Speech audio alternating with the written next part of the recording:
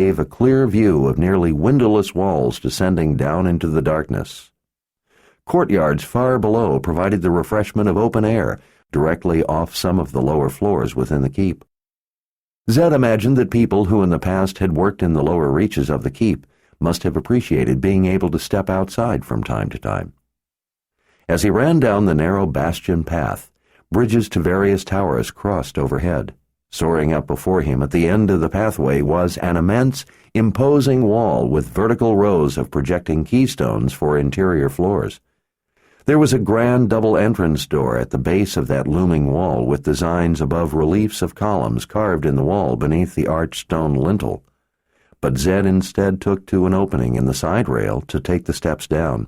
The seemingly eternal flight of stairs descended down a long sloping lip built into the side of the cliff-like bastion wall. He needed to go down into the lower reaches of the keep, deep within the mountain, to places where no one ever went, to places no one but he even knew existed. The stone banister on the open exposed side of the stairs wasn't very high, and as a consequence the descent down the straight run of hundreds of feet of stairs with no landings was a harrowing experience. To his left rose the carefully fit stone blocks of the imposing bastion wall. To his right was a drop-off that would make any self-respecting cliff proud. Going down that monumental run of stairs always made Zed feel tiny. He could see little more at the bottom than the jagged formation of dark rock at the base of one of the round towers rising up from the small courtyard. Partway down, Zed realized that he heard footsteps racing to catch him. He stopped and turned. It was Rika. "What do you think you're doing?" he called up to her. The wind rising up the narrow canyon formed by the stone walls all around lifted his hair and his robes. It almost felt as if his bony frame might lift right off the stairs and be carried away like a dried leaf on an updraft. Rika came to a panting halt a few steps above him. "What does it look like I'm doing?" "It looks like you're not doing what I told you to do." "Let's go," she said, swishing her hand to urge him on. "I'm coming with you." "I told you that I would see to this. I told you to go patrol or something." "This is trouble that concerns Lord Rahl." "It's just some information in old books that I need to check into." "Chase and Rachel are leaving early in the morning. You would be in with Rachel, telling her a story and tucking her in, unless there was something going on that has you really worried. This is about Lord Rahl. If it has you worried, then it has me worried. I'm going with you."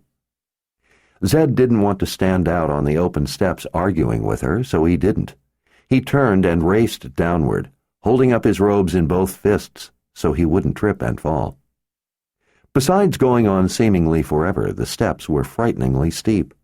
A fall so high up on the steps could easily be fatal. Finally reaching the bottom, Zed stopped on the first stepping stone and turned back. "Stay on the stones." Rika glanced around at the expanse of viney ground cover. Beyond were walls on two sides that rose up for hundreds of feet without interruption. Behind was the stairs and bastion wall. To the right was a jutting mass of bedrock from which the tower rose. "Why?" she asked as she followed Zed across the stepping stones. "Because I said so." He didn't feel like spending time explaining traps of magic. Were she to step off the stones, the shields would not just warn her, but prevent her from going where she shouldn't be. Still, for those not possessing the proper power, it was always best to stay completely away from shields whenever possible. If the shields failed to stop intruders from crossing this secluded courtyard, the vines would snare them. While the victims struggled to escape, these particular vines would tangle around the ankles. Stimulated by struggling, the vines rapidly sprouted wicked thorns that penetrated into the bone, where they then anchored themselves. Freeing anyone trapped in the vines was a painful, bloody affair and, more often than not, fatal. Defenses at the wizard's keep were not hesitant in their purpose. "Those vines are moving." Rika snatched his sleeve. "Those vines are moving like a nest of snakes." Zed scowled back over his shoulder. "Why do you think I told you to stay on the stepping stones?" He lifted a lever, and pulled open the second round-topped door he came to and ducked inside. He could feel Rika practically breathing down his neck. Reaching blindly in the darkness, his bony fingers found a smooth sphere in the bracket to the right. As he passed his hand over the glossy surface, it began to glow with a greenish light. The entry room was small, made of simple, undecorated stone block walls. Overhead was a beam and plank ceiling. Against the wall to the right was a single short slab of slate, built in to provide a bench in case the stairs had left any visitor in need of a brief rest. In both of the other two walls were two dark passageways, going off in separate directions. Along the wall above the slab bench were dozens of brackets, over half of them holding spheres that glowed faintly with the same color of greenish light as the one he had first touched. Zed lifted one of the spheres from a bracket. It was heavy, made from solid glass, but there were other elements fused into this glass, and those elements responded to the stimulus of the gift. In his hand, the greenish cast changed to a warmer yellow glow. He let a spark of his gift lift through the sphere, and it brightened, throwing harsh shadows down the two halls ahead of them. With a sharp jab of a bony finger, he sat Rika on the bench. "This is as far as you go." Grim determination was etched on her face as her blue eyes watched him. "Something strange is happening with the books of prophecy. You've been fretting over these books for days now. You haven't eaten or slept. But worse by far is that the prophecies that are vanishing are about Lord Rahl." It was an observation, not a question. He'd thought that his turmoil had been all internal. She had been quietly paying more attention than he'd given her credit for. Or maybe he had just been too distracted to notice her paying attention. In either case, it was not a good sign that he had been so preoccupied that he hadn't even been aware of her marking how absorbed and unsettled he'd been. "Near as I can tell, you are right in that a great many of those vanished prophecies are about Richard, but I don't think they all are. From what I have been able to determine, however, they all have to do with prophecy pertaining to a time after he was born. That doesn't mean that they are all about him, though. The blank places in the books are extensive. Since I can't remember what those blank places said, there obviously is no way to tell what they were about, making it impossible to know the subject individual of the missing prophecies. But from what you can piece together, they mostly have something to do with Lord Rahl." This, too, had not been a question, but a statement of observation, or at least reasoned speculation. This was a Mord Sith asking questions that revolved around the issue of the safety of her Lord Rahl. Zed could see that she was in no mood for any evasive explanations. "I would have to agree that Richard, if not central, is at least deeply connected with the trouble in the books of prophecy." Rika rose up from the bench. "Then this is no time for you to go all secretive on me. This is important. Lord Rahl is vital to all of us. This is not only about the safety of your grandson, but about the future of all of our lives." "And I'm seeing, too, it is not only important to you, he is important to all of us. If you alone discover something significant and anything happens to you, then we could all be left at a dead end. This is more important than you keeping your secrets."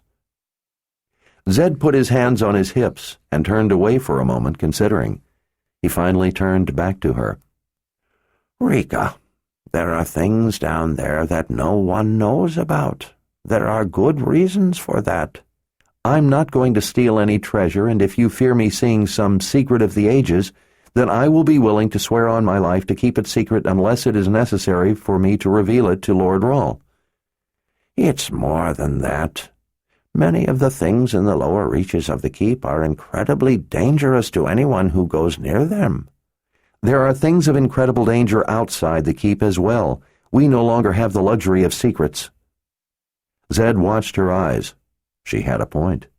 If anything happened to him, the information, too, was as good as dead. He had always planned on someday letting Richard know about this, but there had never been any time, and until the problem with the books of prophecy had cropped up, it hadn't seemed critical. Still, this was not Richard who would see these things. "What do you think, Wizard? That I will go to town and gossip about what I've seen? Who is left to tell? The Order has overrun most of the New World, and everyone has fled Aidendrill for Dahara. Dahara hangs by a thread. Our future hangs by a thread. There are reasons that some knowledge is kept hidden. There are also reasons that wise men sometimes must share what they know. Life is what matters. If knowledge will help preserve and advance life, then that knowledge should not be hidden, especially when it may be lost right when it could be that it's needed most. Zed pressed his lips tight as he considered her words. He had discovered this secret when he had been a boy. His whole life he'd never told another person about it. No one had instructed him to keep it secret, nor could they. No one but he knew about it. Still, he knew that there had to be a reason that this was not something that was meant to be widely known. This had been kept secret for a reason. He just didn't know what that reason was. Zed, for Lord Rahl's sake, for the sake of our cause, let me come with you. He appraised her determination for a moment. You can never reveal this to anyone. Except for Lord Rahl, I will never reveal it to another. Mordsith often go to their graves without revealing the things they know. Zed nodded. All right, it goes to your grave with you unless something happens to me. If so, then you must tell Richard what I show you this night. You must swear to me that you will never tell anyone else about this, though not even your sister Mordsith. Without hesitation, Rika held her hand out to him. I swear. Zed clasped her hand, and in so doing struck the agreement, accepting her word. When he had been first wizard during the war with Dahara, before he had put up the boundaries and killed Panis Rahl, Darken Rahl's father, if anyone had told him that he would someday make such an agreement with a Mordsith over something so important, he would have thought they were crazy. He was grateful that such things had changed for the better.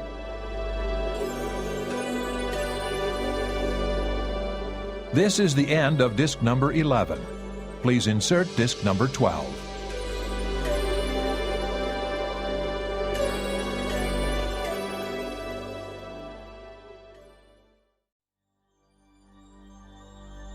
This is disc number 12.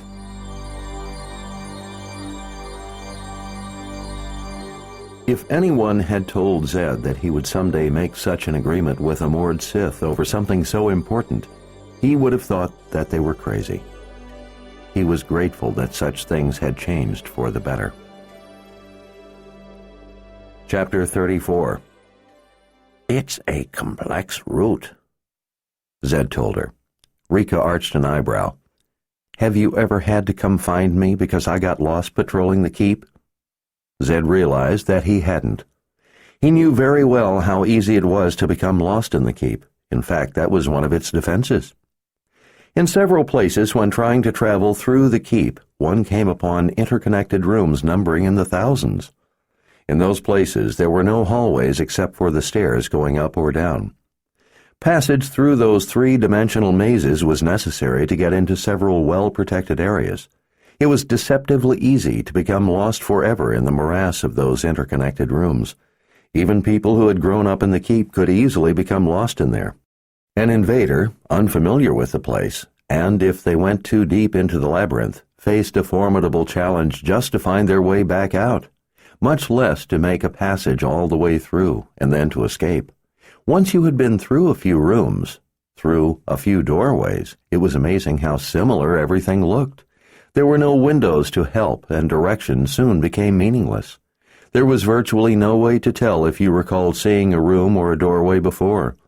One looked much like the last dozen you'd seen. There had been spies and such in the past who had become lost in the maze of rooms. In ages past, it had not been entirely unusual to find a body in there. Of course, not all those who intended harm were strangers. In the past, some had been traitors. No, I guess you never have become lost, Zed finally agreed. Not yet, anyway. You've not been here long enough to begin to explore the majority of the place. There are dangers of every sort. Getting lost in the labyrinth, that is, the keep, is only one of the perils. Where we're going is like that. It's even easier to get lost down there. You will have to do your best to remember your way. I'll help you where I can." Rika nodded, seemingly unconcerned. "I'm good at remembering things like a series of turns. I memorize them when I patrol." "Don't get overly confident. This is more complex than a series of turns. I myself have become lost in the keep, and I grew up here. There is not only one right way to get where we're going. Sometimes the route you took the last time won't work this time, because down in the lower reaches of the keep the shields sometimes shift by themselves to different passageways. It's part of their design to make it more difficult to get through. For instance, if a spy were to draw a map for their cohorts." Unimpressed, Rika shrugged. "I understand. The People's Palace is like that in some of the sections where the public isn't allowed. Complex. With the open passages, one can get through changing from time to time. Additionally, there is no direct route to anywhere, even if all the passages happen to be open, which they never are." "I remember. I was there before, although I was in the public sections, but that was confusing enough." It had been after Dark and Rahl had captured Richard. "I had the advantage, though, in that the People's Palace is made in the form of a spell drawn on the face of the ground, and I know how that particular spell is constructed. So I know where the primary arms and the connecting links are located." "Well," Rika said, "we had to be able to find different passages through the place, so that we could get from area to area, if it was ever invaded. Or if we are chasing someone, we had to be able to think of a way to get ahead of them. We have to be able to do more than simply remember a series of turns. We must comprehend the whole of the place we pass through. In my head, the turns I take make up parts of a picture of a place. Every turn adds to that picture. With that ever-growing image in my mind, I can find my way by taking a different way because I can see where the other parts are and how they lock together." Zed blinked in astonishment. "That seems quite a remarkable talent. I always could understand that kind of thing better than I can understand people." Zed grunted a brief laugh. "I think you understand people more than you admit to." She only smiled. "All right, now listen to me," he said. "You will not only need to remember a great many turns this night. There is more. The only way to get where we are going is through a number of shields. You are not gifted, so the only way for you to pass through those shields is for a gifted person to help you get through. If it ever becomes necessary, Richard can take you through them, like I will take you through tonight. But no matter how well you know the place or how the shields shift, there is no way to get through without having to pass the shields, so you won't be able to get through alone. That means you won't be able to practice the route by yourself." He shook a finger before her face to make his point. "Don't even think to try to force your way through the shields. To attempt to do so would be fatal." Rika nodded. "I understand. I would have no reason to need to get through without you or Lord Rahl." Zed leaned even closer to her. "On your word and your life?" "I have already given you my word and sworn it on my life. That is the way it will be." Zed closed the matter with a single nod. "Good. Let's go." With Rika close at his heels, Zed rushed down the narrow stone hall to the left, their way lit by the globe he carried. Glass spheres in brackets in the distance glowed faintly once coming into sight. As they passed them, each brightened at his approach and dimmed as he moved on with the one he had taken. At the first stairway they came to, Zed took it up, knowing that to descend to his destination he first needed to traverse several impassable areas of the lower keep by going higher. They made their way down broad corridors lined with elegant wood paneling and patterned stone floors, and then through several rooms that served as study areas outside nearby libraries. The rooms had dozens of thick carpets scattered about at various angles among the comfortable chairs. There was ample table space, and there were a number of lamps to provide adequate light for reading. Zed knew because he had spent a great deal of time reading books from the libraries. After passing through a series of plain stone halls that came from various parts of the keep, they at last reached the main artery hallway in the section they had to pass through. The hall was nearly 100 feet tall, with the sloping walls getting closer together at the top. It felt like walking through an immense cleft in the keep. The sun was already down, so the high slits in the stone did little to illuminate the hallway. They did, however, allow the bats out.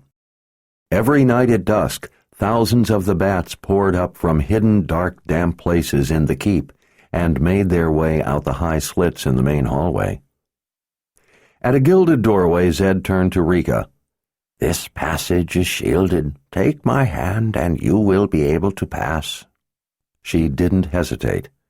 Zed went through the shield first. The shield produced a gentle tingling sensation against his skin along the plane of the opening.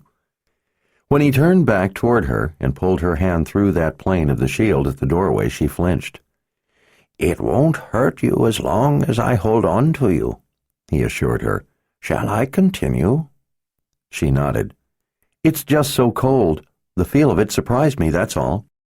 Holding her hand tightly, he drew her the rest of the way through the doorway. Once through, she vigorously rubbed her arms. "What would have happened had I tried to go through without you?" "It's hard to say, since different shields do different things.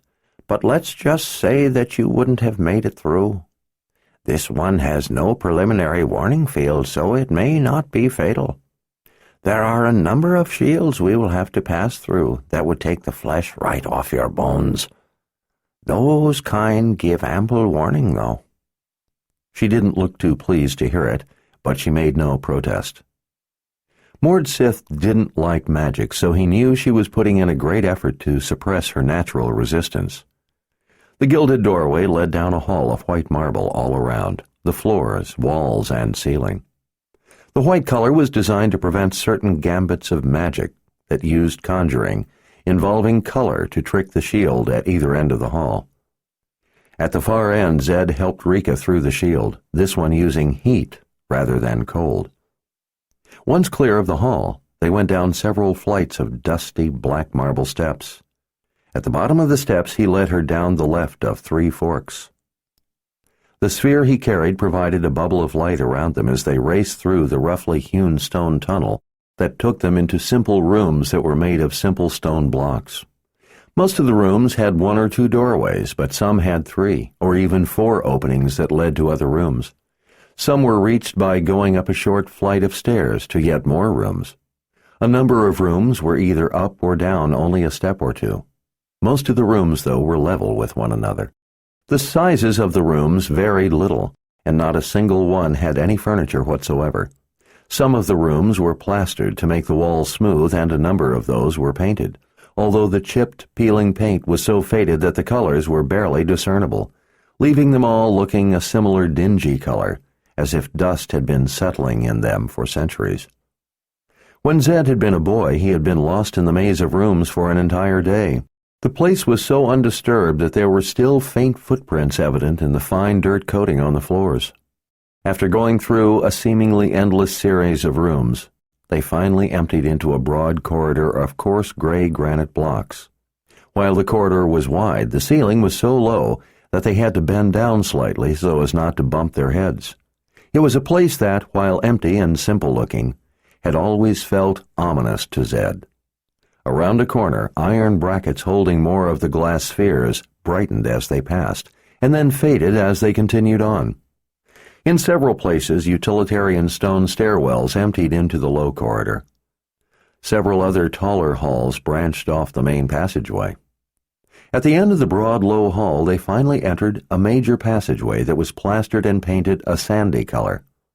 Reliefs of pillars were spaced down the passage, giving it a grander appearance. When they reached the middle, Zed finally paused. He pointed up at the ceiling. "See there? That iron grate overhead that lets the keep breathe? Let's fresh air down here." She peered up at the ornate grate. "Is that a book?" Within the design, crafted from the iron bars, was the outline of an open book. The design, intended as a quick visual reference, denoted a section of the keep that contained a number of libraries. Yes, the grate will help you remember that this is where you must turn. This corridor with that grate above is a main trunk of passageways. There are a number of ways down to this place, and from here you can go by various routes to nearly anywhere in the keep, but here, under this grate, you must turn down this hall." He gestured toward a small hallway. "It's the only way to get to where we are going." Zed watched her as she looked around at her surroundings and once more checked the grate overhead. When she was sure and had nodded, they started down a small side hall. The hall contained a series of rooms that Zed believed were once used for maintenance supplies. He knew that one of the rooms still had a number of tools. Beyond, at the end of the hall, were a few roughly constructed rooms made of stone, followed by small square passageways running off in several directions.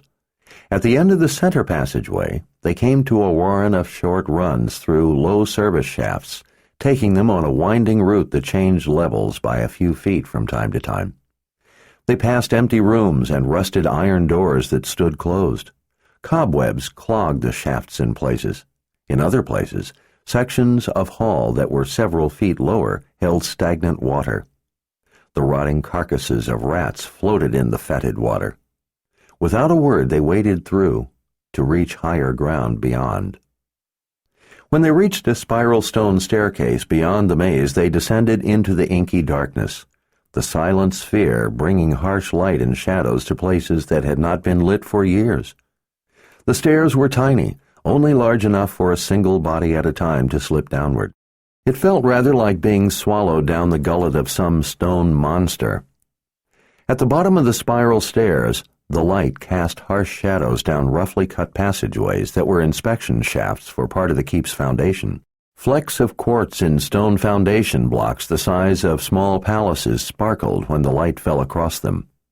Zed led Rika to the narrow stairs that descended down beside the face of that glittering foundation wall. They both peered over the edge of that slit in the ground before starting down. At the bottom, they followed the narrow slit along the base of the foundation blocks. The stone rose up into the darkness, the sparkling quartz above looking like stars. To the right was a roughly cut wall of crumbling rock. If that softer wall were to collapse, they would be buried alive where no one would ever search for them. The foundation in this part of the keep was kept clear of the soft surrounding rock so that it could move a little if it had to. The foundation blocks had been set down into the harder bedrock below. The narrow slit also provided an areaway for inspection of the foundations. Zed had always thought it remarkable that he had never found any block that was failing. There were some that had cracks, but those were said not to be structural problems.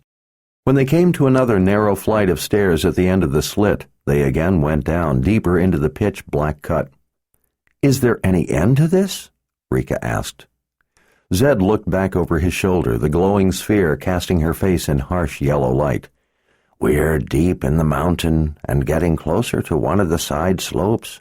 We still have quite a ways to go." She simply nodded, resigned to however far it was. "Do you think you can get this far, providing you have me or Richard to get you through the shields?" There had been a number of shields. Some she had not liked going through. For one without the protection of the gift, it was in places a very uncomfortable experience, even with Zed helping her. "I think so," she said. In the lower inspection channels, they came to round, tile-lined tunnels that when need be also served as drains. Zed entered the complex of tunnels, taking intersections that he remembered since he was a boy. Dripping water echoed through the passages. It was cold enough to see their breath in the humid air. Water dripped between the tiles in places, making the tunnel slick. At various places, right in the middle of nowhere in the tunnels, they encountered powerful shields that he helped her pass through. Several were so strong that they gave off preliminary warnings long in advance. Zed had to wrap his arms around her in order to protect her enough to get her safely through.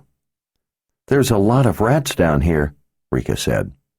Zed could hear them squeaking by the hundreds all through the honeycombed passageways. The little beasts seemed to scatter before the light could fully illuminate them, so they were in evidence by sound, not by sight. Except the dead ones. "Yes. Are you afraid of rats?" She halted and scowled at him. "No one likes rats." "Can't argue with you about that." At each intersection, Zed pointed out to her the way they had to go. He couldn't imagine how she was ever going to remember the way. He hoped it never became necessary. He hoped to be the one to show Richard. As a boy, Zed had used tracers of magic to learn his way through. Rika paid close attention and watched each of the dark intersections they came to. He was sure that it was more than she had bargained for, and that she would not be able to remember her way. He thought that perhaps he would take her through several more times in order to help her get it all mapped out in her head. After that, he would test her and let her lead the way down. After what seemed like an endless journey working their way ever lower, they finally entered a colossal room, an immense cave-like chamber that was hollowed out from the interior of the mountain. The granite quarried out of the mountain down in this place had provided some of the stone for the foundation. The quarry left from the work had left behind the huge room. In some places around the sides, the builders of the keep had left fat pillars of stone in place to hold up what they apparently had found to be weaker areas of the ceiling. In spots around the room there were broad veins of obsidian, a black glassy rock that was unsuitable for building material. Zed had seen it used in a few places in the palace, mostly for decoration. In the glow of the light from the sphere, the surface of the obsidian showed the shiny curved arcs left by being chipped away with chisels, leaving it looking like dazzling fish scales. The center of the gigantic room, where the rock was the hardest, was vaulted to a height of over 250 feet. From the stone evidence, it appeared that the workers had started at the top, taking out huge blocks of stone right under what was the present ceiling. They then began quarrying the next lower level of rock until they eventually had hollowed out the cave-like room.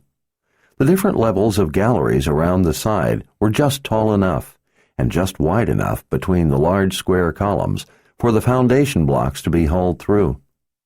Beyond the room were ramps where the blocks had been eased down to the lower parts of the foundation. "See there, across the room?" Zed asked, pointing at an enormous dark corridor to which he knew the surrounding ramps led. "That was constructed first. It's the main channel where the foundation blocks were transported from this room to the foundation all along that section of the keep. Look at how the floor is worn by the work." The floor leading into the yawning dark chasm was worn so smooth that it almost looked as if it had been polished. "Why didn't we come that way? It would have been a much shorter route." He was impressed that she realized that the primary passageway ran in the direction from which they had come. The stone blocks for the foundation would not have taken the circuitous route they had. "You're right. It would have been shorter, but there are shields there that I can't pass. Since I can't get in there because of those shields, I don't know what is in there, but I suspect that the builders probably created rooms in there that contain things that must be protected. I can't really think of any other reason for those shields." "Why can't you pass them? You are first wizard." "The wizards of that time had both sides of the gift. Richard is the first in thousands of years to be born with the subtractive side as well as the additive. Shields with subtractive magic are deadly, and are typically reserved for the most dangerous places, or the places that have exceptionally important items they were most concerned about protecting." Zed led Rika across the vast room by a route that kept them close to the outer wall. He rarely came down to this room, and so he had to watch the stone wall carefully as they made their way around. When he reached the place he was looking for, he snatched Rika's arm and pulled her to a stop. "This is it." Rika blinked as she looked around. To the inexperienced eye, it looked like the same as the rest of the room. "This is what?" "The secret place." It looked like the rest of the huge room. Everywhere the walls were scarred with the gouges left by tools used by workers thousands of years before. Zed held up the glass sphere so she could see where he pointed. "Here, see that gouge up high? The one going at this angle, following the fissure, and a little fatter in the middle? Slip your left hand into it. There's a cleft in the back of the gouge, deeper into the fissure." Rika frowned at him, but then stood up on her tiptoes and slid her hand into the groove up to her knuckles. "There's a lip in the rock down here," he said. "I used it when I was smaller. If you can't reach, step up on the edge." "No, I got it," she said. "Now what?" "You're only halfway in. Put your hand in deeper." She wiggled her fingers and worked her hand in farther until it was in up to her wrist. "That's as far as it will go. It's solid where my fingertips are." "Move your longest finger up and down until you find a hole." She made a face as she worked her fingers. "Got it." Zed took her right hand and guided it into a similar gouge in another part of the same fissure down at waist level. "Find a hole in the back of this one as well. When you do, push a finger firmly into both holes." She made a little sound deep in her throat with the effort. "Found it. I've got them both. I'm pushing." "All right now. As you push with both fingers, put your right foot up here on the wall, right on the other side of this chink, and give it a good shove." She frowned at him, but did as he said. Nothing happened. "Can't you push any harder than that? Don't tell me that you aren't as strong as a skinny old man." She shot him a scowl and then used her grip in the handholds for leverage as she grunted with effort and gave the wall a good shove with her boot. Suddenly, the face of the rock began moving away. Zed urged Rika to step back. They both watched as a section of the wall silently slid back, as if it were a massive door, which was exactly what it was. Despite its monumental weight, it was so perfectly balanced that once the two finger latches were released, it pivoted with nothing more than a stout shove. "Dear spirits," Rika whispered, as she leaned toward the opening and peered into the dark maw. "How did you ever find such a place?" "I found it as a child. Actually, I found the other end. Once I came through into here, I knew where this spot was, and I took careful note so that I was able to find it again. The first few times I couldn't find it, so I had to come through again." "Well, what is it?" "When I was a boy, it was my salvation. It was the way I was able to sneak back into the keep without having to come across the bridge and in the front like everyone else." She suspiciously arched an eyebrow. "You must have been a troublesome child." Zed smiled. "I have to admit that there were those who would agree with that. This place served me well. I was also able to get in here when the Sisters of the Dark had taken the keep. They only knew to guard the front entrance. They, like everyone else alive, didn't know this place existed." "So this is what you wanted to show me? A secret way into the keep?" "No, that's by far the least important or remarkable thing about this place. Come on, and I'll show you." Her suspicion flared again. "Just what kind of place is it?" Zed held up the sphere of light as he leaned toward her and whispered, "Beyond is eternal night, the passage of the dead." Chapter 35. The distant howl of a wolf woke Richard from a dead sleep. The forlorn cry echoed through the mountains, but went unanswered. Richard lay on his side in the surreal light of false dawn, idly listening, waiting for a return cry that never came. Try as he might, he couldn't seem to open his eyes for longer than the span of a single slow heartbeat, much less gather the energy to lift his head. Shadowy tree limbs appeared to move about in the murky darkness. Richard gasped as he fully awoke. He awoke angry. He was lying on his back. His sword lay across his chest, one hand clutching the scabbard, the other gripping the hilt so hard that the letters of the word truth were pressed painfully into his palm on one side and his fingertips on the other. The sword of truth was pulled part way out of its scabbard. Its anger, too, had partly slipped its bounds. The first faint traces of dawn were just beginning to silently steal through the forested mountainside. The thick woods were quiet and still. Richard slid the blade back into its scabbard and sat up, laying the sword down beside him on his bedroll. He drew his legs up and put his elbows on his knees as he ran his fingers back through his hair. His heart still raced from the sword's rage. It had stolen into him without his conscious awareness or direction, but he wasn't surprised or alarmed. It was hardly the first time he had begun to draw the sword as he'd remembered that fateful morning while slipping the bonds of sleep. Sometimes he woke to find that he'd pulled the blade completely free. Why did he keep having that memory as he awoke? He knew all too well the reason. That was the morning he had awakened to find Kaylin missing. It was the terrible memory of the morning she'd disappeared. It was a waking nightmare about the nightmare that had become his life, and yet he knew that there was something about it that kept making it go through his mind. He had been over it 1,000 times, but he couldn't figure out what was so meaningful about that particular memory. The wolf waking him had been a bit odd, but that didn't seem so strange that it would keep haunting him. Richard looked around in the deep gloom, but he didn't see Kara. Off through the thick stands of trees, he could just make out the faint stain of red streaking the rim of the eastern sky. The slash of color almost looked like blood seeping through a gash in the slate-black sky beyond the perfectly still trees. He was bone-weary from the relentless pace of their wild ride up from deep in the old world.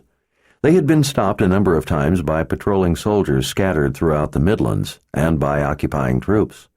It was by no means the main force of the Imperial Order, but they had been trouble enough.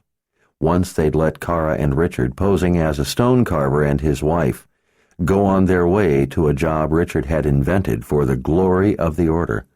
The rest of the times, the two of them had had to fight their way out of the situation. Those encounters had been bloody. He'd needed more sleep. They had gotten very little on their journey, but as long as Kaylin was missing, they couldn't afford to sleep any more than was absolutely necessary. He didn't know how much time he had to find her, but he didn't intend to waste any of it. He refused to believe that his time had long since run out. One of the horses had died of exhaustion not long ago. He couldn't remember exactly when. Another had come up lame a while back, and they'd had to abandon it. Richard would worry about finding more horses later. There were more important concerns at hand. They were close to Agadan Reach, Shota's home. For the last 2 days they had been climbing steadily into the formidable mountains that ringed the Reach. As he stretched his aching, tired muscles, he again tried to think of how he would convince Shota to help him. She had helped him before, but that was no guarantee she would help him this time. Shota could be difficult, to say the least. There were people who were so terrified of the witch woman that they wouldn't even say her name aloud. Zed had told him once that Shota never told you anything you wanted to know without also telling you something that you didn't want to know. Richard couldn't really imagine what he didn't want to know, but he understood quite clearly what it was he did want to know, and he intended Shota to tell him anything she knew about Kaylin's disappearance or where she might be. If Shota refused, there was going to be trouble. As his anger heated, he realized that he felt the cool, tingling touch of mist on his face. It was then that he also noticed something moving in the trees. He squinted in an effort to see in the darkness. It couldn't be the breeze moving the leaves. There was no wind in the silent pre-dawn woods. Shadowy tree limbs appeared to move about in the murky darkness. There had been no wind at all that morning either. Richard's sense of alarm rose to match his heart rate. He stood in his bedroll. Something was slipping through the trees. It wasn't disturbing the branches or brush the way a person or an animal would. It was higher up, maybe at eye level. There simply wasn't enough light for him to see what it was. As dark and still as the morning was, though, he couldn't be certain that there really was something there. It might have been his imagination. Being this close to Shota certainly was enough to make him uneasy. While she might have helped him in the past, she had also caused him no end of trouble. But if nothing was there in the trees, then why was his skin tingling with dread? And what was the almost imperceptible sound he heard, like a soft hiss? Without taking his eyes off the dark woods, Richard reached out and put his fingertips against a nearby spruce for balance as he carefully squatted down enough to pick up his sword from where it lay on the bedroll. As he quietly slipped the baldric over his head, he tried to focus his eyes in the darkness out ahead of him to see what, if anything, was moving. Whatever was moving, it couldn't be much, yet he was more and more convinced by the moment that it really was something. The most disconcerting aspect of it was the way it moved. It didn't move in short bursts, like a bird flitting from branch to branch, or in rapid start-and-stop spurts like a squirrel. It didn't even move with the stealth of a snake that glided, then paused, then glided some more. This moved not only fluidly and quietly, but continuously. The horses off through the trees in a corral Richard had constructed by using saplings to fence off the end of a narrow chasm snorted and stamped their hooves. A flock of birds in the distance suddenly burst from their roost and took to wing. For the first time, Richard realized that the cicadas were silent. Richard detected the faint scent of something out of place in the forest. Carefully, quietly, he sniffed the air, trying to place the scent. He thought it might be a whiff of something burning. The odor wasn't anywhere near as strong as a fire would be. It almost smelled like a campfire, but they had no campfire.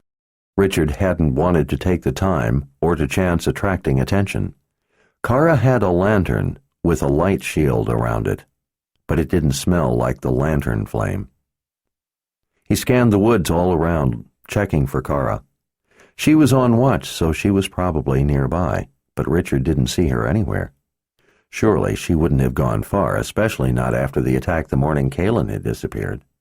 She was all too worried about his safety and knew that this time, if he was shot with an arrow, there would be no Nicky to save his life. No, Kara would be close. His instinct was to call out for her, but he suppressed the urge. He first wanted to find out what was happening, to find out what was wrong before he called out an alarm. An alarm would also alert any adversary that he was already aware of them. It was better to let an opponent, especially an opponent sneaking up on you, believe that they had not been detected. As he studied the surrounding area, Richard thought that there was something not right about the woods. He couldn't put his finger on it, but they looked wrong. He supposed that he had that impression in part because of the curious burning smell. It was still too dark to be able to see anything clearly, but from what he was able to see, the branches didn't seem to look right. There was something odd about the pine boughs, the leaves. They didn't seem to be hanging naturally. He remembered all too well coming to Agaden Reach the first time. Farther back down the mountains, he had been attacked by some strange creature. As he had been frantically fighting it off, Shota had snatched Kalen and taken her down into the Reach. That attack had been in the guise of a stranger trying to lead him to an ambush. The creature had finally been frightened off, and this time there was no such stranger.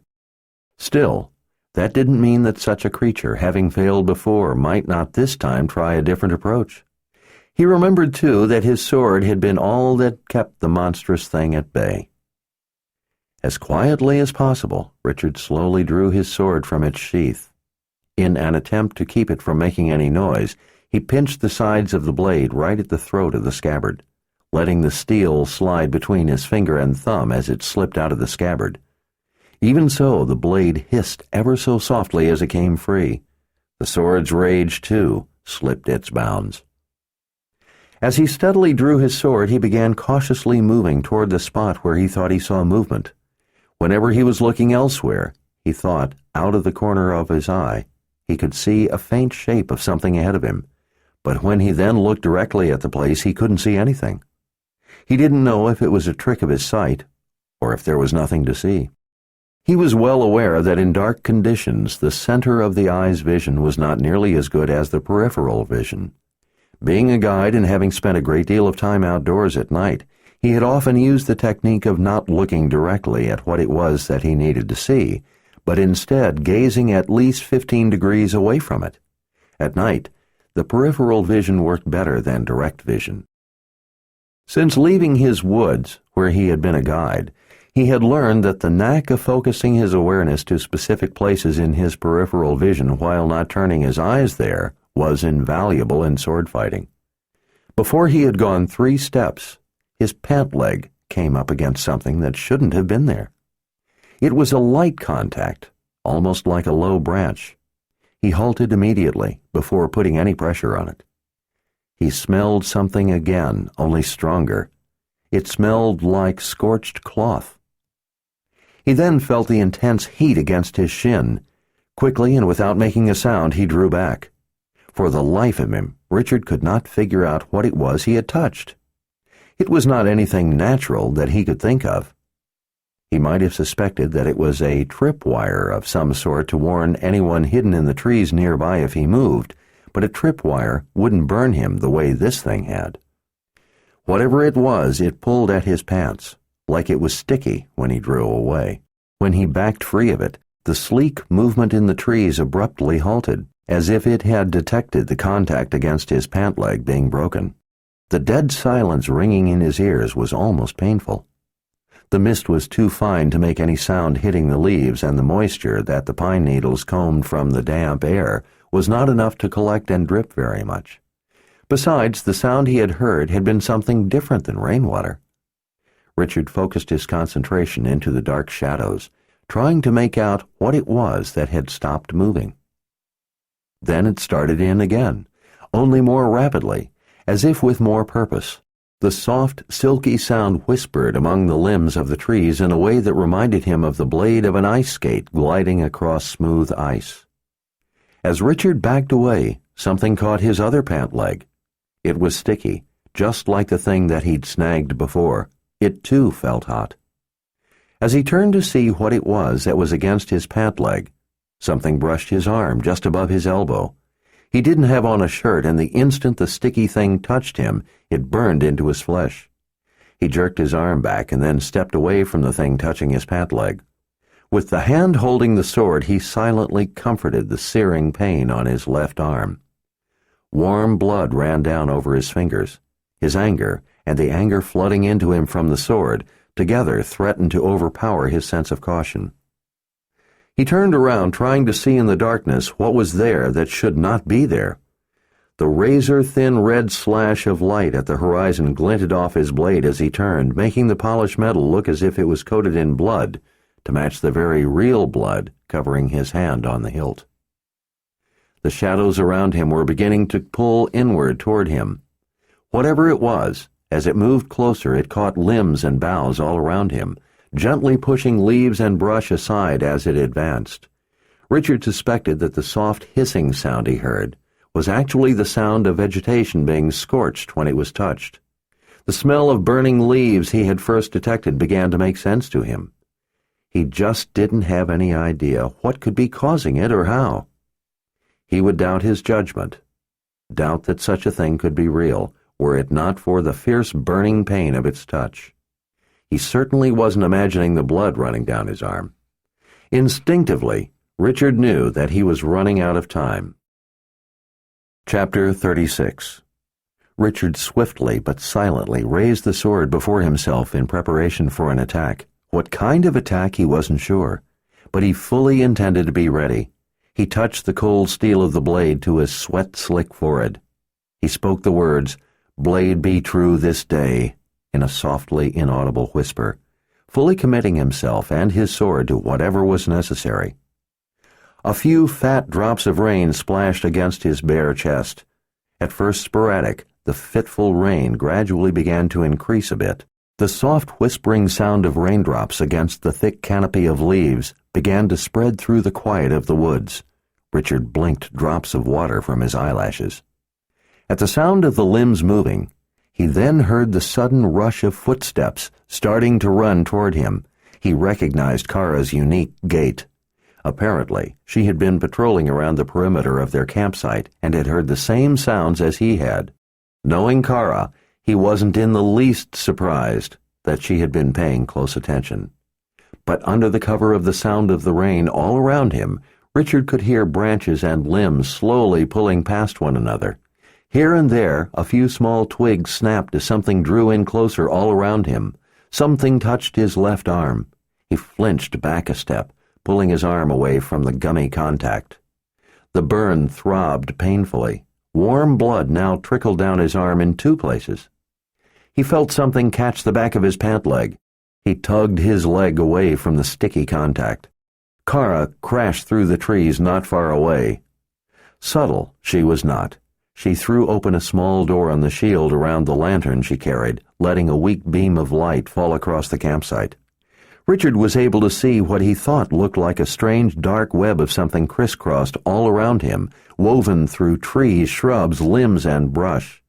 It looked like thick cords of some sort, but organic and gummy. He couldn't imagine what it was or exactly how it had gotten itself everywhere around him. "Lord Rahl, are you all right?" "Yes, stay where you are." "What's going on?" "I'm not sure yet." The sound came closer as the still, dark strands all around him again began to draw tighter. One of them pressed against his back. He flinched away, spun, and slashed with the sword. As soon as he cut it, the whole of the tangle all around him tensed and contracted in toward him. Kara threw open the entire shield around the lantern, hoping to see better. Richard could suddenly see that the glistening threads were nearly cocooning him. He even saw lines of the stuff crisscrossing overhead. With as close in as it all was, he was running out of clear space to maneuver. With a flash of comprehension, he understood the silken sound he had heard at first. The fluid, continuous movement was something spinning the filaments around him, as if he were a meal for a spider. These filaments, though, were as thick as his wrist. What exactly they were, he had no idea. What he did know was that when they had touched him, sticking to his pant leg, his left arm, and his back, it delivered painful burns. He could see Kara and her lantern as she dodged this way and that, looking for a way to get through to him. "Kara, stay back. It will burn you if you touch it." "Burn?" "Yes, like acid, I think, and it's sticky. Keep away from it, or you're liable to get caught in it." "Then how are you to get out of the middle of it?" "I'll just have to cut my way out. You stay there and let me come to you." When the strands pulled in tighter to the left side, he finally swung the sword and struck out at them. The blade flashed in the light of Kara's lantern, slashing through the enveloping tangle of sticky fibers. As they were parted by the blade, they whipped around as if they'd been under tension. Some stuck to trees or limbs, hanging down like murky moss. In the light of the lantern, he could see the leaves shrivel up, evidently from being burned when they were touched by the strands. Whatever was creating the webs of the stuff, Richard didn't see it. The rain began to come down a little harder as Kara darted from side to side, trying to find a way in. "I think I can—" "No!" he yelled at her. "I told you, keep away from it!" Richard swung the sword at the thick, dark ropes wherever they drew in toward him, trying to check their constriction and weaken their integrity. But he was forced not to do so unless he had no choice, because the sticky strands were beginning to cling to the blade. "I need to help you stop this thing," she called back, impatient to see him free. "You'll just get caught up in it. If you do that, then you can be of no help to me. Stay back. I told you, let me cut my way out and come to you." That, at least, looked to have finally dissuaded her from any immediate attempt to try to fight her way through. She stood half-crouched, lips pressed tight in frustrated fury, a geel in her fist, not knowing what to do, not wanting to go against what he told her and realizing the sense of what he'd said, but at the same time not wanting him to have to fight his way out all by himself. It was a strange, confounding, non-violent kind of battle. There looked to be no rush. The gashes he inflicted didn't seem to cause the thing any pain. The slow, inexorable approach of the surrounding tangle seemed to be trying to lull him into holding back, inasmuch as there appeared to be plenty of time to analyze the situation. Despite that quiet appearance, that deceptive calm, Richard found the implacable advance of the surrounding trap alarming in the extreme. Not wanting to give in to that appeal to inaction, Richard swung the sword again, driving into the walls of the tangled web. He could see more of the strands appearing in the woods all around him, even as he tried to fight his way through it. It was reinforcing itself, adding a backdrop even as he slashed the part closest to him. For every dozen strands he cut, 24 more enfolded him. He kept scanning the forest, trying to see what was creating the growing entanglement, so that he could attack the cause and not the result. Try as he might, he couldn't see a lead end or what was spinning the morass. But the viscous ropes of it were moving swiftly through the trees and brush, the strands lengthening and multiplying all the time, endlessly adding to and forming more of themselves all around him. Even though it seemed like he had ample time to figure a way out, he knew that such a notion was a fool's empty hope. He was well aware that his time was swiftly running out. His level of alarm rose steadily. His burned flesh throbbed in pain, reminding him of what fate awaited him if he didn't get out. There would come a point, he knew, when action would no longer be possible. He knew that once the intricate trap contracted enough, he would die, but he doubted that it would be a quick death. As the net reinforced itself around him and moved inward, Richard attacked, slashing furiously, making a mad effort to hack his way through the tightening entrapment. Every time he swung the sword, though, the blade was further ensnared in the tacky substance that made up the strands. The more of it he cut, the more of it stuck to what was already clinging tenaciously to his sword. The unwieldy mass was getting heavy and making it ever more difficult to cut through the wall. As he tried to hack and slash his way through, a knot of the filaments not only continued to tangle together in a clotted mass around his blade, but began to adhere to the wall of the trap, making it a formidable task just to move the sword. He felt like a fly caught in a spider web. It took a mighty effort to pull the sword away from the wall of the strands. They, in turn, sticking to the sword, stretched and pulled away in gummy strings. This was the first time that Richard had ever encountered an adversary of any sort that gave the sword such difficulty. He had cut through armor and iron bars with it, but this sticky substance, even though it yielded to being cut, simply fell away and stuck to everything. He remembered Addie once asking him which he thought was stronger, teeth or tongue.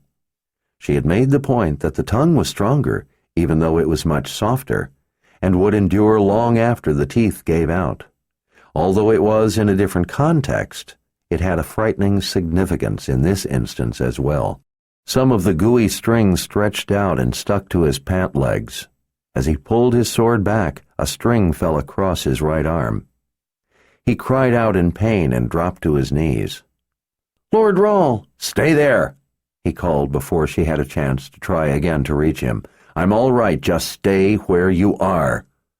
Snatching up a handful of leaves, bark, and dirt, he used the debris to protect his hand as he pulled the dark clinging substance from his arm. The searing pain caused him to nearly forget everything else except getting it off. As the surrounding fibrous structure grew tighter, the thick strands pulled small saplings over. Branches snapped. Limbs were torn from trees. The woods were filled with a pungent, burning smell.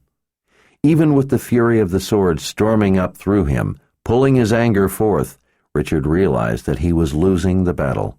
Wherever he cut it, a great many of those cut strands fell back to stick together with others and close the gap.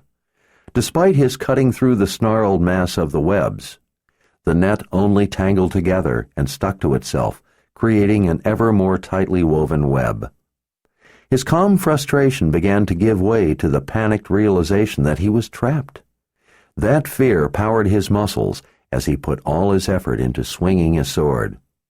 He could imagine the strange dark mass miring him, burning his flesh, congealing as it enfolded itself around him, eventually to suffocate him if it didn't first kill him by scorching the flesh off his bones. With all his might, Richard brought the sword down over and over, slashing through a wall of the stuff. More strands beyond those he cut caught up the ones he had severed as they whipped around and fell back. The ones he cut only served to cross over strands beyond and reinforce them. He was not simply failing, but in so doing, helping to strengthen his executioner. "Lord Rahl, I need to get to you." Kara clearly understood the deadly nature of the threat he was under, and wanted to find a way to help get him out of the trouble, and like him, she didn't really have any idea what to do. "Kara, listen to me. If you get tangled in it, you'll die. Stay away from it, and whatever you do, don't touch it with your ajeal. I'll figure something out. Then hurry up and do it before it's too late." As if he wasn't trying. "Just give me a minute to think."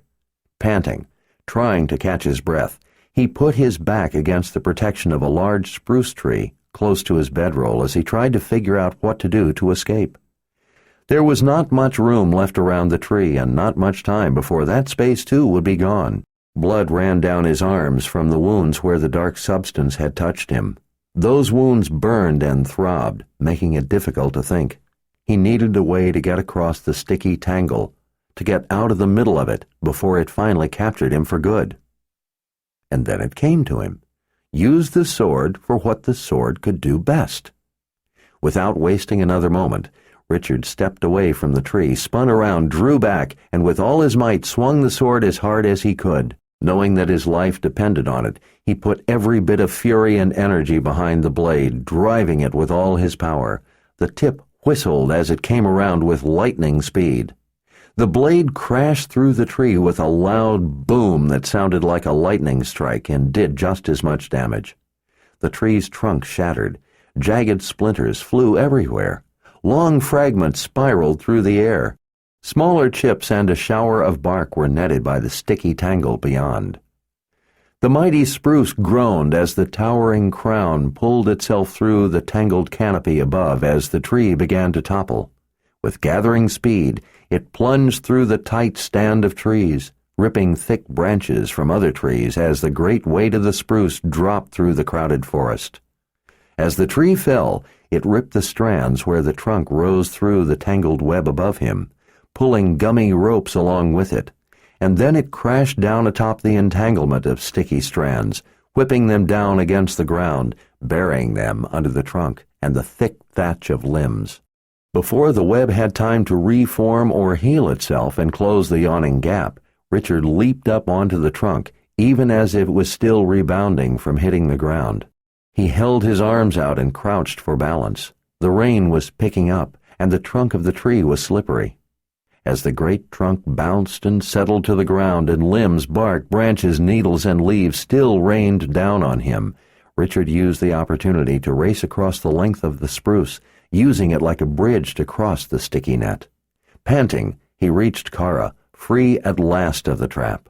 Kara, having seen him coming, had climbed up on a stout limb to be ready to help him across. She seized his arm to keep him from falling on the wet bark as he ran through the snarl of branches.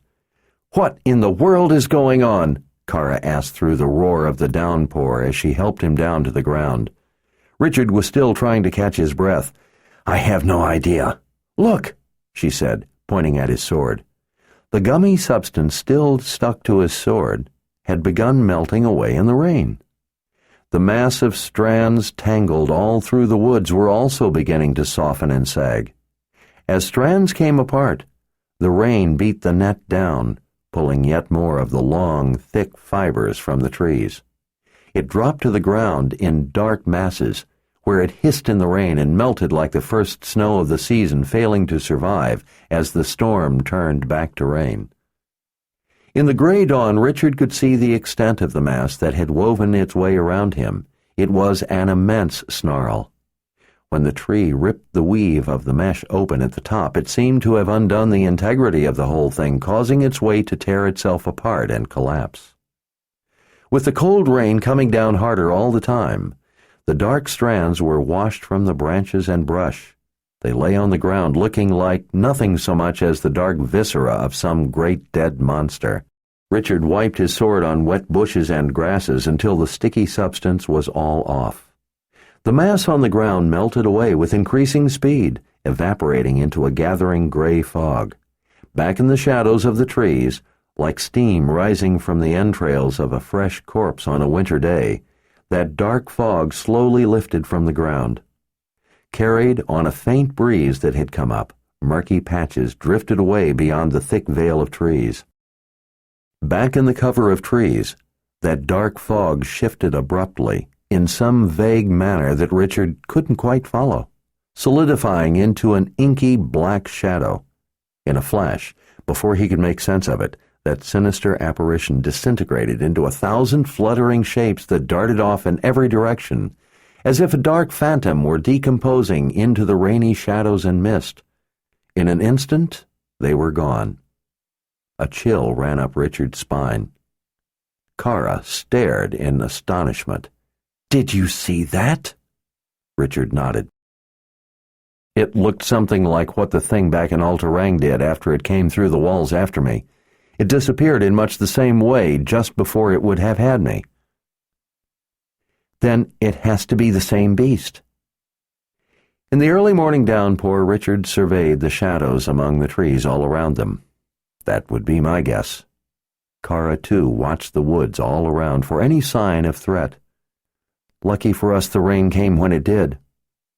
"I don't think it was the rain that did it." She wiped water from her eyes. "Then what did?" "I don't know for sure. But maybe just the fact that I escaped its trap. I can't imagine a beast with that kind of power being so easily discouraged, the last time or this time." "I don't have any other ideas. I know someone who might, though." He took Kara by the arm. "Come on, let's get our things together and get out of here." She gestured off through the woods. "You go get the horses. Let me pack up our bedrolls. We can dry them out later." "No, I want us out of this place right now." He quickly pulled a shirt out of his pack along with a cloak to try to keep relatively dry. "We'll leave the horses. With them fenced into a place where they have grass and water, they'll be fine where they are for a while." "But the horses would get us away from here faster." Richard kept an eye on the surrounding woods as he stuffed his arms through the sleeves of his shirt. "We can't take them over the mountain pass. It's too narrow in places, and we can't take horses down into Agadan Reach where Shota lives. They can get a needed rest while we go see the witch woman. Then, when we find out what Shota knows about where Kalen is, we can come back and get the horses. Maybe Shota will even know how we can get rid of this beast that's following me." Kara nodded. "Makes sense, but I'd rather get out of here as quickly as we can, and horses would help in that." Richard squatted down and started rolling up his sodden bedroll. "I agree with the sentiment, but the pass is close and the horses can't make it over, so let's just get moving. Like I said, the horses need a rest anyway, or they're not going to be any good to us." Kara stuffed the few things she had out back into her pack. She, too, pulled out a cloak. She lifted the pack by a strap and threw it up onto a shoulder. "We'll need to get things out of our saddlebags, back with the horses. Leave them. I don't want to have to carry any more than we must. It would just slow us down." Kara gazed off through the veil of rain. "But someone might steal our supplies." "Thieves won't come near Shota." She frowned up at him. "Why not?" "Shota and her companion walk these woods. She's a rather intolerant woman." "Oh, great," Kara muttered. Richard swung his pack around onto his back and started out. "Come on, hurry." She scurried after him. "Have you ever considered that maybe the witch woman is more dangerous than the beast?" Richard glanced back over his shoulder. "You're a regular Little Miss Sunshine this morning, aren't you?" Chapter 37. The rain had turned to snow after they'd climbed out of the dense forest and made it into the crooked wood at the transition out of the tree line. Because of the harsh conditions common at that elevation, the stunted trees, mantled in meager vegetation, grew in bizarre wind-blown shapes. Walking through the crooked wood was like passing among the petrified forms of desiccated souls whose limbs were frozen for all time in tormented stances, as if they had emerged from their graves only to find their feet forever anchored in hallowed ground, preventing them from ever escaping the temporal world. While there were those who would not enter the surreal world of the crooked wood without some form of mystical protection, Richard wasn't superstitious about the place. In fact, he considered all such beliefs to be the refuge of the willfully ignorant. Richard saw through the trappings to what lay beneath all superstition, nothing less than the call to surrender to the view of man as helpless in accomplishing his own ends, and dealing with the reality of the world around him in order to further his own survival. instead embracing the notion that he existed only at the whim of vague and unknowable forces that can only be persuaded to stay their cruel and merciless impulses if man falls to his knees in supplication, or if they have to enter a spiritual place by carrying the proper fetish. While Richard had always found it eerie being in a crooked wood, he knew what it was and why it had grown to be that way, even if it still felt rather haunting to be in such a place.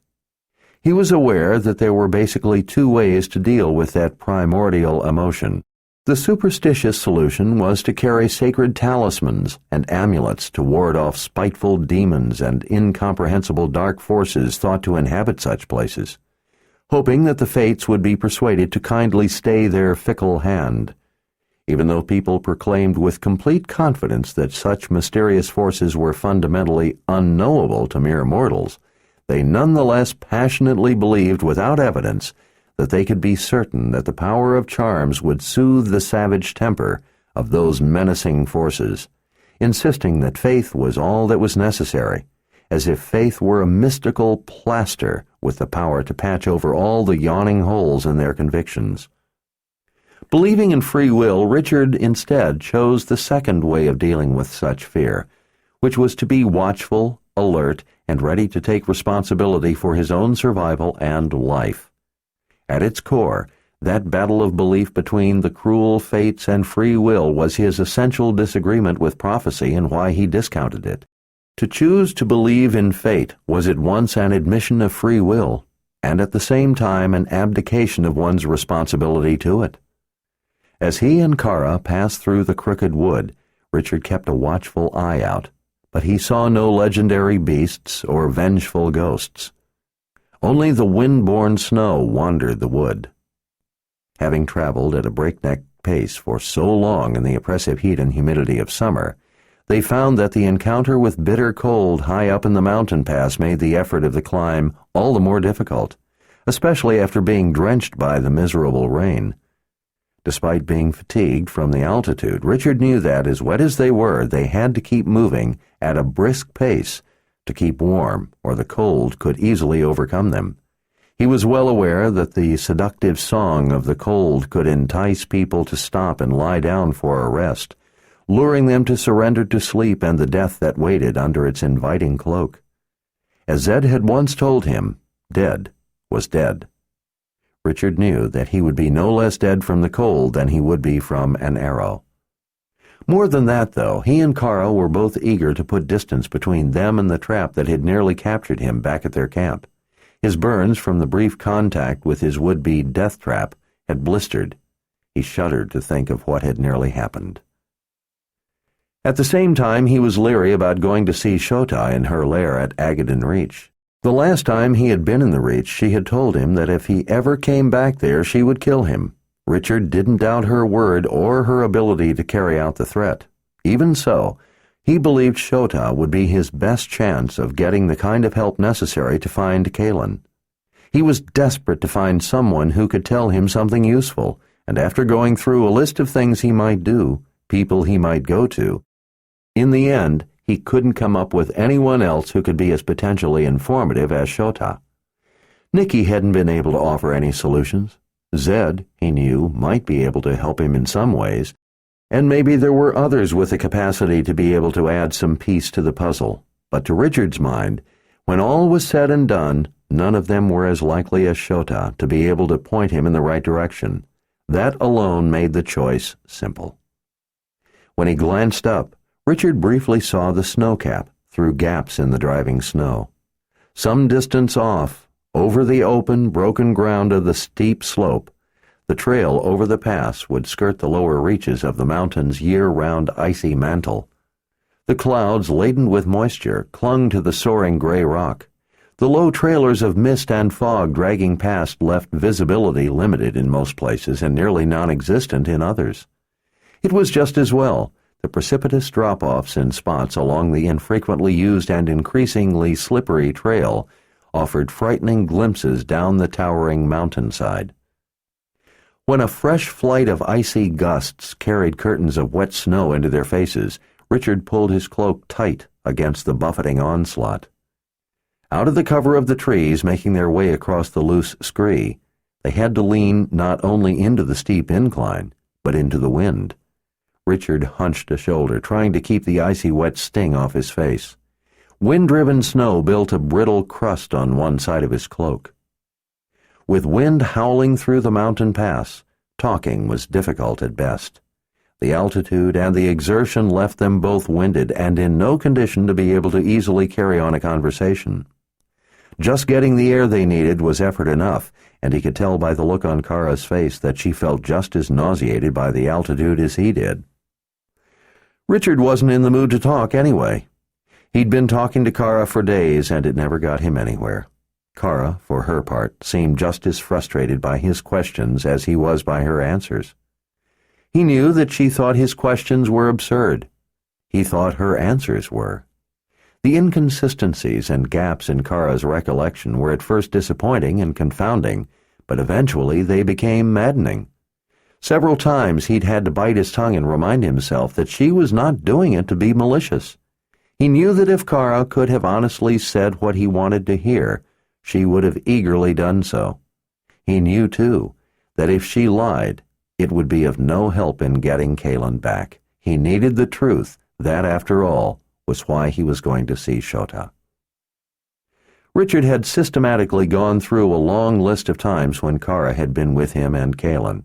Kara, though, remembered events that should have been momentous to her in ways that were not consistent with what had really happened. In a number of cases, such as the time he had gone to the Temple of the Winds, Kara simply didn't recall key parts of the circumstances in which Kaylin had been involved.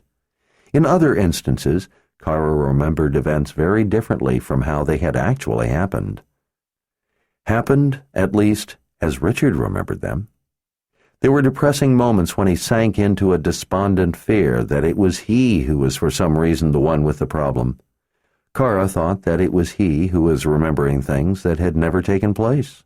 Although she didn't try to put too fine an edge to her convictions, the more things he brought up, the more she thought his delusions about a fantasy wife were cropping up everywhere in his memory like weeds after a rain. But Richard's clear memory of events and the way those events were knit tightly together always brought him back to the solid conviction that Kaylin was real. Kara's memory about certain incidents was very clear and very different from his, while in regard to other things, her memory was agonizingly fuzzy.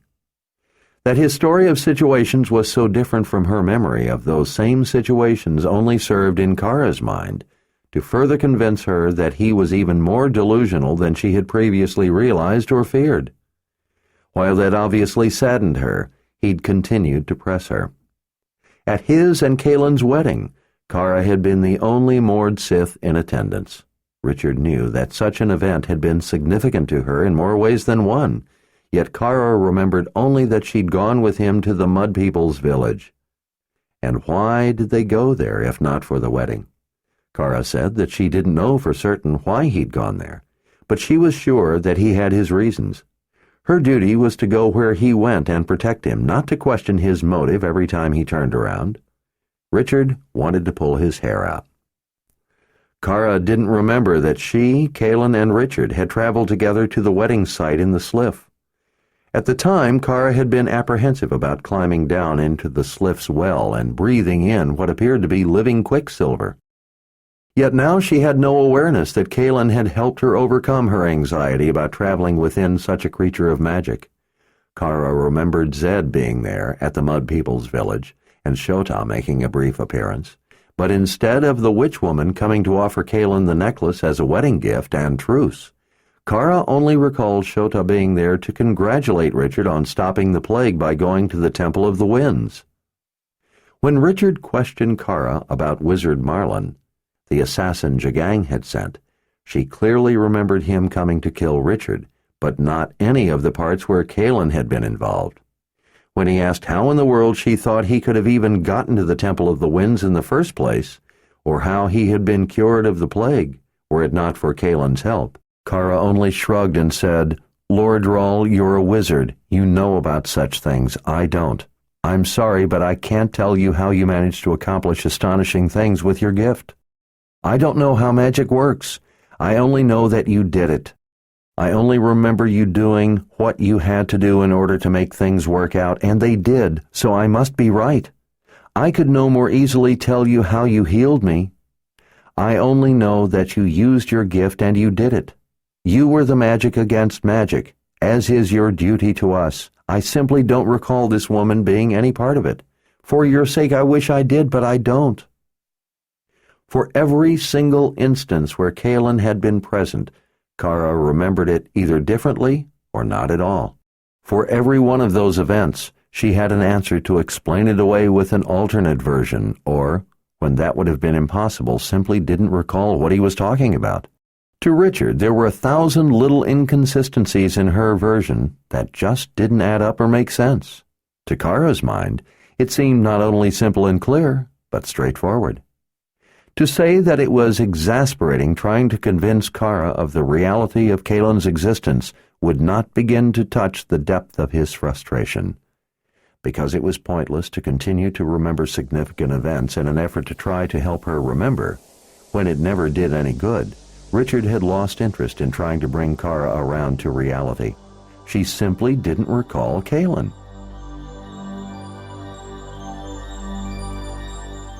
This is the end of disc number 12. Please insert disc number 13.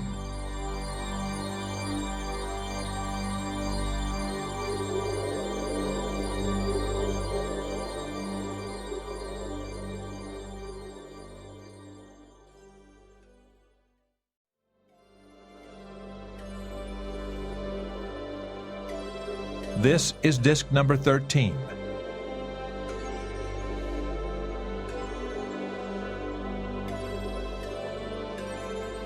Richard had lost interest in trying to bring Kara around to reality.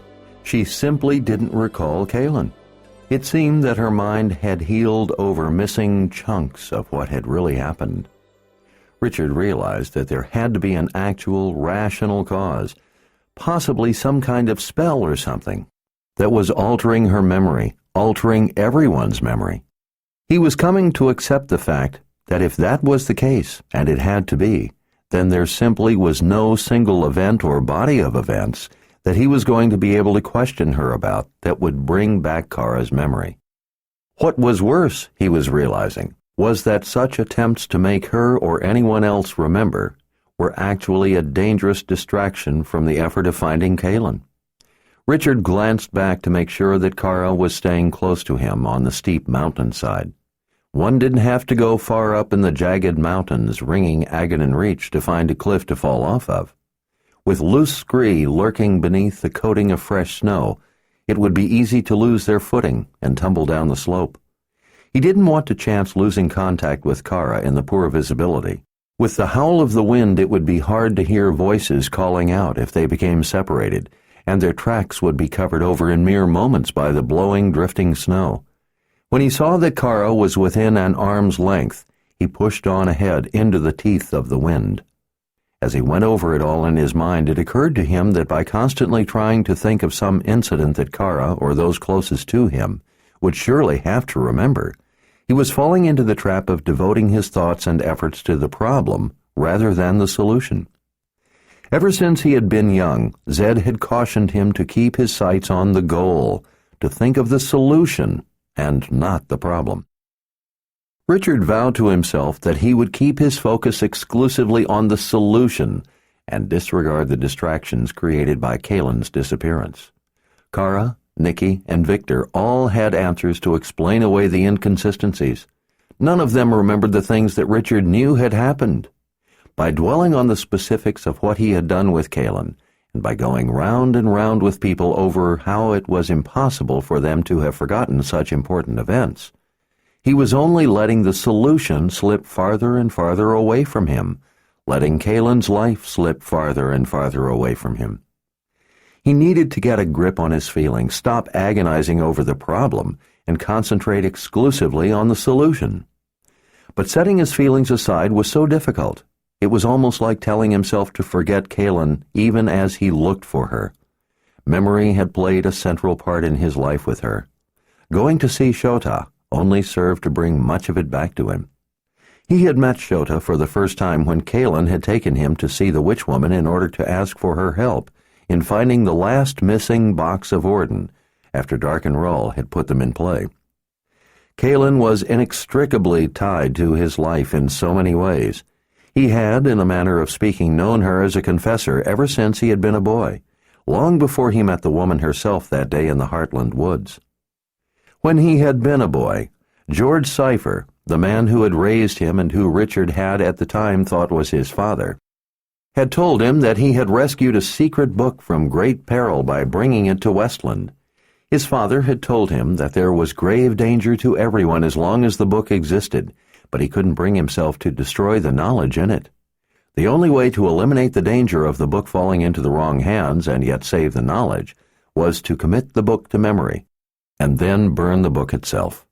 He chose Richard for the prodigious task of memorizing the entire book. Richard's father took him to a secret place deep in the woods and, day after day, week after week, watched Richard sit reading the book over countless times as he worked to memorize it. His father never once looked in the book. That was Richard's responsibility. After a long period of reading and memorizing, Richard began to write down what he'd memorized.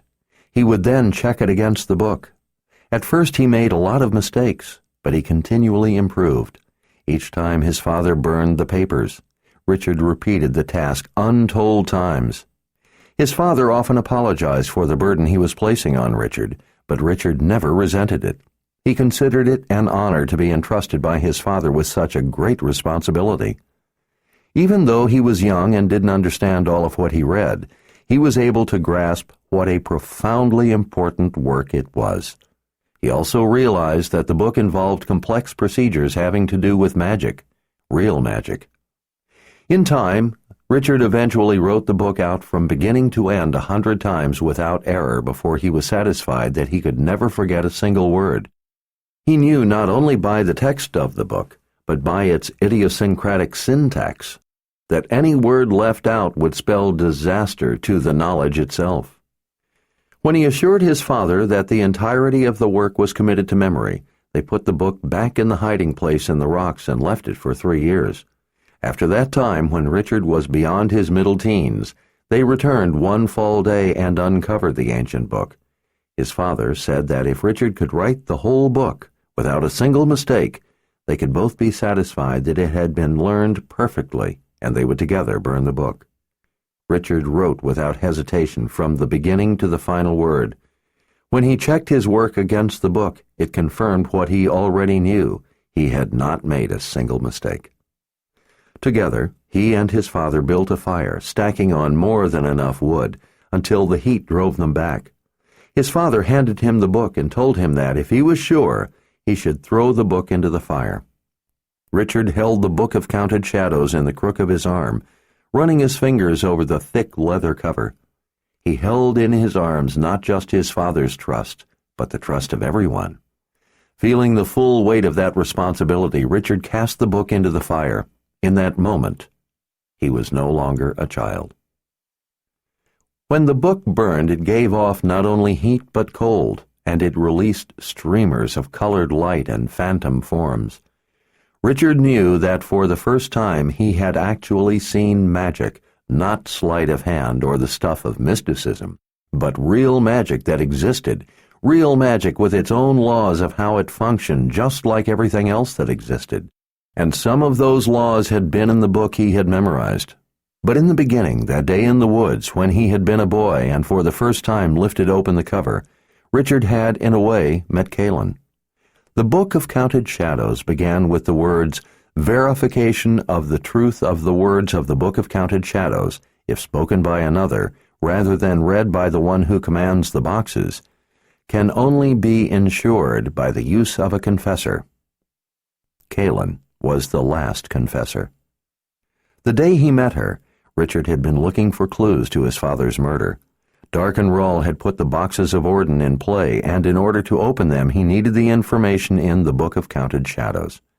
He didn't know that by that time the information existed only in Richard's mind, and that to verify it he would need a confessor, Kalin. In a way, Richard and Kaylin had been bound together by that book and the events surrounding it from the time Richard had first opened the cover and encountered the strange word, confessor. When he met Kaylin in the woods that day, it seemed to him that he had always known her. In a way, he had. In a way, she had played a part in his life, had been a part of his thoughts ever since he had been a boy. The day he first saw her standing on a path in the Heartland woods, his life suddenly became whole, even though at the time he had not known that she was the last living confessor. His choice to help her that day had been an act of free will carried out before prophecy had a chance to have its say. Kaylin was so much a part of him, so much a part of what was the world to him, what was life to him, that he could not imagine going on without her. He had to find her. The time had come to go beyond the problem and seek the solution. A gust of icy wind made him squint and brought him out of his memories. "There," he said, pointing. Kara paused behind him and peered over his shoulder into the swirling snow until she was able to make out the narrow pathway along the edge of the mountainside. When he glanced back, she nodded, letting him know that she saw the path skirting the lower fringe of the snowcap. With the blowing snow starting to pile up, the path had begun to drift over. Richard was eager to get through it and to lower ground. As they went farther, conditions deteriorated, and the only way he could make out the path was by the lay of the land. The snow had a gentle curve to it as the mountainside rose up from below on the left. It leveled out with a slight dip where the path was, and then to the right, humped up, where the year-round snow rose higher up. As they trudged through the ankle-deep snow, Richard glanced back over his shoulder. "This is the highest point. It will start going downhill soon, and then it will get warmer." "You mean we'll be back in the rain before we even have a chance to get down to lower altitudes and get warm?" she grumbled. "That's what you're telling me?"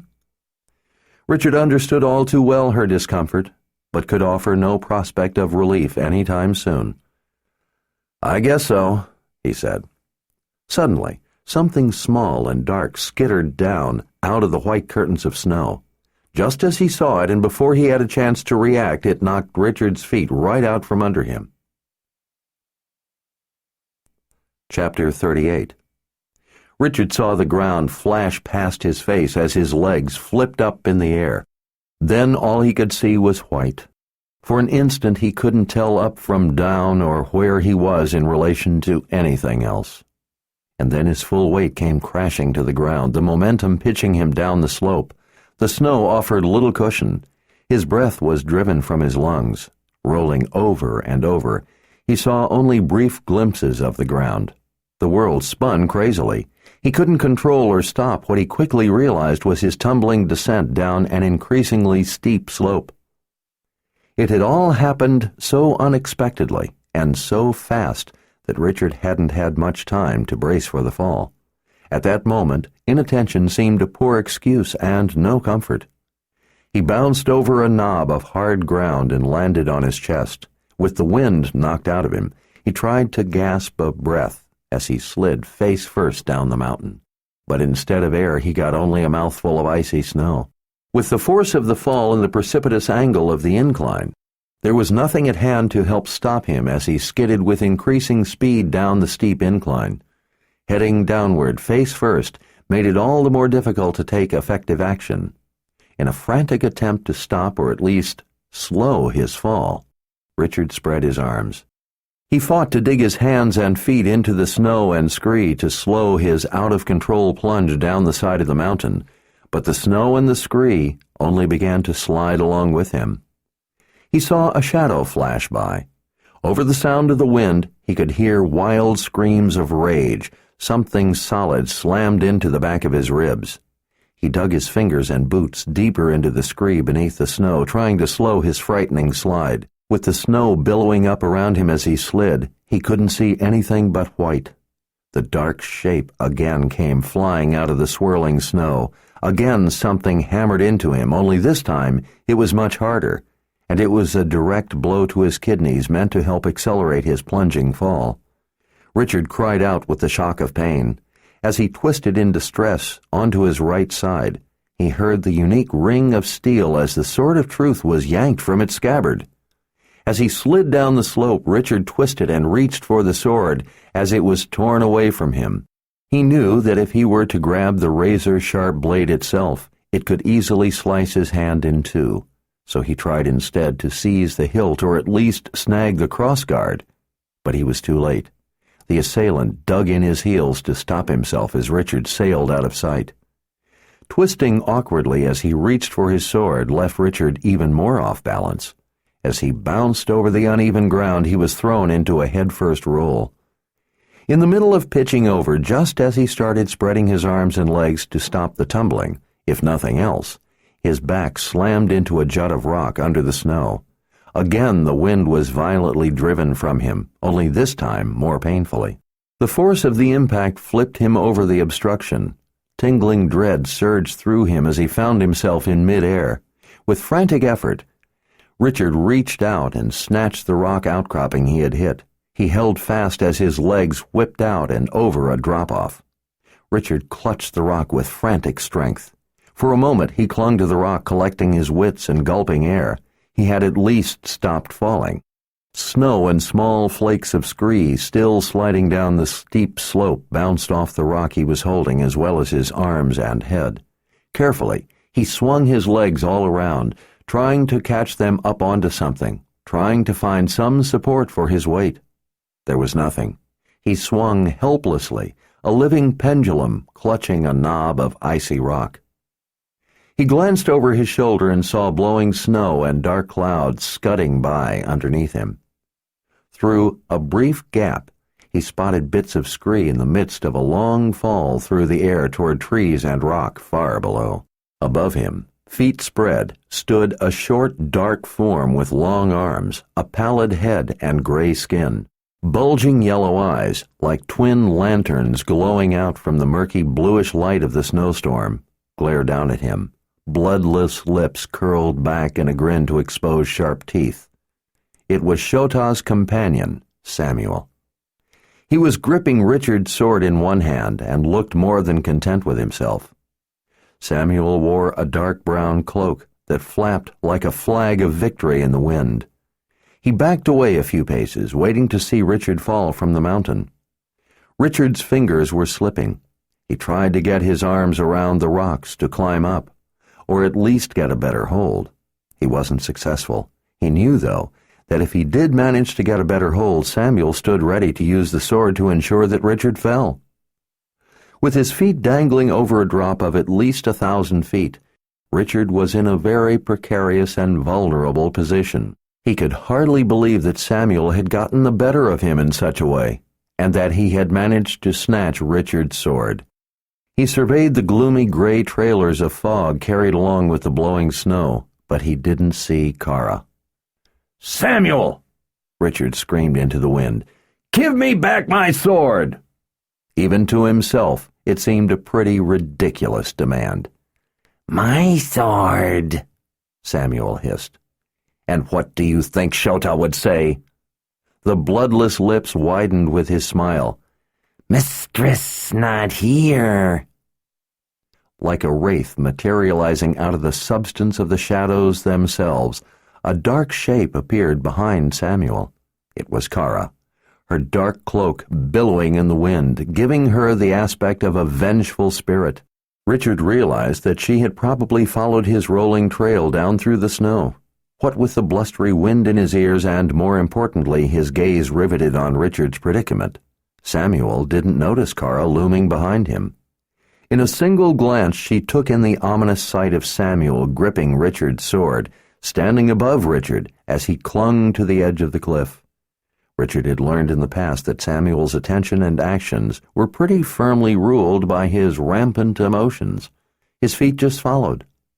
With the gleeful distraction of having the object of his rabid hatred at the point of a sword he'd once carried, and to this day coveted, Samuel was too busy gloating to watch for the moored Sith showing up behind him.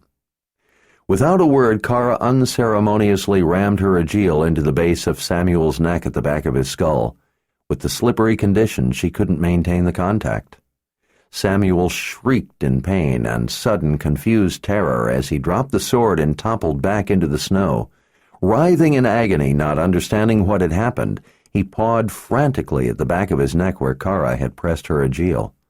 He squealed as he flopped in the snow, like a fish in sand. Richard knew that the horrifying shock of pain from an agiel, when applied in that spot, felt like a lightning strike. Richard recognized the look on Kara's face as she started to lean over the squirming figure. She intended to use her agiel to finish Samuel. Richard wouldn't really care if she killed the treacherous companion to the witch-woman, but he had far more urgent problems right then. "Kara, I'm hanging on the edge of a cliff. I can't hold on. I'm slipping." She immediately snatched up the sword from beside a thrashing Samuel so that he couldn't get at it as she ran to help Richard. Stabbing the blade in the ground beside her, she dropped down, braced her boots against the rocks, and seized his arms. She had not been an instant too soon. With her help, Richard was able to get a better grip on the rocks. With both of them struggling in the difficult conditions, he at last managed to hook his arm over the outcropping.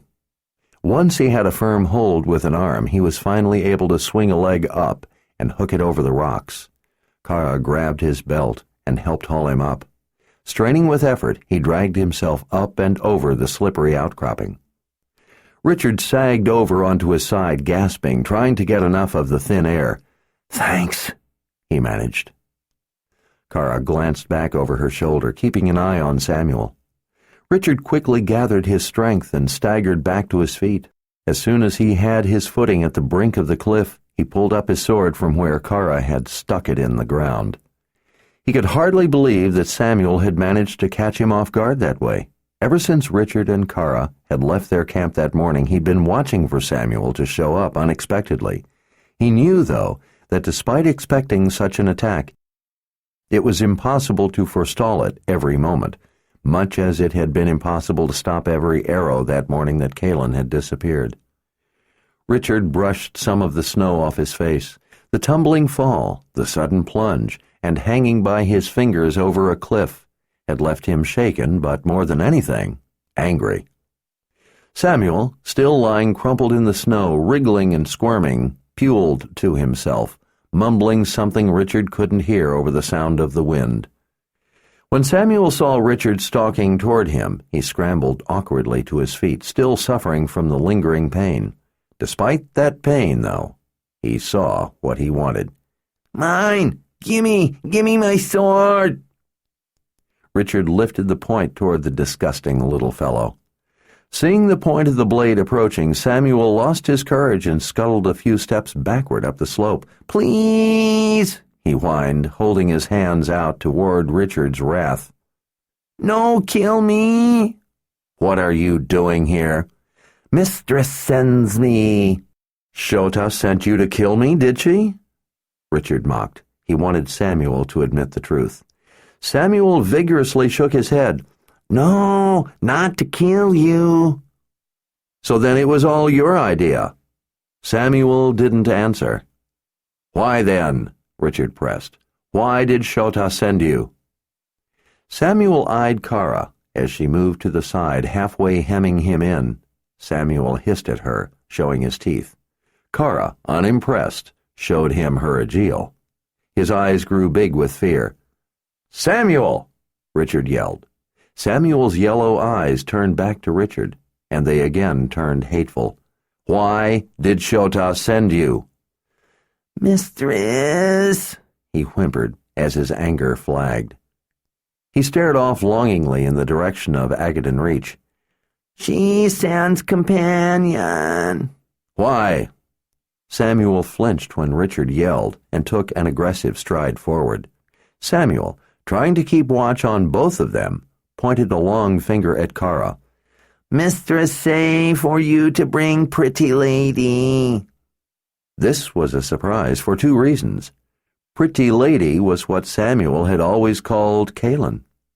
Secondly, Richard would never have expected that Shota would want Kara to come down into Agaden Reach with him.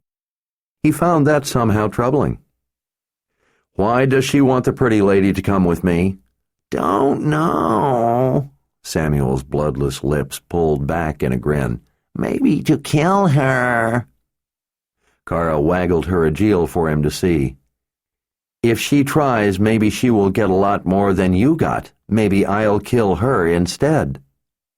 Samuel squealed in horror, his bulging eyes going wide. "No, no, kill mistress." "We didn't come to harm Shota," Richard told him, "but we will defend ourselves." Samuel pressed his knuckles to the ground as he leaned toward Richard. "We will see," he growled with contempt, "what mistress does with you, seeker." Before Richard could answer, Samuel suddenly darted off into the swirling snow. It was surprising how fast he could move. Kara started after him, but Richard caught her arm to stop her. "I'm in no mood to go running after him," he said. "Besides, it's unlikely we'll catch him. He knows the trail and we aren't familiar with it. We can't follow his tracks as fast as he can make them. Besides, he will be heading back to Shota, and that's where we're going anyway. No use to waste our energy when we'll catch up with him in the end." "You should have let me kill him." Richard started up the slope toward the trail. "I would have, but I can't fly." "I suppose," she conceded with a sigh. "Are you all right?" Richard nodded as he slid the sword home into its scabbard, putting away, too, the flush of hot anger. "Thanks to you." Kara flashed him a self-satisfied smile. "I keep telling you you couldn't get along without me." She glanced around in the gray-blue murk. "What if he tries that again?" "Samuel is basically a coward and an opportunist. He only attacks when he thinks you're helpless. He is without any redeeming qualities as far as I can tell." "Why would a witch woman keep him around?" "I don't know. Maybe he's just a sycophant, and she enjoys the groveling. Maybe she lets him stay around to run errands for her. Maybe Samuel is the only one who would willingly be her companion. Most people are terrified of Shota, and from what I hear, no one will come near this place. Although from what Kalen told me, witch women can't help bewitching people. It's just the way they are. Even if they didn't, Shota is certainly seductive in her own right, so I imagine that if she really wanted a worthwhile companion, she could have her pick. Now that we've driven him off, I really doubt that Samuel would have the courage to attack again. He's delivered Shota's message. Now that we've scared him and hurt him, he will probably want to run back to Shota's protection. Besides, he probably thinks she may kill us, and he'd be just as happy to have her do it." Kara stared off into the swirling snow for a moment before following Richard up the steep slope. "Why do you think Shota would send a messenger to make sure that I come with you down into Agaden Reach?" Richard found the trail and started down it. He saw Samuel's footprints, but they were already filling in with the blowing snow. "I don't know. That part has me puzzled." "And why does Samuel think that your sword belongs to him?" Richard slowly let out a deep breath.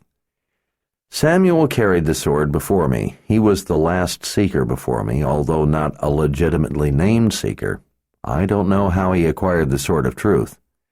Zed came into Agaden Reach and took it back. Samuel believes that the sword still belongs to him." Kara looked incredulous. "He was the last seeker?"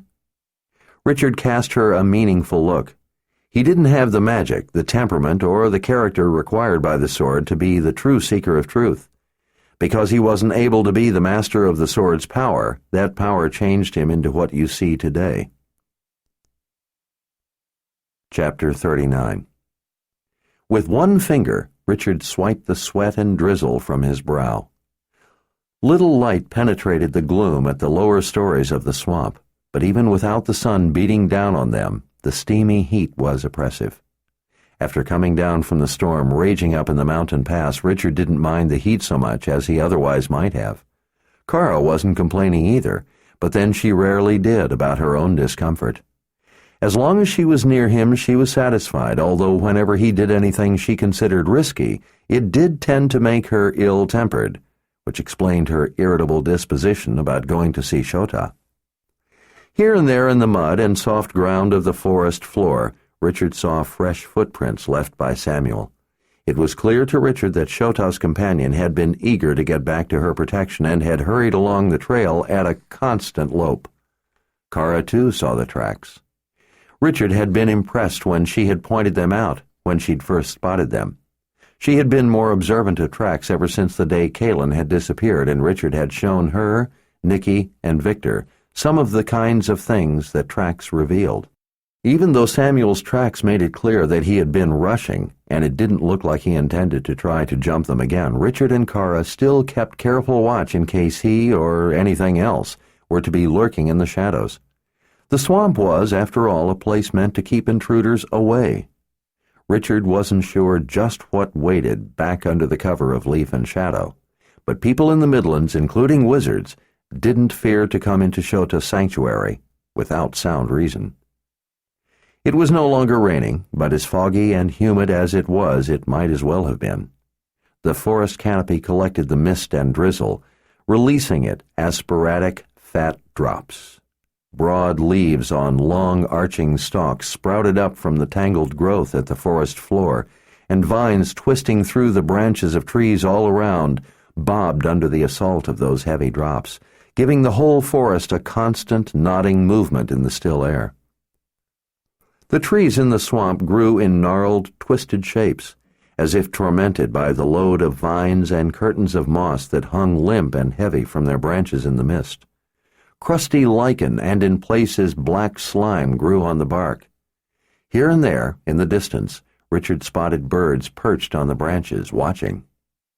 Vapor hovered just above the surface of stagnant expanses of murky water runoff collected in the lap of the mountains. At the water's edge, tangles of roots snaked down into the depths. Things moved through the dark pools, lifting the film of duckweed on the slow, rolling waves. From the shadows back across the water, eyes watched.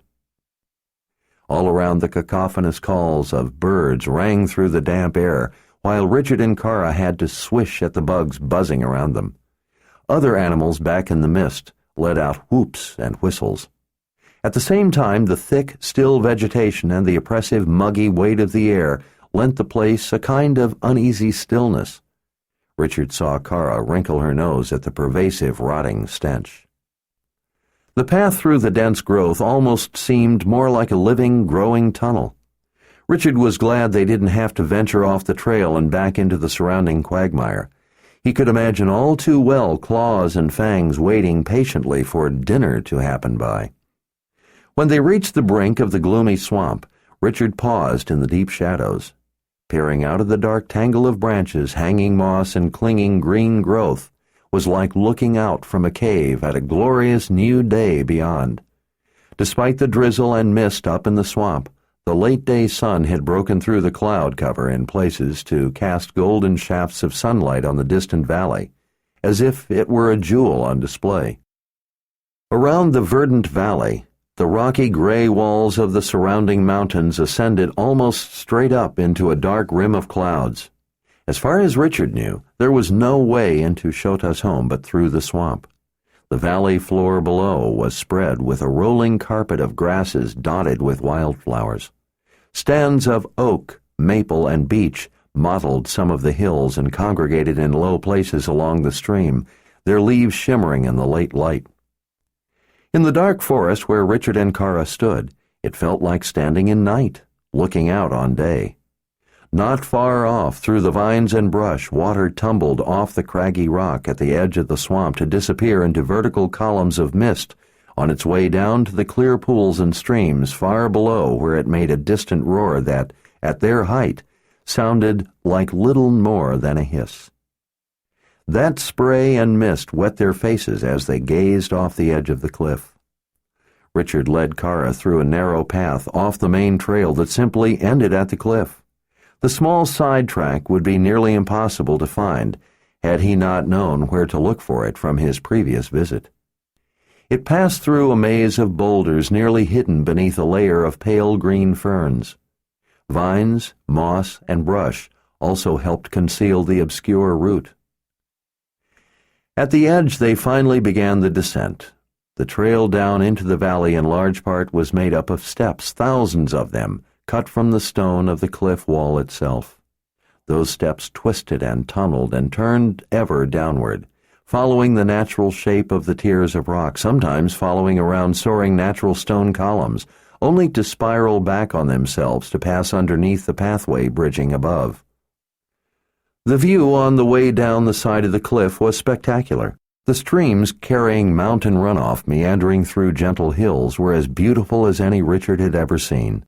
The trees, in places gathered into bands, and in other spots standing alone as a single monarch atop a hill, were as calm and inviting a sight as he could hope for. In the distant center of the valley, set among the carpet of grand trees, was a beautiful palace of breathtaking grace and splendor. Delicate spires stretched into the air, wispy bridges spanned the high gaps between towers, and stairs spiraled around turrets. Colorful flags and streamers flew atop every point. If a majestic palace could be said to look feminine, this one did. It seemed a fitting place for a woman like Shota. Other than his home of Heartland and the mountains to the west of there, where he had taken Kaelin to recover over the span of a magical summer, Richard had never seen another place to compare to this valley. That alone had given him pause in his judgment about Shota before he'd met her for the first time. Passing through the swamp back then, he had thought it a fitting place for a witch to live. When he had been told that the valley was actually her home, he had thought that, surely, someone who could call such a peaceful, beautiful place home had to have some good qualities. Later, when he had seen the beauty of the People's Palace, Darken Rahl's home, he came to discount such indulgent notions. At the bottom of the cliff beside the waterfall, a road led off through grassy fields to wind its way among the small hills. Before they took to the road, though, Kara asked if they could take the opportunity for a quick dip to get clean. Richard thought it sounded like a good idea, so he stopped and took off his pack. Most importantly, he wanted to wash the painful burns so they would have a better chance to heal. He was drenched in sweat and filth, and imagined that he must look like a beggar. Kaelin had told him once that it was important to convey the proper impression to people. She had wanted him to come up with something better than his woods guide attire. At the time, she had been trying to tell him that if he expected people to believe in him and follow him, if he was to be the Lord Rahl and command the Daharan Empire, he had to look the part. Appearance, after all, was a reflection of what a person thought of themselves and therefore, by extension, of others. A person crippled by self-loathing or self-doubt reflected those feelings in their appearance. Such visual clues did not inspire confidence in others because, and while not always completely accurate, for the most part they did reflect the inner person, whether or not that person realized it. No self-respecting bird in good health would allow its feathers to look ruffled. No confident cougar would let its fur long remain matted and dirty. A statue, meant to represent the nobility of man, did not convey that concept by portraying him disheveled and dirty. Richard had understood Kaelin's point, and in fact had already begun to see to it before she mentioned it. He had found most of an outfit from a former war wizard up in the Wizard's Keep. He used the important elements of that outfit and had some other things made. He didn't know how it impressed other people, but he remembered quite clearly how it had impressed Kaelin. Richard went around the rocks at the bottom of the waterfall to find a private place for a quick wash while Kara picked another spot for herself. She promised that she wouldn't be long. The water felt soothing, but Richard didn't want to waste any time. He had a lot more important matters on his mind.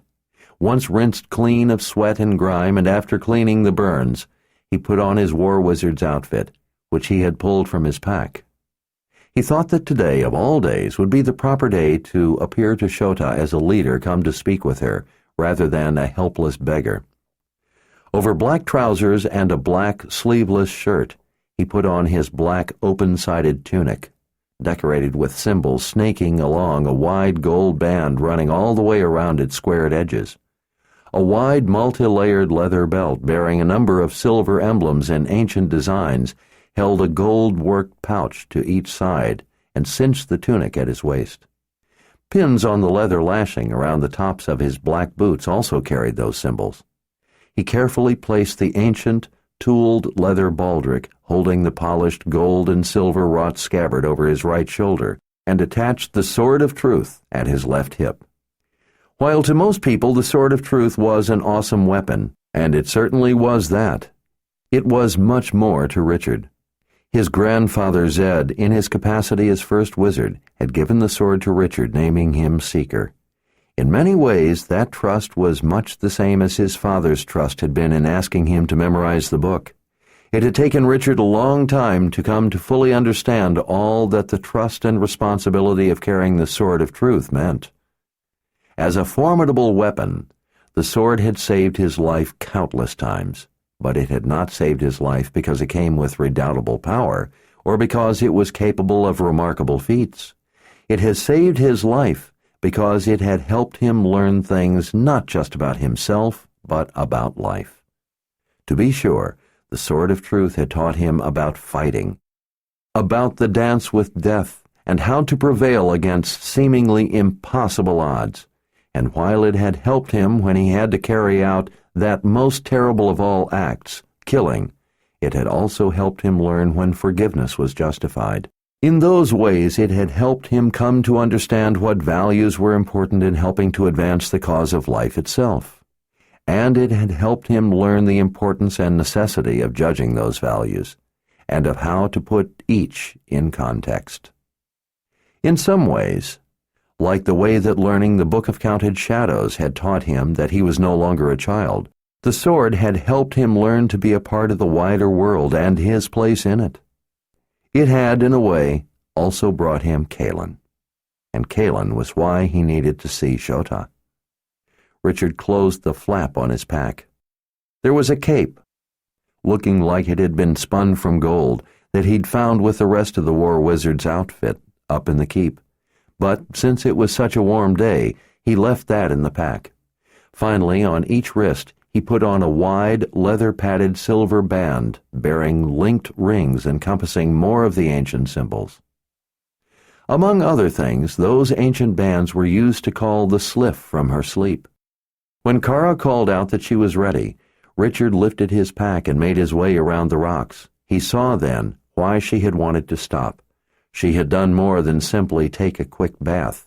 She had put on her red leather outfit. Richard cast a meaningful glance at the Mord Sith's blood-red uniform. Shota may be sorry she invited you to the party. Kara's smile said that, if there was any trouble, she would see to it. As they started down the road, Richard said, "I don't know exactly what powers Shota has, but I think that maybe you should try something today that you have never tried before." Kara frowned. "What would that be?" "Caution." Chapter 40. Richard scanned the surrounding hills, watching for any sign of danger, as he and Kara entered a place where the magnificent beech and maple trees had grown clustered together at the top of a rise. The straight, tall trunks forked ever wider in gentle, ascending arcs, giving Richard the sense of massive columns holding up the vaulted ceiling of a great green cathedral. The fragrance of wildflowers drifted in on a gentle breeze. Through the canopy of rustling leaves, he could get tantalizing glimpses of the soaring spires of Shota's palace. Streamers of golden sunlight flickered through the leaves and cavorted around on the low grass. Water from a spring burbled up through an opening in a low boulder and ran down its smooth sides into a shallow, meandering stream. Spread through the stream were rocks covered with a coat of fuzzy green moss. A woman with a thick mane of blonde hair and wearing a long black dress sat in the dappled sunlight on a rock beside the stream, leaning on one graceful arm as she ran her fingers through the clear water. She seemed to glow. The very air around her seemed to glow. Even with her back to him, she looked all too familiar. Kara leaned toward Richard and spoke in a confidential tone. "Is that Nicky?" "In a way, I wish it were, but it isn't." "Are you sure?" Richard nodded. "I've seen Shota do this before. The first time I ever saw her in that exact same place, she appeared to me as my deceased mother." Kara glanced over at him. "That's a rather cruel deception." She said that it was a gift, a kindness meant only to briefly bring a cherished memory to life. Kara huffed skeptically.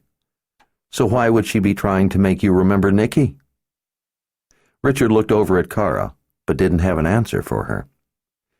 When they finally reached the rock, the woman gracefully rose and turned to him. Blue eyes, he knew, met his gaze.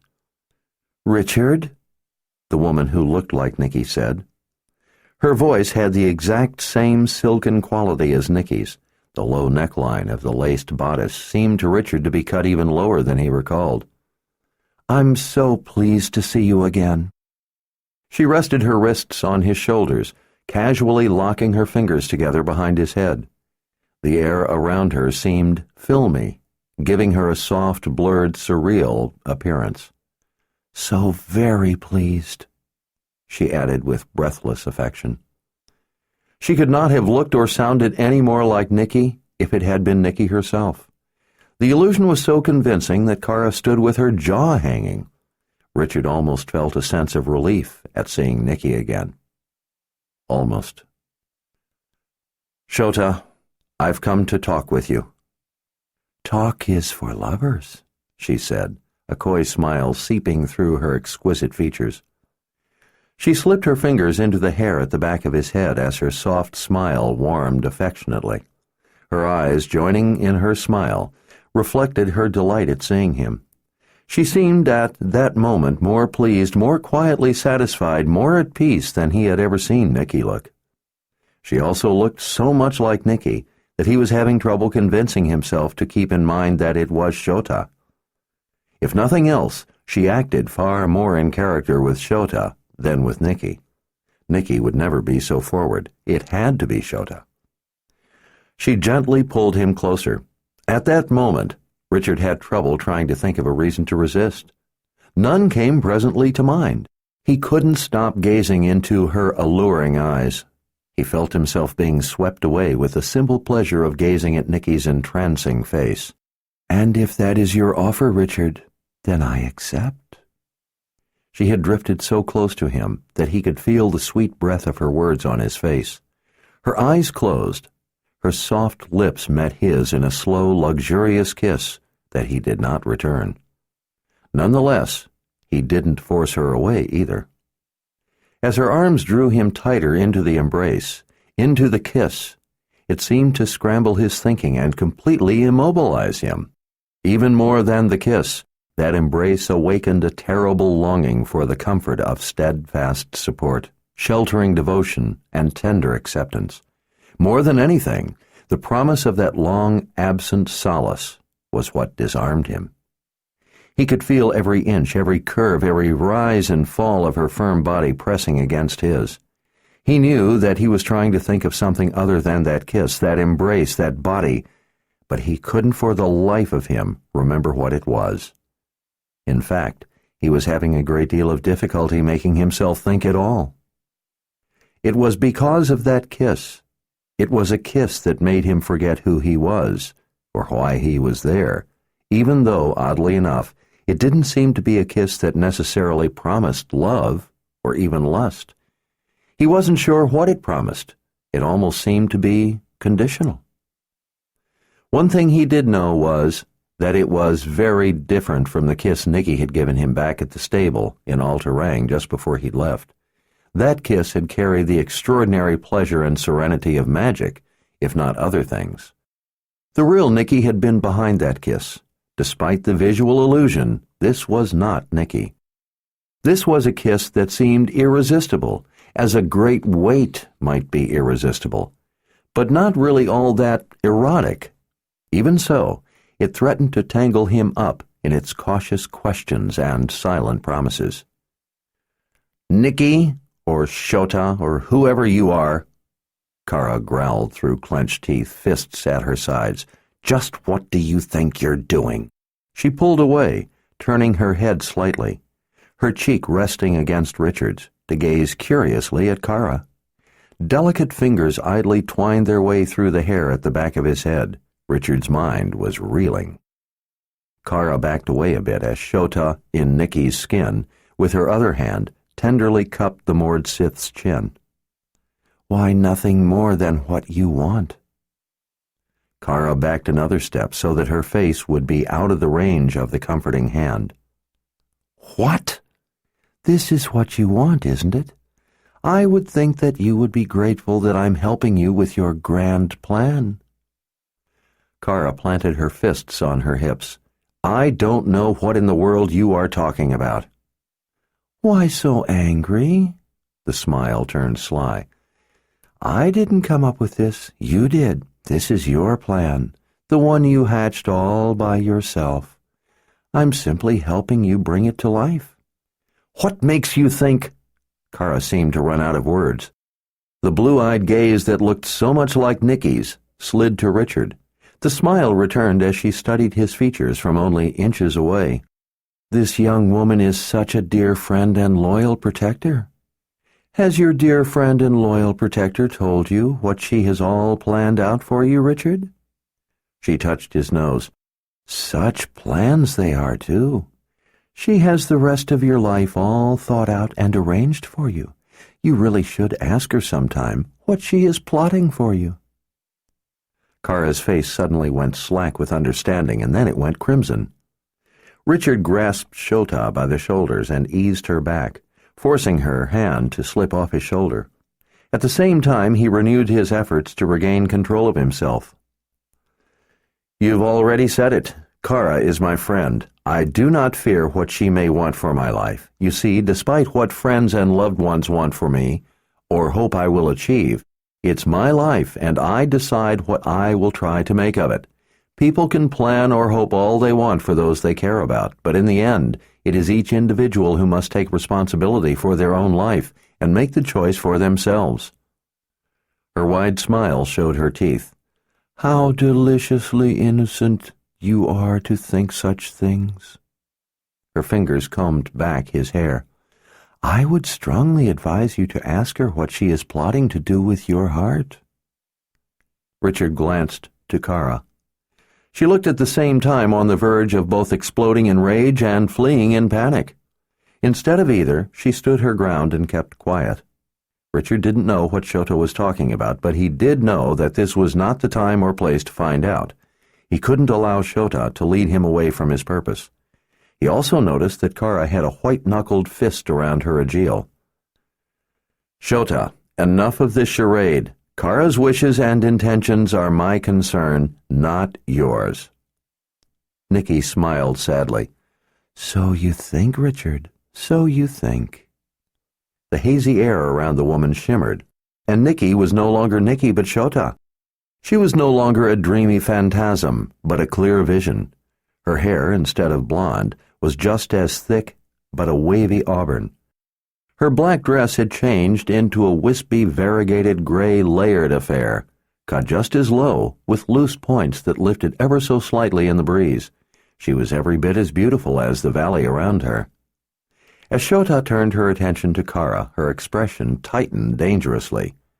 "You hurt Samuel." "I'm sorry," Kara said with a shrug. "I didn't mean to hurt him." Shota arched an eyebrow over her threatening glare, as if to say she didn't believe a word of it. "I meant to kill him," Kara said. Shota's anger melted away. An incandescent smile accompanied a genuine, if brief, laugh. She regarded Richard with a sidelong glance, the smile still on her lips. "I like her. You can keep her." Richard recalled that Kara had once made that very same pronouncement to him about Kaylin. "Shota, I told you I have to talk to you." Her bright, clear almond eyes took him in with a sense of wonder. "So you have come offering to be my lover?" Richard noticed Samuel off through the trees watching, his yellow eyes glowing with hatred. "You know I haven't." "Ah," her smile returned. "What you mean to say, then, is that you have come because you want something from me." She caught one of the floating points of her dress. "Isn't that right, Richard?" Richard had to remind himself to stop staring into her ageless eyes, but it was so hard to make himself glance away. It was as if Shota controlled where his gaze rested, and he was having trouble keeping it resting in proper places. Kaylin had told him once that Shota had been bewitching him. Kaylin said that Shota couldn't help it. It was just what witch women did. It came naturally to them. Kaylin. That thought of her again jolted his mind. Kaylin is missing. Shota's brow wrinkled ever so slightly. Who? Richard sighed. Look, something terrible is going on. Kaylin, my wife. Wife? Since when did you take a wife? Her expression curdled into a heated glare. By the sudden anger powering her features and the way her cleavage heaved at the brink of the low-cut dress, Richard knew that she was not feigning surprise. She truly didn't remember Kaylin. Richard ran his own fingers back through his hair as he gathered his thoughts and started again. Shota, you've met Kaylin several times. You know her quite well. Something has happened to erase everyone's memory of her. No one remembers her, you included, and— Except you, she said with incredulity. You alone remember her? It's a long story. Length won't make it true. It is true, Richard insisted. He gestured heatedly. You were at our wedding. She folded her arms. I don't think so. The first time I came here, you had captured Kaylin and had covered her in snakes. Snakes? Shota smiled. You're saying I liked this woman and are suggesting that I treated her indulgently? Not exactly. You wanted her dead. The smile widened. She returned her wrists to his shoulders. Now, Richard, that's awfully harsh, don't you think? Richard grasped her by the waist and gently moved her back. He knew that if he didn't stop her, she would soon hamper his ability to think. I certainly thought so, he said. Among other things, you didn't want us to wed. Shota ran a red lacquered nail down his chest. She looked up at him from under her brow. Well, maybe I had my reasons. Yes, you didn't want us to bring a child into the world. You said we would be creating a monster because from me it would have the gift and from Kaylin it would be a confessor. Confessor?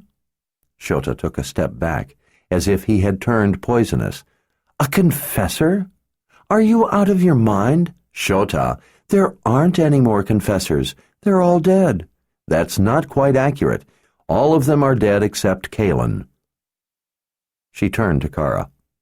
Has he had a fever or something? Well, he was shot with an arrow. He nearly died. Nikki healed him, but he was still unconscious for days. Shota suspiciously held up a finger, as if she had uncovered a devious plot. Don't tell me. She used subtractive magic. Yes, she did, Richard answered in Kara's place, and because she did, she was able to save my life. Shota took back the step she had put between them when she had retreated. Used subtractive magic, Shota muttered to herself. She looked up at him again. How did she use it? For what purpose? She used it to eliminate the barbed arrow embedded in me. Shota rolled a hand, wanting him to continue. She must have done something more. She used subtractive magic to purge all the blood pooling in my chest. She said that there was no other way to get either the arrow or the blood out of me, and either would kill me if left in. Shota turned her back to them, and one hand on a hip, walked off a few paces as she considered the brief account. That explains a great many things, she said unhappily under her breath. You gave Kaylin a necklace, Richard said. Shota frowned back over her shoulder. A necklace? What sort of necklace would I give her? And why, my dear boy, do you imagine I would ever do such a thing for your lover? Wife, Richard corrected. You and Kaylin had spent time together by yourselves and had come to an understanding of sorts. You gave the necklace to Kaylin as a gift so that she and I could, well, be together. It had some kind of power so that we wouldn't conceive children. While I don't agree with your view of future events right now, what with the war and all, we decided to accept your gift and the truce that went with it. I can't imagine how you could possibly imagine that I would do any of those things. Shota looked to Kara again. Did he have a bad fever on top of the injury? Richard might have thought that Shota was being sarcastic, but he could see by the look on her face that she was asking a serious question. Not exactly a bad fever. Kara said hesitantly. It was a slight fever. Nicky said, though, that his problem was partly with how close he came to death, but mostly had to do with the extended time that he was unconscious. Kara sounded rather reluctant to speak about it to a person she considered a potential threat. But she at last finished her answer. She said that he was suffering from delirium. Shota folded her arms as she heaved a sigh while taking him in with her almond eyes. "What am I to do with you?" she murmured half to herself. "The last time I was here," Richard said, "you told me that if I ever came back into Agaden Reach you would kill me." She showed no reaction. "Did I now? And why would I say such a thing?" "I guess you were rather angry with me for refusing to kill Kalen and for refusing to allow you to do it." He pointed with his chin back up toward the mountain pass. "I thought you might have meant to keep your word, and so you sent Samuel to fulfill your threat." Shota glanced to her companion off through the trees. He looked suddenly alarmed. "What are you talking about?" she asked with a frown as she looked back at Richard. "Are you now claiming you didn't know?" "Know what?" Richard briefly considered the angry yellow eyes glaring at him. "Samuel hid up in the pass and jumped me from out of the storm. He snatched my sword and kicked me over a cliff. I just managed to catch the edge. If Kara wouldn't have been there, Samuel would have used the sword to see to it that I fell from the cliff. He very nearly killed me. That he didn't wasn't because he didn't intend to or try his best." Shota's glare glided to the dark figure crouched off in the trees. "Is that true?" Samuel could not bear her scrutiny. Puling with self-pity, his gaze sank to the ground. That was answer enough. "We will discuss this later," she told him in a low voice that carried unequivocally through the trees and gave Richard goosebumps. "That was not my intention, Richard, nor my orders, I can assure you. I told Samuel only to invite your devious little guardian to come along." "You know what, Shota? I'm getting pretty tired of Samuel trying to kill me and you then claiming that you never gave him any such instructions. Once might have been credible, but it's growing too routine. Your innocent surprise every time it happens is beginning to strike me as rather convenient. It appears to me that you find deniability quite useful, and so you stick to it." "That isn't true, Richard," Shota said in a measured tone. She unfolded her arms and clasped her hands as she looked at the ground at her feet. "You carry his sword. Samuel is a little touchy about that. Since it was taken from him, not given freely, that means it still belongs to him." Richard nearly objected, but then reminded himself that he wasn't there to argue the point. Shota's gaze rose to meet his. It came up angry. "How dare you complain to me about what Samuel does without my knowledge, when you knowingly bring a deadly menace into the peace of my home?" Richard was taken aback. "What are you talking about?" "Don't play stupid, Richard. It doesn't fit you. You are hunted by a wildly dangerous threat. How many people have already died because they were unfortunate enough to be near you when the beast came looking for you? What if it decides to come here to kill you? You come here and in so doing cavalierly risk my life without my permission, simply because you happen to want something? Do you think it's right that I'm put at risk of death because of your wants? Does the fact that you think I have something you need put my life at your disposal, and therefore at great risk?" "Of course not," Richard swallowed. "I never looked at it that way." Shota threw her hands up. "Ah, so your excuse is that I am to be put in peril because you didn't think." "I need your help."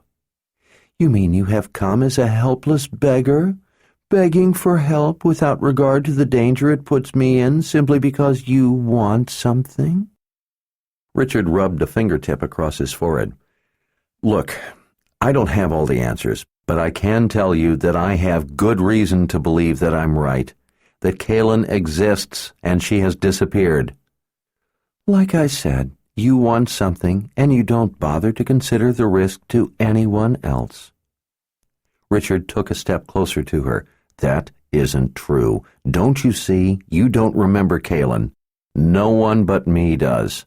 Think, Shota. Think of what it means if I'm right. Her brow twitched as she puzzled at him.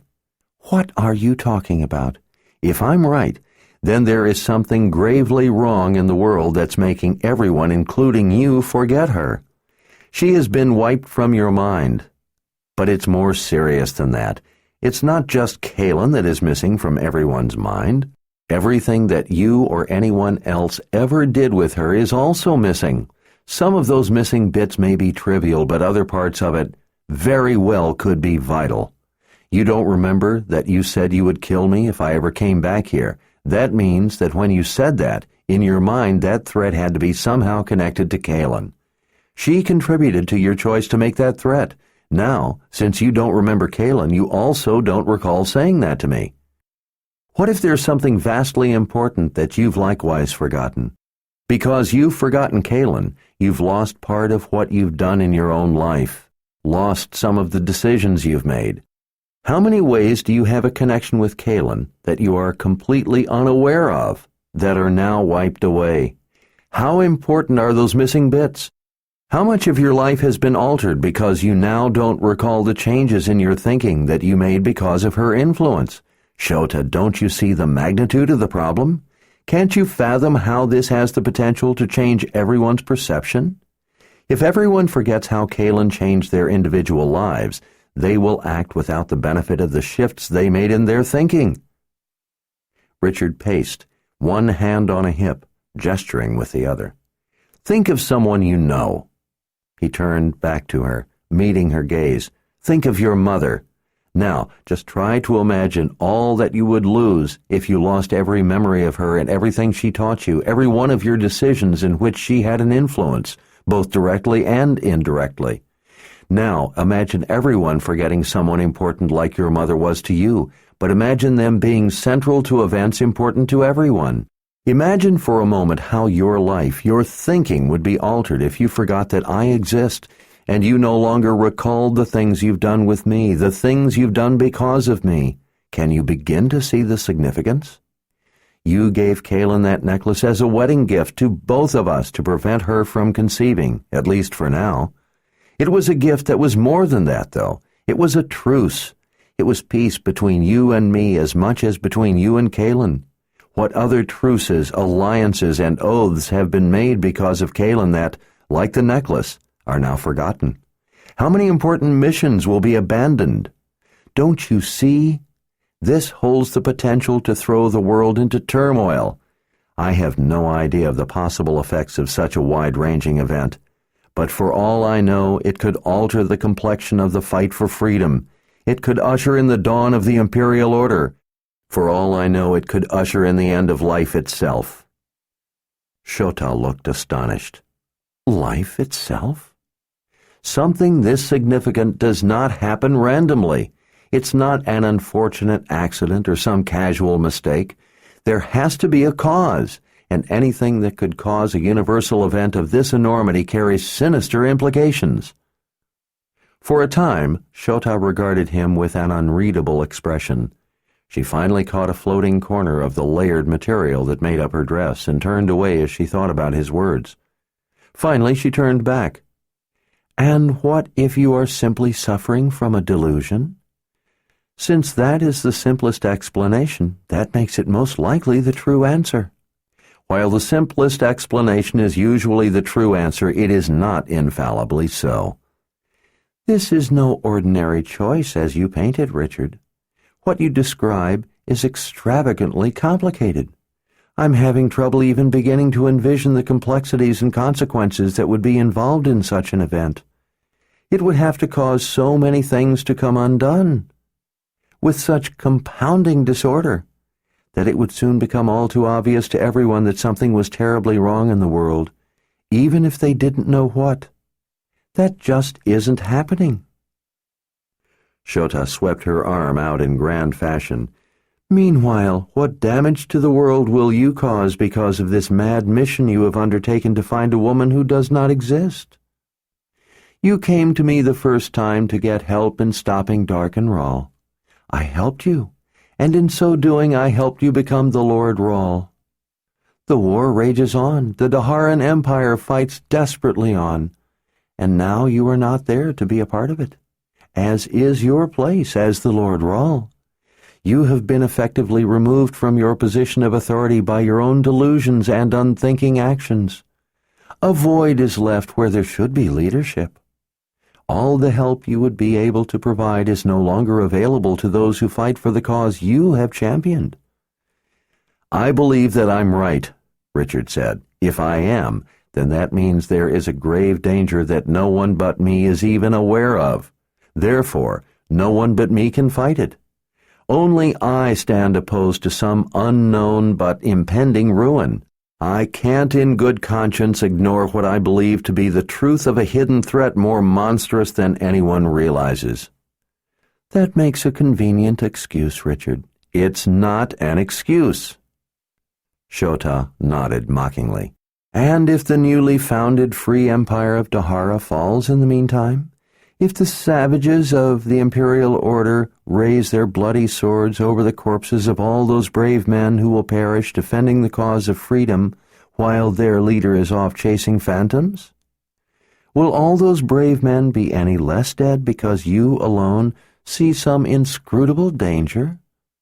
Will their cause, will your cause, be any less ended?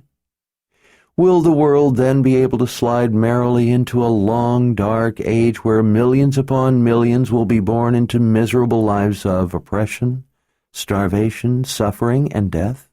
Will chasing off after the enigma in your mind alone make liberty's grave acceptable to you, Richard? A mere consequence of what you stubbornly think is right in the face of overwhelming evidence to the contrary? Richard had no answer. In fact, he feared to even attempt to give her one. After the way she'd put it, anything he said would sound hollow and selfish. He felt sure that he had sound reasons to stick to his convictions, but he also knew that to everyone else the proof had to seem pretty thin. So he thought that maybe it was best to just keep quiet. More than that, though, lurking beneath the surface was the terrible shadow of fear that she could be right, that it was all some dreadful delusion in his mind alone, and not some problem with everyone else.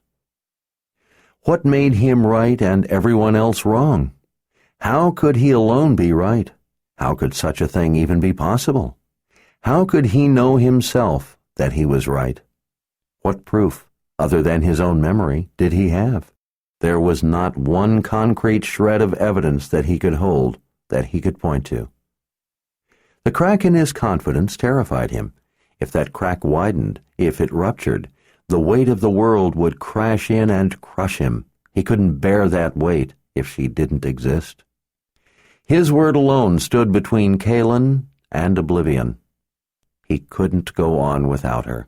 He didn't want to go on in a world without her. She was everything to him.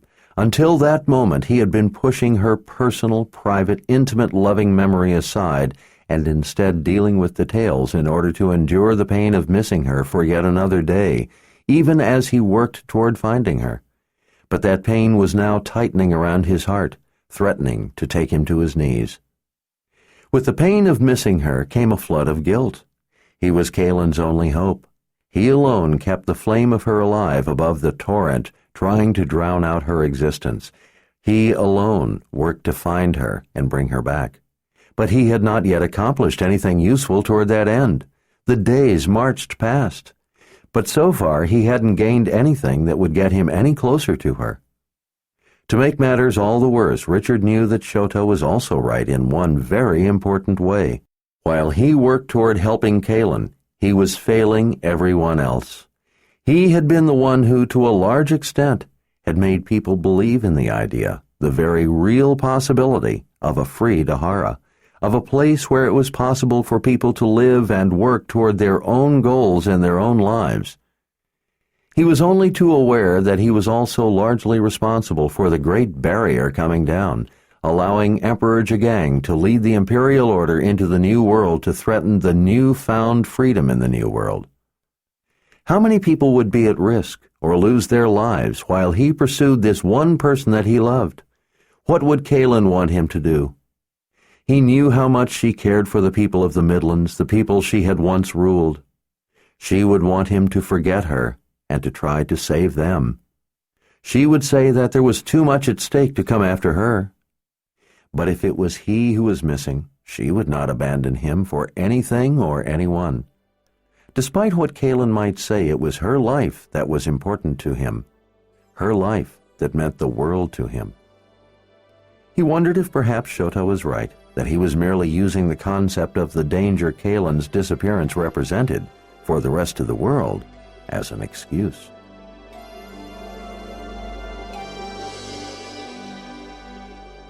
This is the end of disc number 13.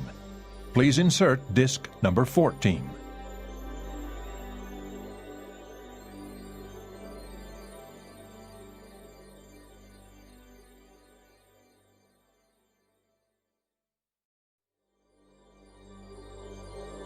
This is disc number 14.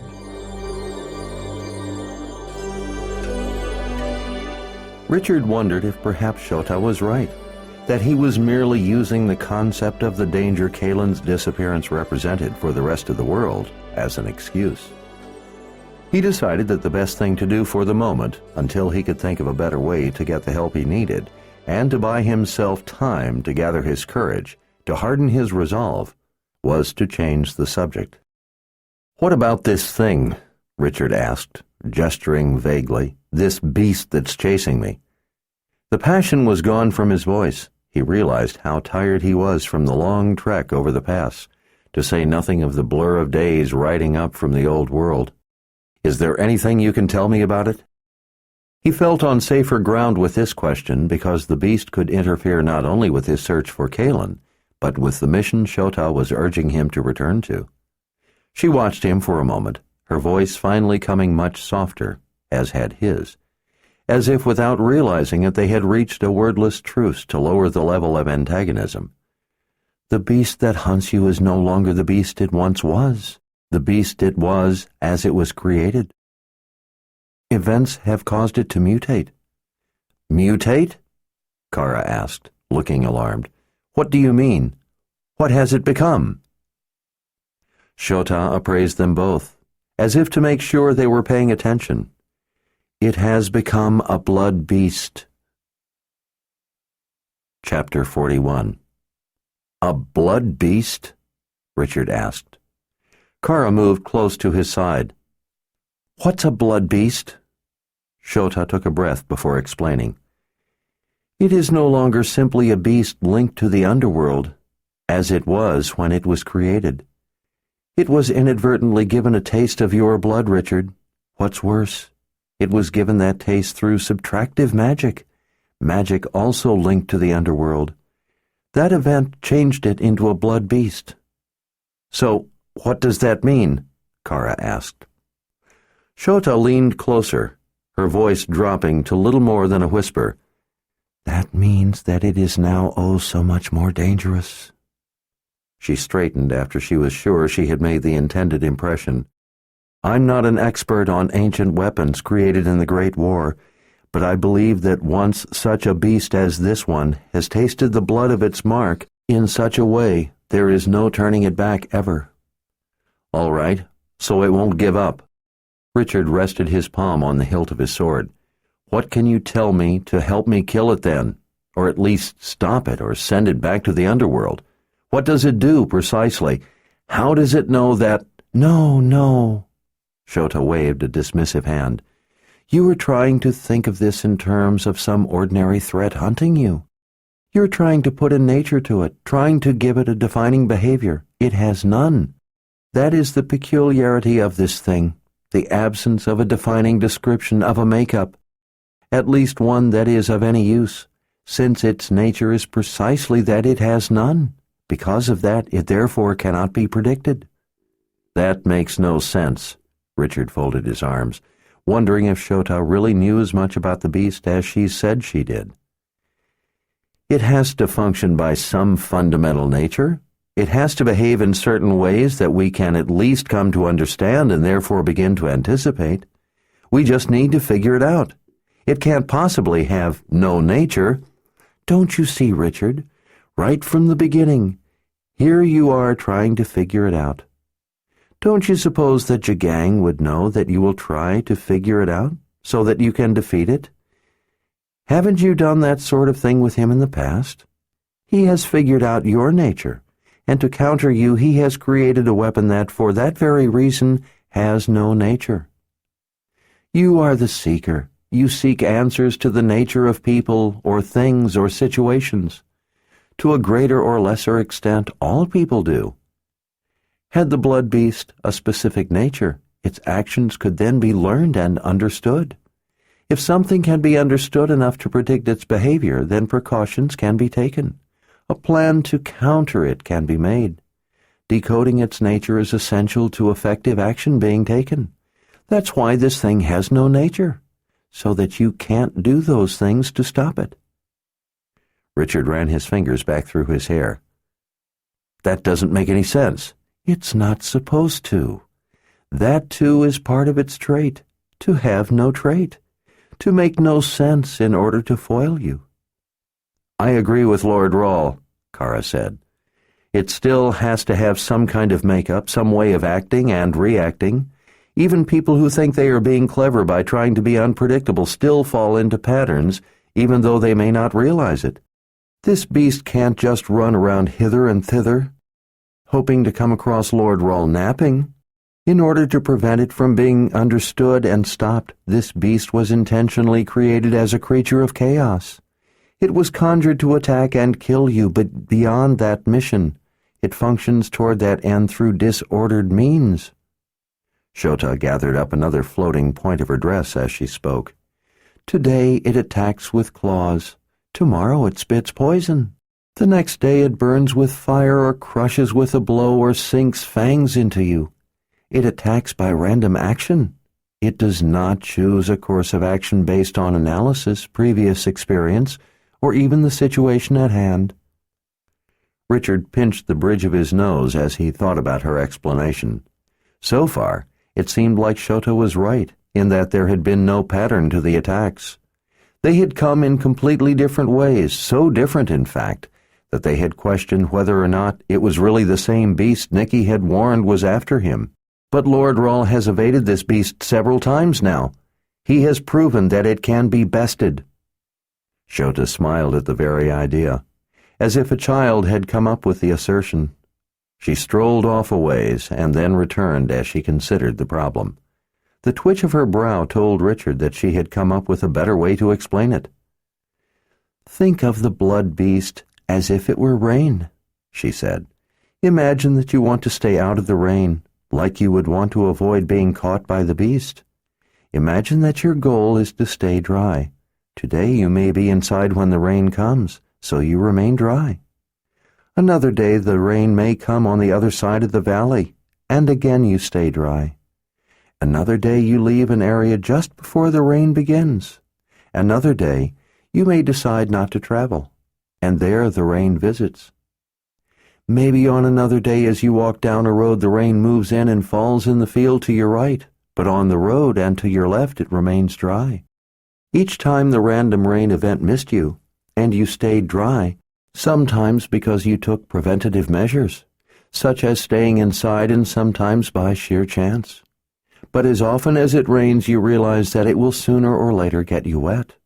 So you may decide that the best approach in the long run is to gain an understanding of exactly what you are up against. Therefore, in an effort to understand your adversary, you watch the sky and try to learn to predict the rain. Some patterns begin to reveal themselves as relatively reliable, so you use them as a means of prediction, and as a result there will be times when you are correct and accurately anticipate the approaching rain. By this means you are able to stay inside when the rain comes, and thus you stay dry. You have succeeded, it would seem, by applying what you've learned about how to anticipate and predict the rain. Shota's intent, ageless eyes took in Kara, and then fixed on Richard with such power that it almost halted his breathing. But sooner or later, she said in a voice that ran a shiver up his spine, the rain will catch you. You may be taken by complete surprise, or you may have forecast that it was coming, but believe that you would have time to be able to take to shelter first, and then it suddenly sweeps in faster than you ever thought possible. Or on a day when you are far from shelter because you thought that on that day there was no chance of rain at all, and so you ventured far from your shelter, it unexpectedly catches you. The result of all these different events is the same. If it is the beast rather than the rain, you are not wet. You are dead. Confidence in your ability to predict the rain will eventually be your downfall because while you may be able to accurately predict it on a number of occasions, it is not in reality reliably predictable based on the amount of knowledge actually available to you, or possibly your ability to understand all the information you do have. The more times you escape, though, the stronger your false sense of confidence will become, making you all that much more vulnerable to a surprise event. Your best efforts to know the nature of rain will eventually fail you because even if you are right with a number of your forecasts, the things that brought about successful predictions are not always relevant. Yet you have no way of knowing that. As a result, the rain will sneak up and envelop you when you are not expecting it. Richard glanced at the worried look on Kara's face, but didn't say anything. "The blood beast is like that," Shota said with finality. "It has no nature precisely so that you cannot predict its behavior by any patterns to its conduct." Richard took a patient breath. He couldn't keep quiet any longer. But all things that exist have to have a nature to them, laws of their existence, even if we don't understand them. Otherwise, what you are proposing is that they could contradict themselves, and they can't. Lack of understanding on your part does not mean that you can pick an explanation of your choice. You can't say that since you don't know the nature of it, it therefore has none. You can say only that you don't yet know the nature of this thing, that you haven't yet been able to understand it. With a slight smile, Shota gestured toward the sky. "Like the rain? You may be theoretically correct, Richard, but some things, for all practical purposes, are so far beyond our understanding that they appear to be driven by happenstance, like the rain. For all I know, weather may very well have laws that drive it, but they are so complex and far-reaching that we cannot realistically hope to comprehend or know them. The rain may not truly in the end be an event caused by chance, but it is still outside our ability to predict. So, to us, the result is the same, as if it were entirely random and without order or nature. A blood beast is like this. If there are in fact laws to its nature as you believe, it would make no difference to you. All I can tell you is that from what I know, it's a beast created specifically to act without order, and the creation of it was successful to the degree that it functions consistent with having no discernible nature. At least none that is of any use in understanding or stopping it. I grant the possibility that you may be right. I suppose it's possible that there is some complex nature behind the beast's seeming disorder. But if that is the case, I can tell you that it is so far beyond our ability to understand that for our purposes, it functions by chaos. "I'm not sure I understand you," Richard said. "Give me an example." "For instance, the beast will not learn from what it does. It may try the same failed tactic 3 times in a row. Or it may try something even weaker the next time that obviously has no chance of success. What it does appears random. But if it is driven by some grand, complex equation, it is not revealed through its actions. We see only chaotic results. What's more, it has no consciousness. As we would think of it anyway. It has no soul. While it has a goal, it doesn't care if it succeeds. It doesn't get angry if it fails. It's devoid of mercy, empathy, curiosity, enthusiasm, or worry. It was given a mission, kill Richard Rahl, and it randomly uses its myriad abilities to achieve that goal, but it has no emotional or intellectual interest in seeing its purpose accomplished. Living things have self-interest in seeing themselves succeed at their goals, whether it's a bird flying to a berry bush or a snake following a mouse down a hole. They act to further their life. The blood beast does not. It's just a mindless thing advancing toward the completion of its built-in conjured objective. You might say it's like the rain, given the mission of get Richard wet. The rain tries and tries, a downpour, a drizzle, a quick shower, and all fail. The rain doesn't care that it failed to get you wet. It may idle itself with a drought. It doesn't get eager or angry. It doesn't redouble its efforts. It will just go on raining in different ways until eventually it drenches you. When it does, it will feel no joy. The beast is irrational in that sense, but make no mistake, it is vicious, fierce, and mindlessly cruel in its actions. Richard wearily wiped a hand across his face. Shota, that still makes no sense to me. How could it be like that? If it's a beast, it has to be driven by purpose of some sort. Something has to drive it. Oh, it is driven by something, the need to kill you. It was created to be a creature that acts with pure disorder so that you may not counter it. In a way, you have proven yourself to be an opponent so difficult to defeat that Jigang had to come up with something that would work by avoiding your striking abilities rather than overpowering them. But if it was created to kill me, then it has purpose. Shota shrugged. True enough. But that one bit of information is of no use to you in predicting how, when, or where it will try to kill you. As you should know by now, its actions toward that goal are random. You should clearly see the profound danger in that tactic.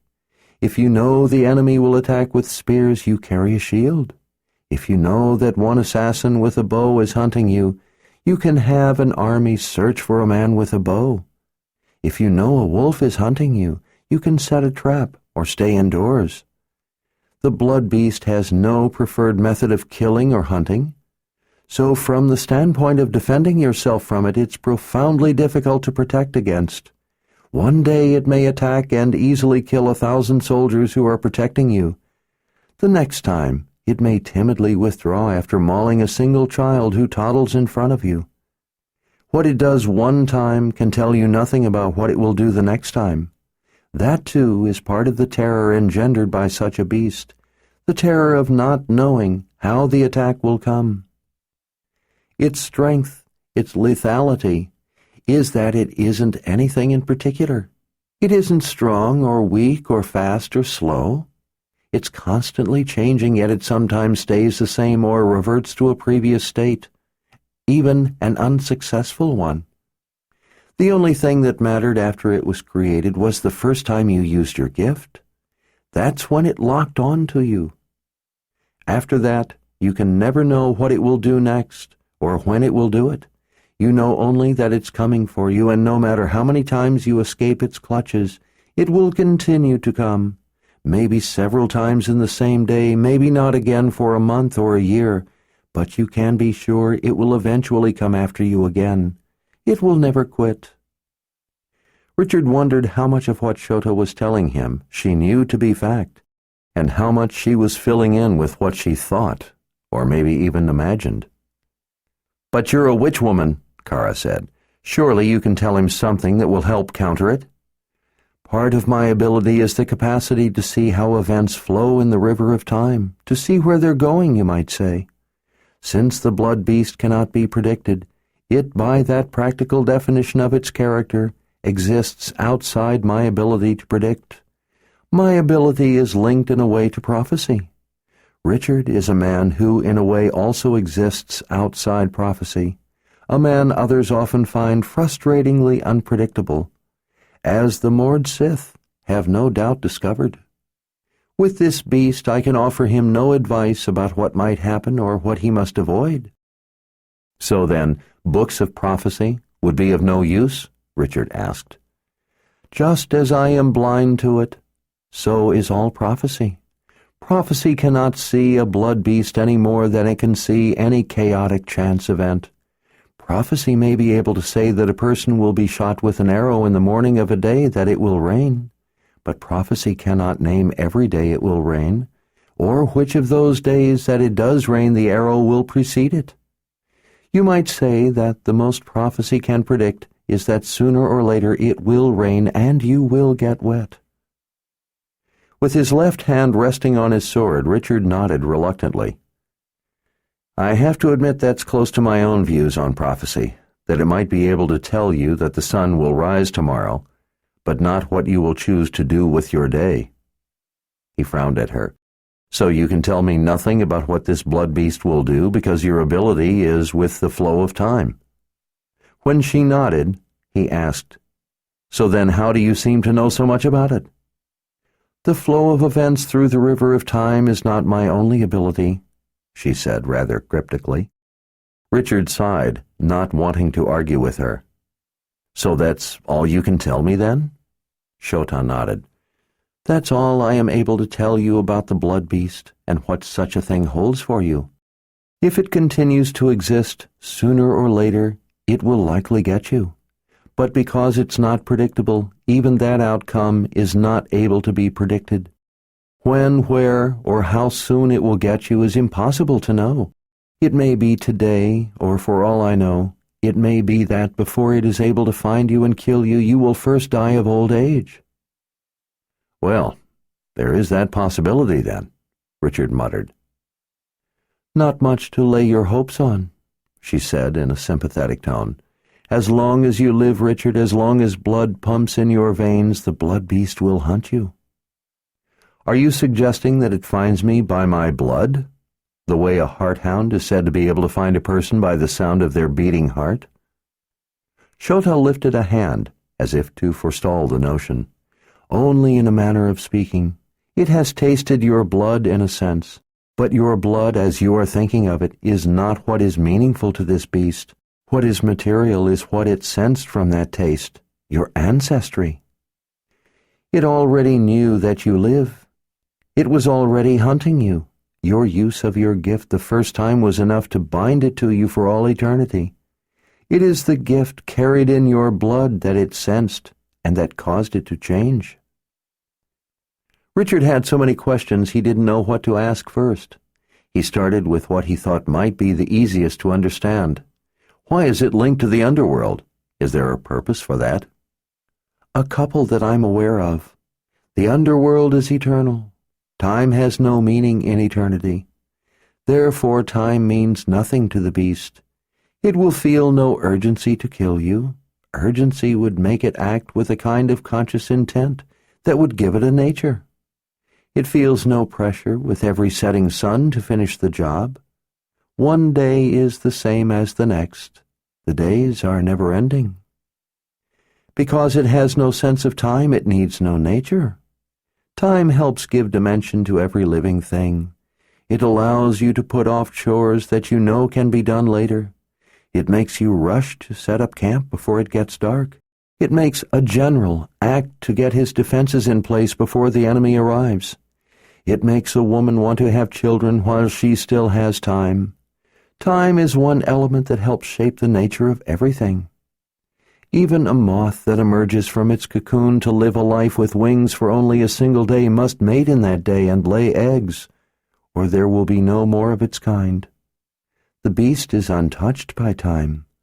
A constituent element of its makeup is the eternity of the underworld, which is antithetical to the very notion of creation, since the underworld is the undoing of creation.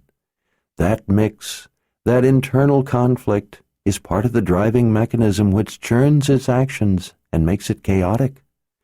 When Nikki used subtractive magic to eliminate your spent blood, the beast, from its roots in the underworld, got its taste of you, or more accurately, a measure of your magic. Your blood carries both additive and subtractive magic. The beast was created to be able to know you by your essence, magic, thereby allowing it to transcend typical worldly limits. The beast needed you to use magic the first time so that it could link to you. Through that link, it could hunt you. But when it received that taste of your blood, it became able to know you in a whole different way. The unique element of magic carried in your blood, inherited from Zed's side and from Dark and Rahl's side, is what the beast tasted. That taste is what mutated it from the beast that Jagang's minions created. It's not your blood itself that it senses, but rather it detects those elements of magic inherent in it. That's why any use of magic will draw the beast. That's how it became more dangerous. It now recognizes any use of your magic anywhere in the world. Each person's magic is unique. The beast now knows yours. That's why you must not use your gift. For this very reason, the sisters who brought the beast into existence for Jagang would have loved to have been able to use your blood in the beginning, but they had no way of getting any. They could link the beast to your gift, but without your blood, it was a weak link that didn't really know the full measure of your magic. Nikki gave the beast what it really needed right after it had been awakened by your first use of the gift. She may have done it to save your life, and she may have had no choice, but she did it. Now any use of magic can much more easily bring the blood beast to you. It would seem that Nikki has in a way fulfilled her oath as a sister of the dark. The hair at the back of Richard's neck had lifted. He wanted to think of a way to prove Shota wrong, to find a chink in the armor of the monster she had given shape to in his mind. But the beast has attacked when I wasn't using magic.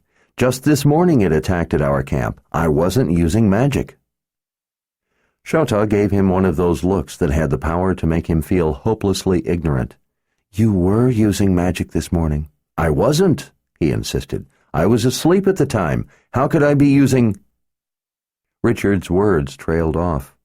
His gaze wandered to the distant hills of the valley and the mountains beyond.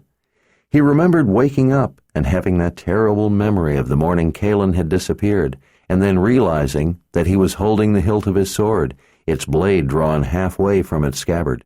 He remembered feeling the sword's stealthy magic coursing through him. But that was the sword's magic, he said. I was holding the sword. It wasn't my magic. It was your magic, Shota insisted. Using the sword of truth calls its power, which joins with your gift, your magic, which is recognized by the blood beast. The sword's magic is part of you now. Using it will chance calling the beast. Richard felt like everything was pressing in on him, closing off every option, shutting off his ability to do anything to stop what was coming for him. He felt the way he had earlier when he woke up to find himself in an ever-tightening trap. But the sword will help me fight it. I don't know how to use my gift. The sword is the one thing I can count on. It's possible that in some instances it may save you. But because the blood beast has no nature and because it is now a part of the underworld, there will be times when you think your sword will protect you, and it will not. Thinking you can predict the ability of your sword to work against the beast will beguile you into having false confidence. As I told you, the beast can't be predicted. So there will be times when your sword can't protect you.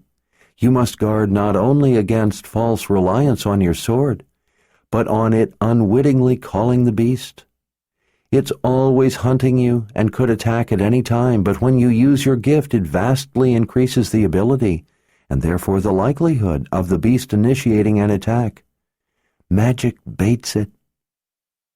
Richard realized that he was gripping the hilt of the sword so hard in his fist that he could feel the raised letter of the word truth pressing into his palm. He could also feel the sword's anger urgently trying to steal into him to protect him against the threat. He took his hand off the hilt as if it were burning him. He wondered if that magic had ignited his own, if he had just called the blood beast without even realizing what he was doing. Shota clasped her hands. There is something else. Richard's attention returned to the witch-woman. Great. What next? Richard, I'm not the one who created this beast. I'm not responsible for its danger to you. She looked away. If you wish to hate me for telling you the truth and want me to stop, then say so and I will stop. Richard waved an apology. No, I'm sorry. I know it's not your fault. I guess I'm just feeling a bit overwhelmed. Go on, what were you going to say? If you use magic, any magic, the blood beast will know it. because it acts in a random manner, it very well may not use that magic link to come after you right then. It may inexplicably not respond, but the next time it may pounce. So you dare not gain confidence in that manner. You already told me that. Yes, but as of yet, you have not realized the full implications of what I'm telling you. You must understand that any use of magic will give the beast the scent of your blood, so to speak. Like I said, you told me that. That means any use of your gift. When he stared at her with a blank look, she impatiently tapped a finger to his forehead. Think. When he still didn't understand, she said, That includes prophecy. Prophecy? What do you mean? Prophecy is given by wizards who have the gift for prophecy. An ordinary person who reads prophecy will see only words. Even the Sisters of the Light, guardians of prophecy though they thought they were, do not see prophecy in its true state. You are a war wizard. Being a war wizard merely means that your gift carries a variety of latent abilities. Part of that is that you are able to use prophecy to understand it as it was intended. Do you see? Do you see how easy it is to inadvertently use your gift? It doesn't matter how you use your gift. If you use your sword or heal with your gift or call down lightning, it doesn't matter. It will call the beast. To the blood beast, any use of your gift is the same, a means of recognition. It will not distinguish between a small use or a spectacular use. To the beast, the gift is the gift. Richard was incredulous. Do you mean to say that if I simply heal someone or draw my sword, it will alert the beast to me? Yes, and likely in short order, while it knows precisely where you are. Being that it's elementally subtractive, it exists only partially in this world, so while the beast is not hampered by things such as distance or obstacles, it also doesn't function in this world with ease. It can't fully conceive of the laws of this world, such as time. Still, it doesn't get tired, it doesn't get lazy or angry or eager. By all this I do not mean to suggest that because you use your gift the beast will therefore act. As I've said, its actions can't be predicted. So like everything else, the use of magic cannot be used as a predictive factor. It only means that it increases its ease in being able to find you. Whether or not it will do so is not knowable. Great, Richard muttered as he went back to pacing. How can he kill it? Kara asked. It isn't alive, Shota said. You can no more kill the blood beast than you can kill a boulder that is about to fall on you or kill the rain before it has a chance to get you wet. Kara looked as frustrated as Richard felt. Well, there has to be something that it's afraid of. Fear is a function of living things. Maybe, then, something it doesn't like. Shota frowned. Doesn't like? You know, fire, water, or light. Something it doesn't like, and so avoids. Today it might choose to avoid water. Tomorrow it might slither up from a bog, snatch his leg, and drag him under the water to drown him. It moves through this world as it would through an alien landscape that has little effect on it. Where in the world could someone learn how to create such a beast? Richard asked. I believe that the core of the knowledge was discovered by Jagang in ancient books on weapons that originated during the Great War. He is a student of ancient subjects having to do with warfare. He collects such knowledge from all over. I have a suspicion, though, that he took what he found and added specifications he wanted in order to defeat you. We do know that he then used the gifted sisters to spawn the beast. Since they used subtractive magic along with their stolen wizardry, they were able to make use of other gifted people as constituent parts of the beast, ripping their souls from them, ripping away all but what was needed in order to conjure, combine, and create the beast. It is a weapon beyond anything we have ever encountered before. Jagang is the one who caused the beast to be created. He has to be stopped before he creates anything else. I couldn't agree more, Richard muttered. You can't stop him if you are off chasing phantoms, Shota said. Richard halted his pacing and stared at her. Shota, you can't just tell me all this without at least telling me something that will help.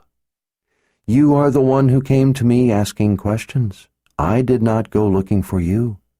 Besides, I have helped you. I told you what I know. Maybe by using the information you now have, you can live another day. Richard had heard enough. The blood beast had no nature. But not to have a nature in a way was its nature. So it had one as far as he was concerned. It may be true, as Shota had said, that there was no accurate way to predict what it would do next. But lack of understanding or knowledge did not constitute a lack of nature. It was, however, a point that was not worth arguing. He thought that it might be an important distinction sooner or later, but right then it didn't matter much. Everything Shota had said largely confirmed what Nikki had already reported, while she had added facets and details that Nikki hadn't known about. Shota hadn't provided any solutions.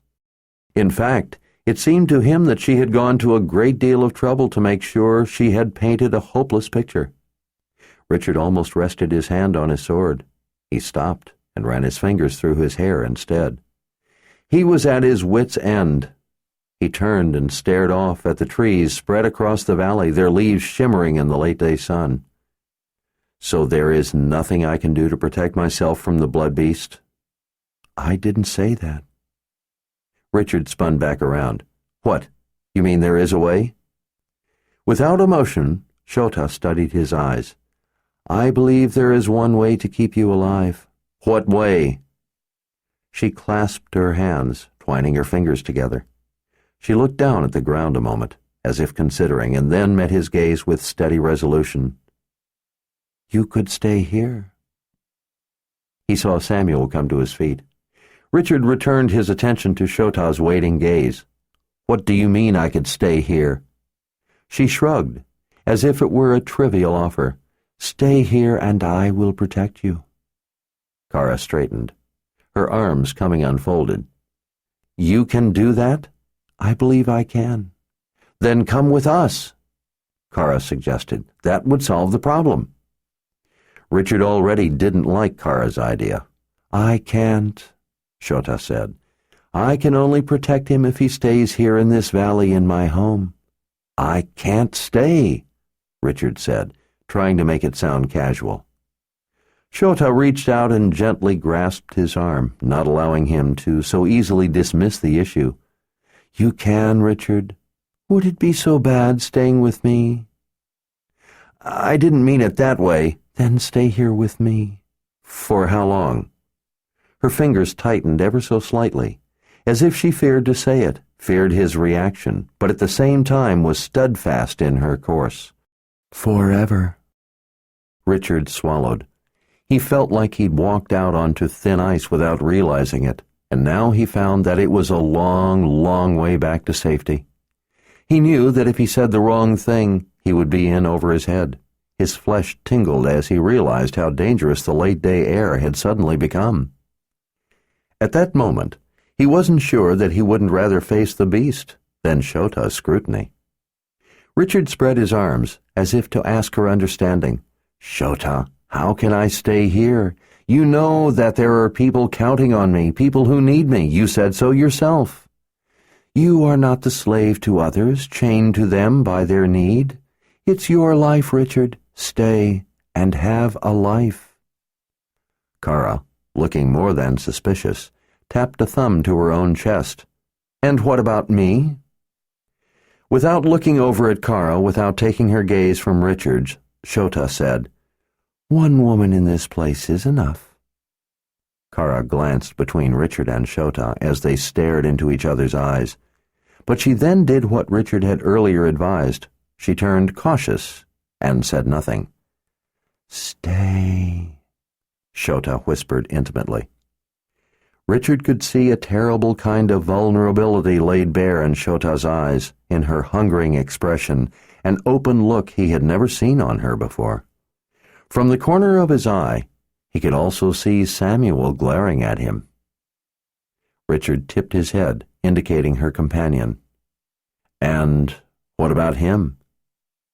She did not shy from the question. In fact, she seemed to have expected it. One seeker in this place is enough. Shota.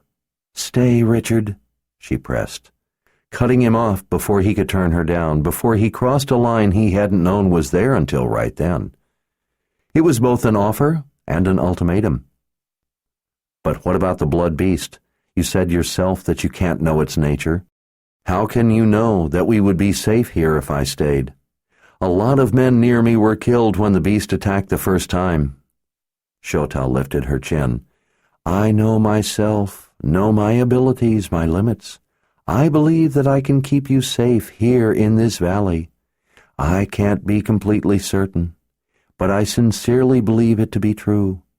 I do know that if you leave here, you will have no protection. This is your only chance. He knew that the last part had more than one meaning. Stay, Richard. Please, stay here with me. Forever. Her eyes brimmed with tears. Yes, forever. Please stay. I will take care of you forever. I will make sure you never regret it or ever miss the rest of the world. Please. This was not Shota, the witch woman. This was simply the woman, Shota, desperately laying herself open to him in a way she never had, offering her unprotected heart, taking a chance. The naked loneliness he saw there was terrifying. He knew because he felt the same anguish of being so alone that it hurt. Richard swallowed and took the step out onto the ice. Shota, that's probably the kindest thing you've ever said to me. To know that you respect me enough to ask such a thing means more to me than you will ever understand. I have more respect for you than you know. That's why when I needed answers, I thought of no one but you. I sincerely appreciate all you are offering, but I'm afraid I can't accept. I have to go. The look that came to her face made Richard go as cold as if he had been plunged into icy water. Without another word, Shota turned and started away. Chapter 42. Richard caught Shota's arm, stopping her before she could leave. He couldn't allow it to end in this way for more than one reason. Shota, I'm sorry, but you said it yourself. It's my life to live. If you consider me, even a little, to be a friend, someone you really do care about, then you would want me to live my life as I think I must, not as you might wish I could. Her chest heaved. Fine. You have made your choice, Richard. Leave. Go and live what is left of your life. I came to you because I need your help.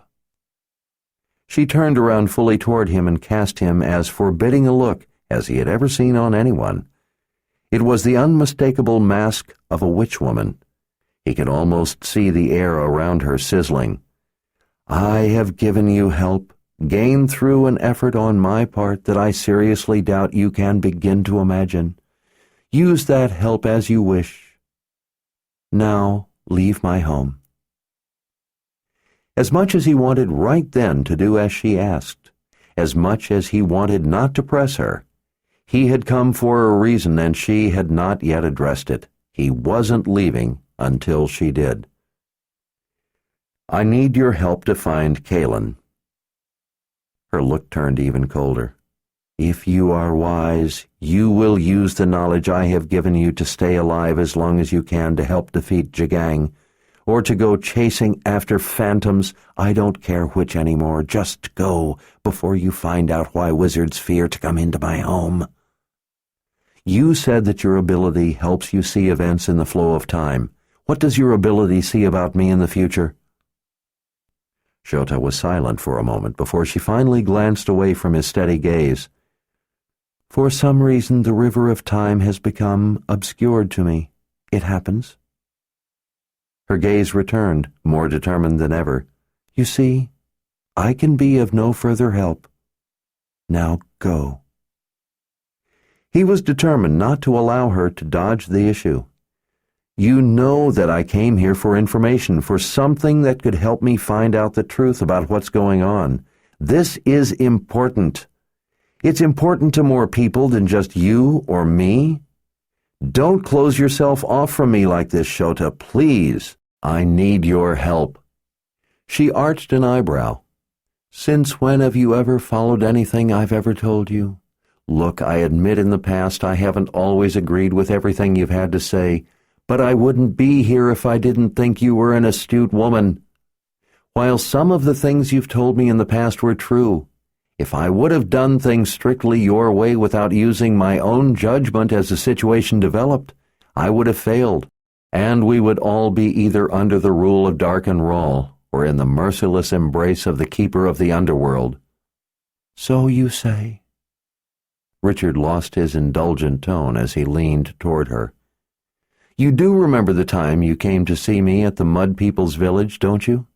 The time you begged me to close the veil so that the keeper wouldn't have us all? You do remember telling me how much the keeper wanted those with the gift, wanted you, a witch woman, to suffer unimaginably for all eternity?" He jabbed her with a finger, punctuating his points. "You did not suffer all the frightful things necessary to stop what was happening. I did. You did not have to fight the keeper's terrors to close the veil. I did. You did not save your own hide from the keeper of the underworld. I did." She was watching him from under her lowered brow. "I remember." "I succeeded. I saved you from that fate. You saved yourself from that fate. That it saved me as well was not your purpose, merely a side consequence."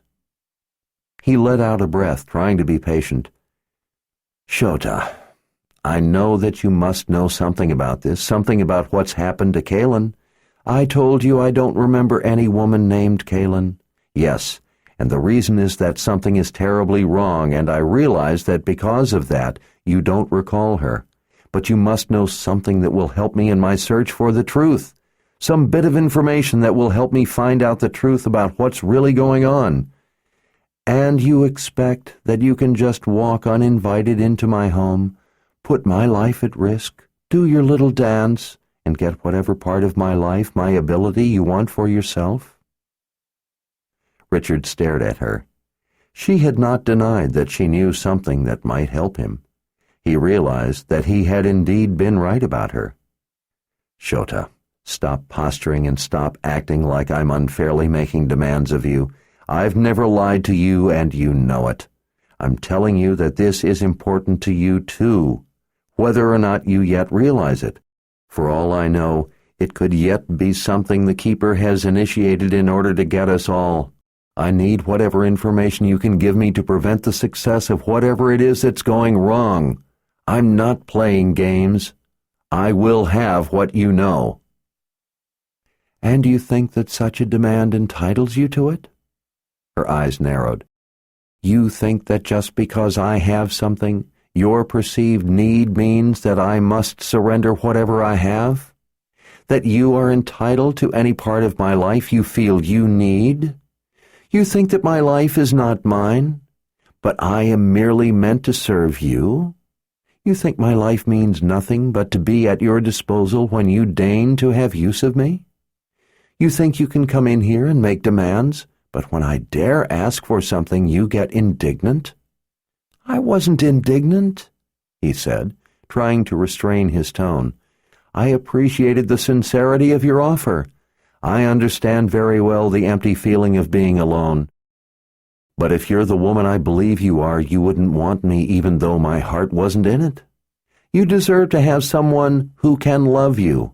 I'm sorry, Shota, but I can't lie and tell you that I can be that one for you, or I would only in the end be hurting you worse.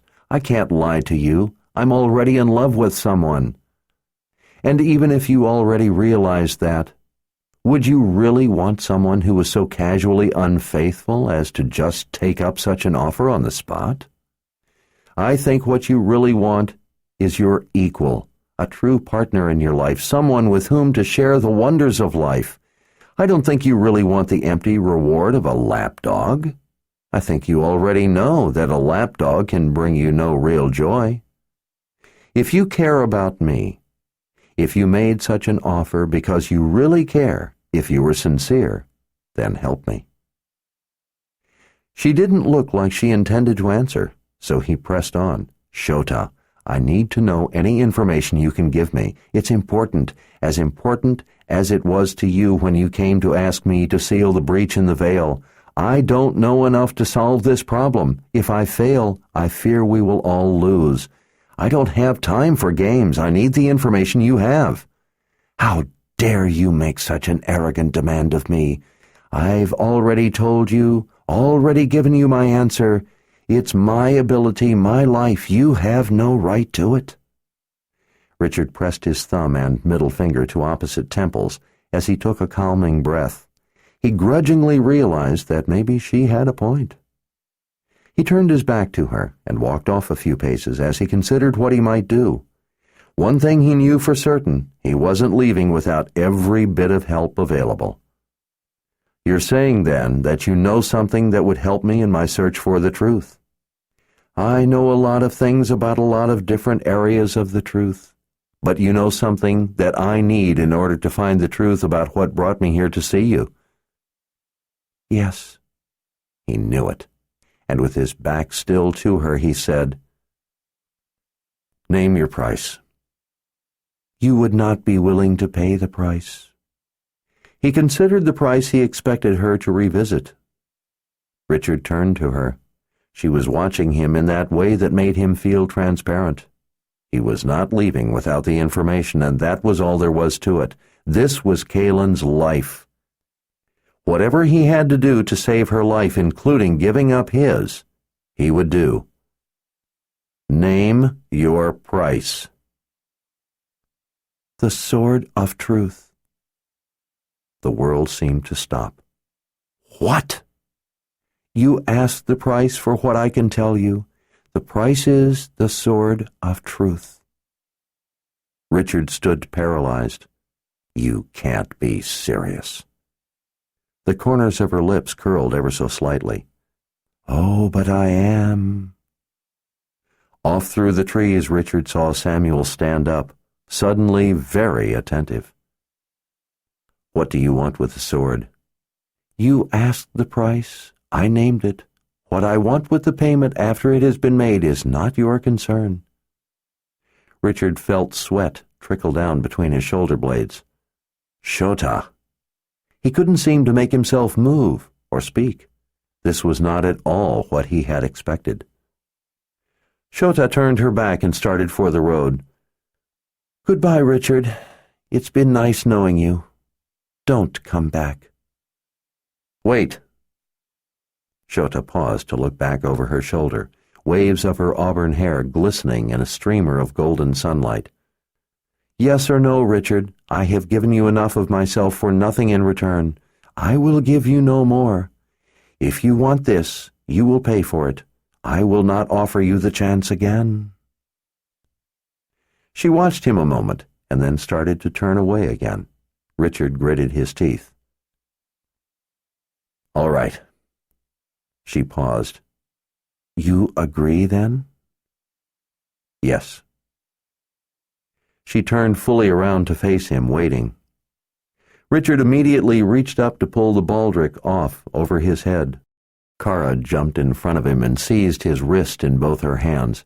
"What do you think you're doing?" she growled. Her red leather glowed in the low sunlight, as if to match the fire in her eyes.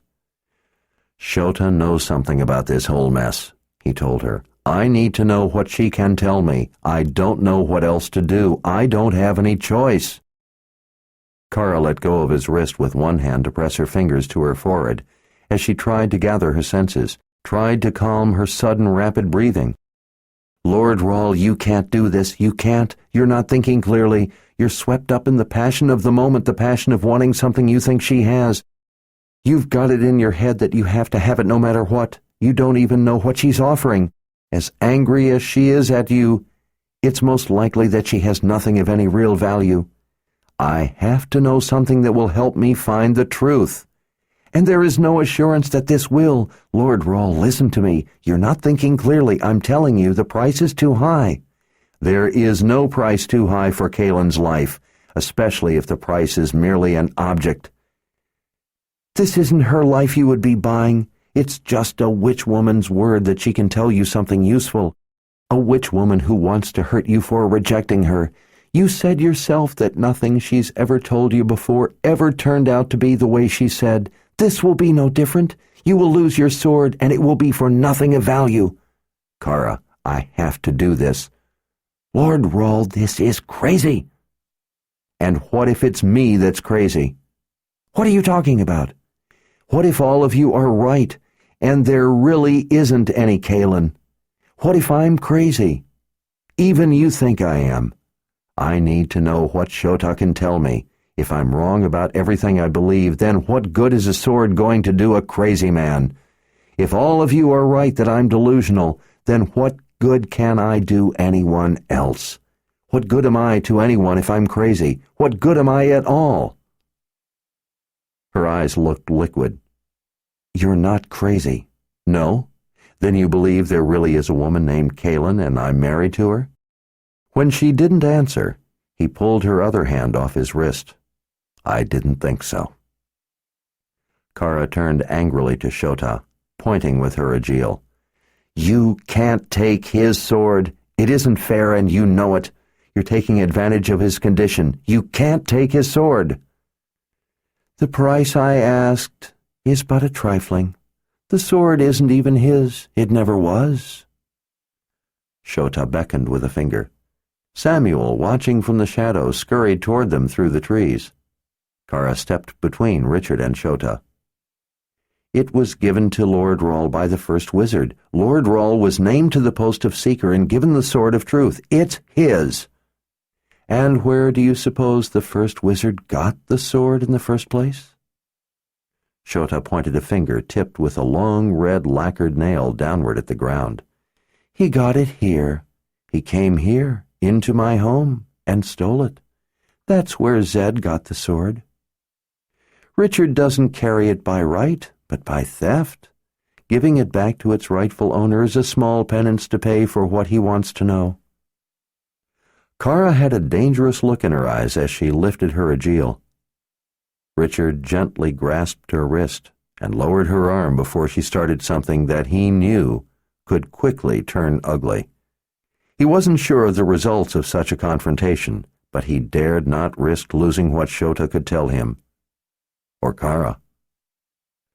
I'm doing as I must, he told Kara in a calm voice. Don't make this any more difficult than it already is. Richard had seen Kara in every sort of mood imaginable. He'd seen her happy, sad, disheartened, resolved, determined, and enraged. But until that moment he had never seen her anger focused so intently, deliberately, so directly at him. And then he had a sudden vision of her taken by cruel anger once before, a long time ago. He couldn't afford to suffer the distraction of any such memory right then and shoved it out of his mind. This was about Kaelin and about the future, not about the past. Richard pulled the baldric off over his head and gathered it together with the scabbard. Samuel, not far behind his mistress's skirts, stood quietly watching, his greedy eyes riveted on the wire-wound hilt. Holding the gleaming gold and silver scabbard in both hands, bundled together with the ancient tooled leather baldric, Richard lifted it out to Shota. She made no move to take it.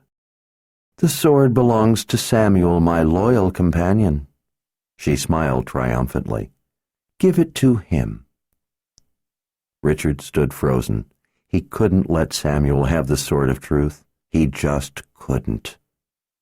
He wondered then just what he thought Shota would want with the sword, if not to give it to Samuel. He guessed that he had been trying not to think of what it really meant to hand it over to Shota. But the sword made him like that. Zed told me that the sword's magic did that to him, turned him into what he is now. And when he has back what belongs to him, he will be who he once was before it was stolen from him by your grandfather. Richard knew Samuel's character. As far as Richard was concerned, Samuel was capable of anything, including murder. Richard could hardly give something so dangerous as the sword of truth to someone like that. Too many people like Samuel had carried the sword, had fought over it, stolen it from one another, sold it to the highest bidder, who then became a seeker whose services were for sale to any loathsome cause that could pay the price. In the shadows it passed from hand to hand, used for vile and violent purposes. By the time Zed had finally gotten the sword of truth back and eventually given it to Richard, the seeker had become an object of scorn and contempt, seen as nothing more than a criminal, and a dangerous one at that. If he gave the sword to Samuel, it would be that way again. It would start all over again.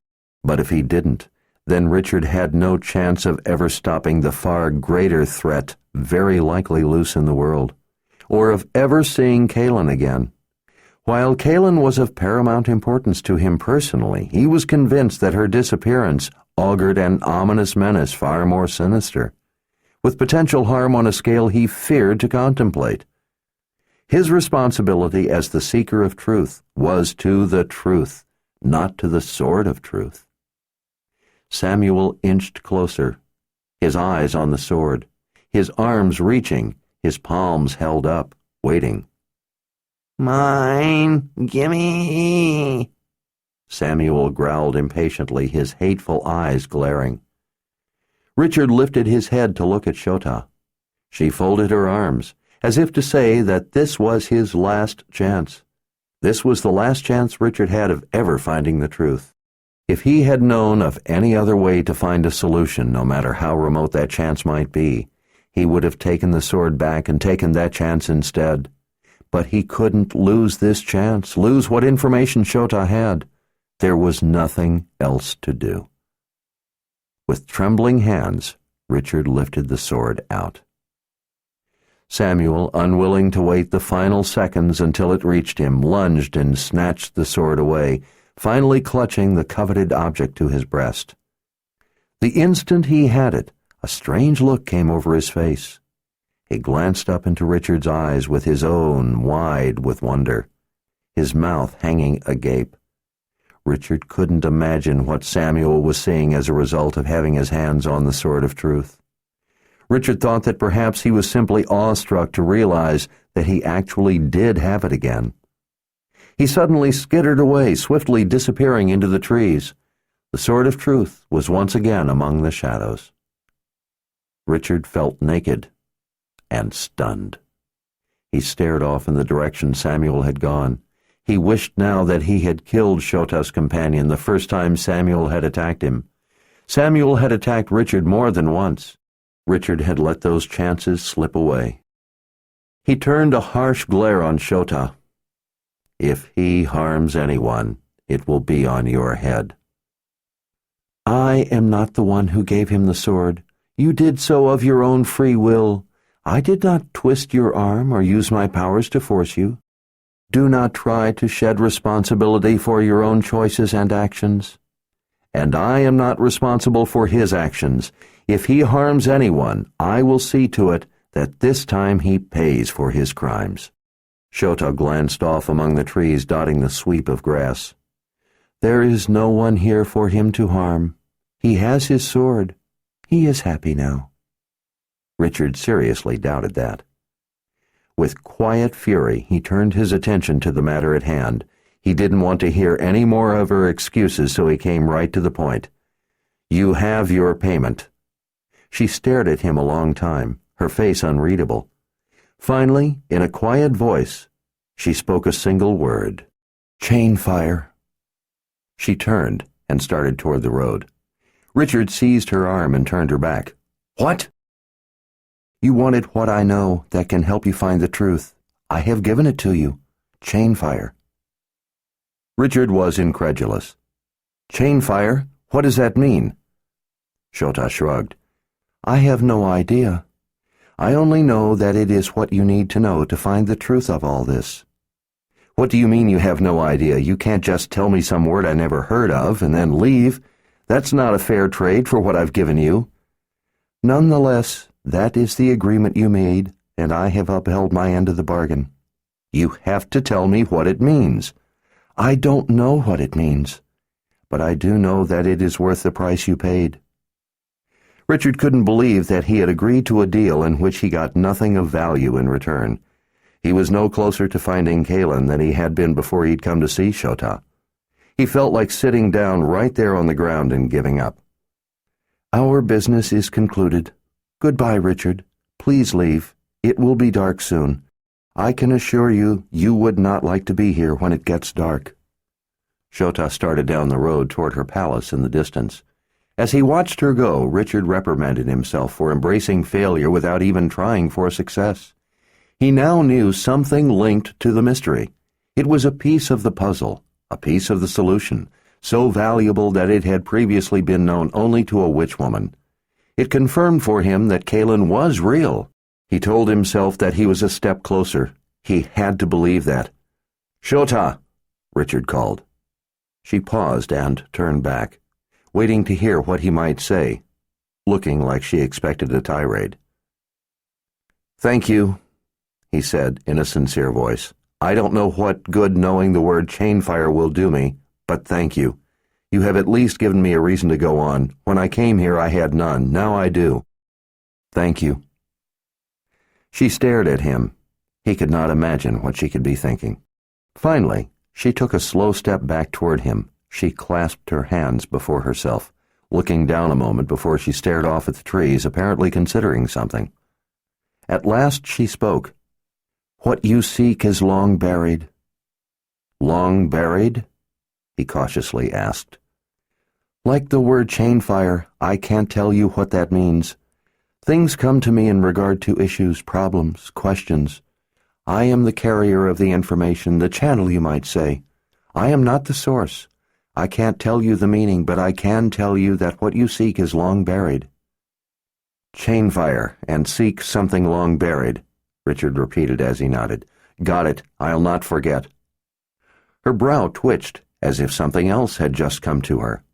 "You must find the place of the bones in the deep nothing." Richard felt goosebumps racing up his legs. He had no idea what the deep nothing was, but he didn't like the sound of it, or the sound of looking for bones. He refused to consider the dire implications. Shota turned again to the road and started making her way toward her palace. She had not gone more than a dozen paces when she stopped and turned back. Her ageless eyes met his gaze.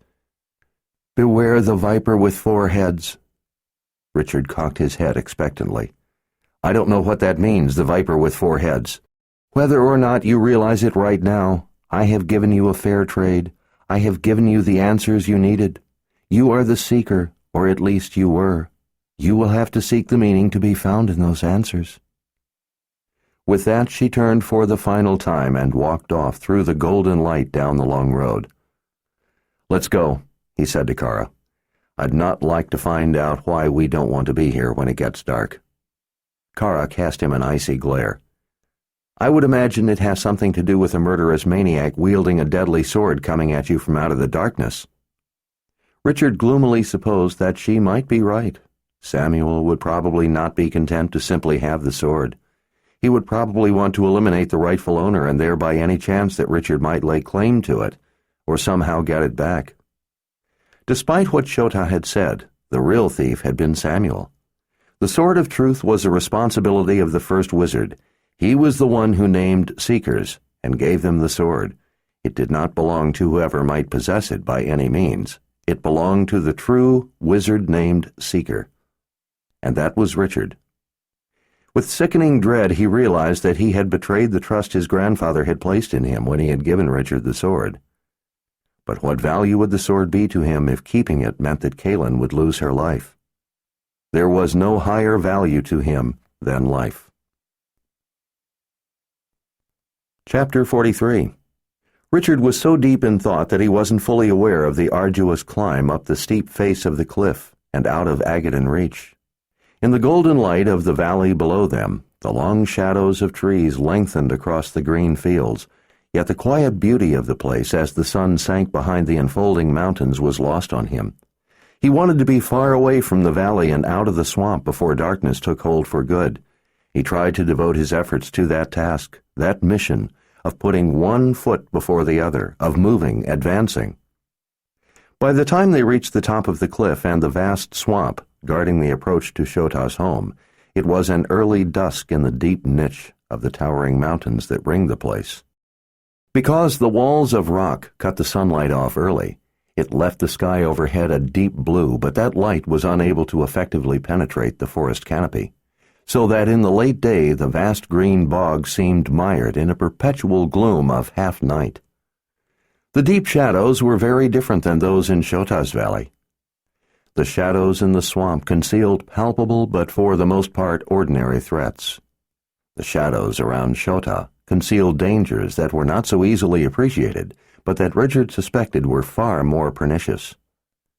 The sounds of the dank swamp all around him, the chirps, the whistles, the hooting calls, the clicks, the distant cries, hardly registered in Richard's consciousness. He was deep in his own world of despair and purpose tangled together in a titanic struggle. While Shota had told him a great deal about the blood beast that was hunting him, Nicky had already told him that he was being hunted by a beast conjured at Jagang's behest. The visit to Shota had not been worth the minutiae he learned about the beast. It was the precious few things that Shota had said at the end that really mattered to him. It was those things for which he had traveled to this place. It was for those things he had paid a price so dear that he was only now beginning to fully grasp its significance. His fingers itched to touch the hilt of his sword for reassurance, but that familiar and faithful weapon was no longer there. He tried not to think about it, and yet he could think of little else. He felt relief that he had gained what he felt sure would be crucial information, but at the same time he felt a crushing sense of personal failure.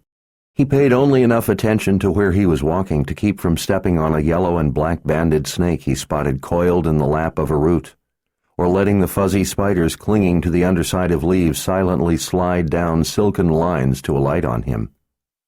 He skirted brush when something within hissed at him. Richard followed the darkening trail as fast as safely possible, while in his mind he went over Shota's every word, concentrating on the treasure for which he had paid such a terrible price. Kara followed close on his heels, swinging and swatting at the cloud of bugs hovering around their faces. Occasionally a bat fluttered in out of the dark shadows to snatch up some of those bugs. As he made his way through the tangle of growth, Richard pushed aside vines and branches and stepped carefully around snarls of roots, some of which writhed like a nest of snakes when they got too close. On his first visit, Samuel had shown him how those roots could grab an ankle if you got too close. Richard was so totally absorbed in trying to figure out what chainfire could possibly mean, or what it could be, that he nearly stepped into a stretch of black water that was hard to see in the murky light. Kara's hand snatching his arm halted him just in time. He glanced around and spotted the log they had crossed on before, and took to that route. He racked his brain trying to think if he had ever heard the word chainfire before, but his hopes grew as dim as the failing light. It was a strange enough word, it seemed, that he would have remembered it, if he had ever heard it before. He wished that Shota would have known its source or meaning, but he believed that she was telling the truth about these kinds of answers coming to her without explanation or insight. On the other hand, he feared that he knew all too well what Shota meant when she'd said, "What you seek is long buried." That warning made his chest ache. He dreaded that it very well might mean that Kaylin was already dead and long ago buried. He'd felt lost ever since that morning he awoke to find her missing. Without Kaylin, everything else in the world seemed meaningless. He couldn't allow himself to envision her death as being true. Instead, he thought about her beautiful, intelligent green eyes, her special smile, her singular manner as being very real and very alive. Shota's words, though, kept returning to him. He had to figure out what meaning they could hold if he was to find Kaylin. This is the end of disc number 14. Please insert disc number 15.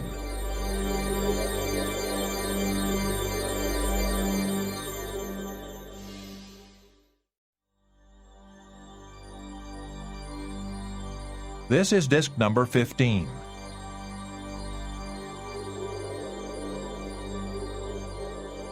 Shota's words, though, kept returning to Richard. He had to figure out what meaning they could hold if he was to find Kaelin.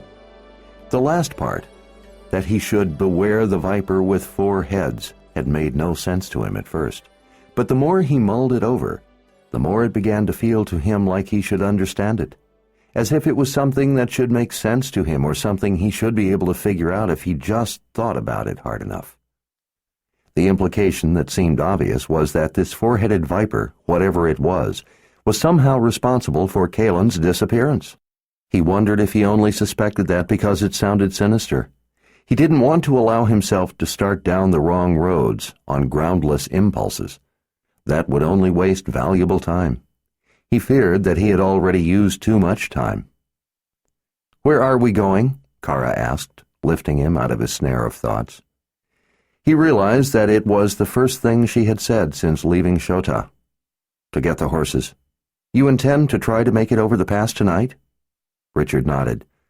"Yes, if we can. If the storm has blown away, the moon will provide enough light." The first time he had come to see Shota, the witch woman had taken Kaelin back to her valley. Richard had followed their tracks over the pass at night. It wasn't easy, but he knew it could be done. He knew how tired he was from the hard day of crossing the pass, and he knew that Kara had to be just as tired.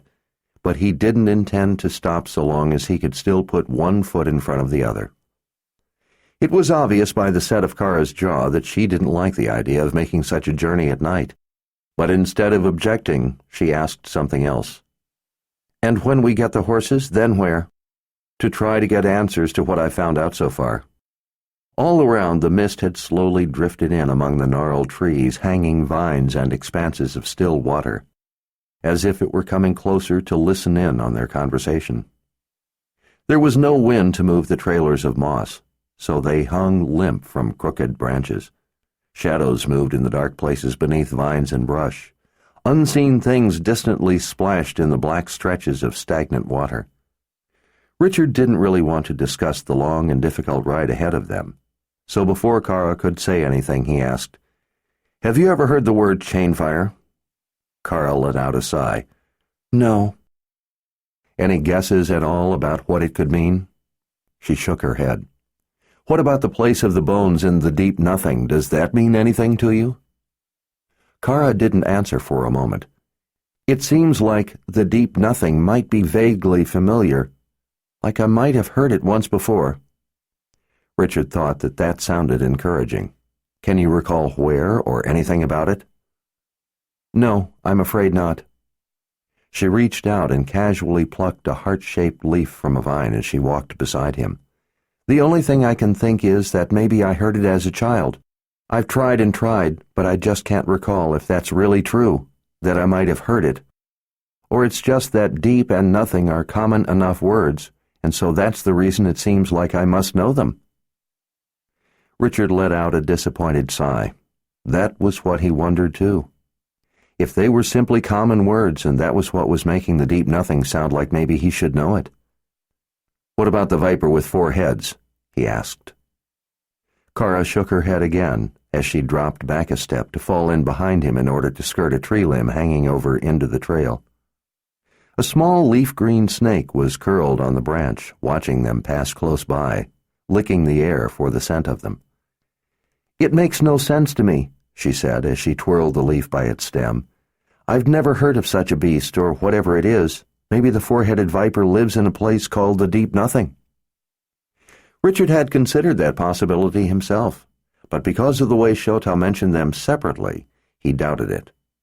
They had seemed to come to her as individual, distinctly different pieces of information. He supposed that since they were connected to his question about something that could help him discover the truth, they could be associated, as Kara had suggested. At the place in the trail where the trees opened up to the dark mass of the mountains rising up before them, Kara paused. "Maybe Nikki will catch up with us soon. She knows a lot about magic and all sorts of things. She might know what Chainfire means, or even some of the rest of it. Nikki would be happy to do anything to help you." Richard hooked a thumb behind his belt. "Do you want to tell me what you and Nikki have cooked up?" It seemed rather obvious to him, but he wanted to hear her admit the extent of it. He watched her eyes as he waited. "Nicky had nothing to do with it. It was my idea." "What exactly was your idea?" Kara turned away from his direct gaze and stared off up the pass. The sky was mostly clear, with stars beginning to appear. Ragged clouds scudded past on the silent wind higher up. It wouldn't be long before the moon rose. "When you healed me, I felt some of the terrible loneliness haunting you. I think that you may have thought up this woman, Kaylin, in order to fill that void. I don't want you to have to suffer the terrible anguish I sensed in you. Someone who does not exist can't ever fill such a void." When she didn't say anything else, he did. "And so you want that void to be filled by Nicky?" She looked back to his eyes, frustration overtaking her features. "Lord Rahl, I only wanted to help you. I think you need someone to be with you, to share your life, like Shota wanted someone, like she wanted you. But Shota is the wrong person for both of you. I think Nicky would be good for you, that's all. So you thought that in my place, you could give my heart away to someone." "Well, it sounds wrong the way you put it." "It is wrong." "No, it's not," she insisted, as her hands fisted at her sides. "You need someone. I know that right now you feel lost. I think you're getting worse. Dear spirits, you just gave up your sword. You need someone, I know you do. You seem somehow incomplete. In all the time I've known you, you have never seemed that way to me before. My whole life I've never before thought of the Lord Rahl as being with just one woman, much less being married, but with you, it just seems that you need a soulmate. Nicky is a better fit than anyone else. She's smart. Nicky is smart enough that you two can really talk. You share things about magic and such. I've seen the way you two talk, the way you both smile. You just look natural together. You're both smart and both gifted. And she's beautiful. You should have someone beautiful, and Nicky is that." "And what part did Nicky play in your little plot?" "Nicky had much the same objections you have, which in a way only proves that I'm right about you two being such a good fit. So she didn't like you planning her life either." Kara shrugged one shoulder. "No, that's not what I mean. She had the same objections for you. She spoke up on your behalf, not hers. She only cared about what you wanted. She seemed to know that you would take a dim view of such an idea." "Well, you're right about one thing. She is smart." "I was only trying to get her to think about it. I wasn't telling her to throw herself at you. I thought that maybe you two could complete each other, fill the void you both feel. I thought that maybe if I encouraged her to consider it, that nature could take its course, that's all." Richard wanted to strangle her, but he kept his voice calm because Kara's actions, while wrong, were so touchingly human, so caring, that at the same time he wanted to hug her. Who would ever have thought that a Mord Sith could ever care about love and companionship? He guessed that he had. But still. "Kara, what you're trying to do is the same thing Shota was trying to do. Decide for me what I should feel, how I should live." "No, it's not the same." Richard's brow drew down. "And how is it not the same?" Kara pressed her lips together. He waited. She finally answered in a whisper. "She doesn't really love you. I do, but not that way," she was quick to add. Richard wasn't in the mood to argue or to yell. He knew that Kara's intent was well-meaning, if misguided. More than anything, he could hardly believe what he had just heard her admit out loud. Were it not for everything else going on, he would have been overjoyed. "Kara, I'm married to the woman I love." She sadly shook her head. "Lord Rahl, I'm sorry, but Kaylin just doesn't exist." "If she doesn't exist, then why was Shota able to give me clues that will help me prove the truth?" Kara looked away again. "Because the truth is that there is no Kaylin. The things she told you will only help you discover that sad truth. Did you ever think of that?" "Only in my nightmares," he said as he started for the mountain pass. Chapter 44. Jillian turned and gazed up into the sky when she heard the raven croak. The great bird's widespread wings rocked as it rode the invisible currents in the perfectly clear blue sky. As she watched, it croaked again, a harsh, grating sound that echoed through the deep silence of chasms and carried out across the parched, rolling landscape baking in the afternoon sun. Jillian snatched up the small dead lizard, lying on the crumbling wall beside her, and then scrambled up the dusty lane. The raven wheeled majestically overhead as he watched her running up the rise. She knew that he had probably seen her ages ago, long before she knew he had been there. Holding the lizard by its tail, as she rose up on the balls of her feet, Jillian lifted her arm as high as she could toward the sky and wiggled the offering. She laughed when she saw the inky black bird look almost as if it stumbled in mid-air when it spotted the ringed lizard dangling from her fingers. The bird rolled into a steep dive with its wings pulled partly in to enable it to gather speed as it plummeted. Jillian hopped up and sat on the dilapidated stone wall beside some of the exposed paving stones that had once been part of a road.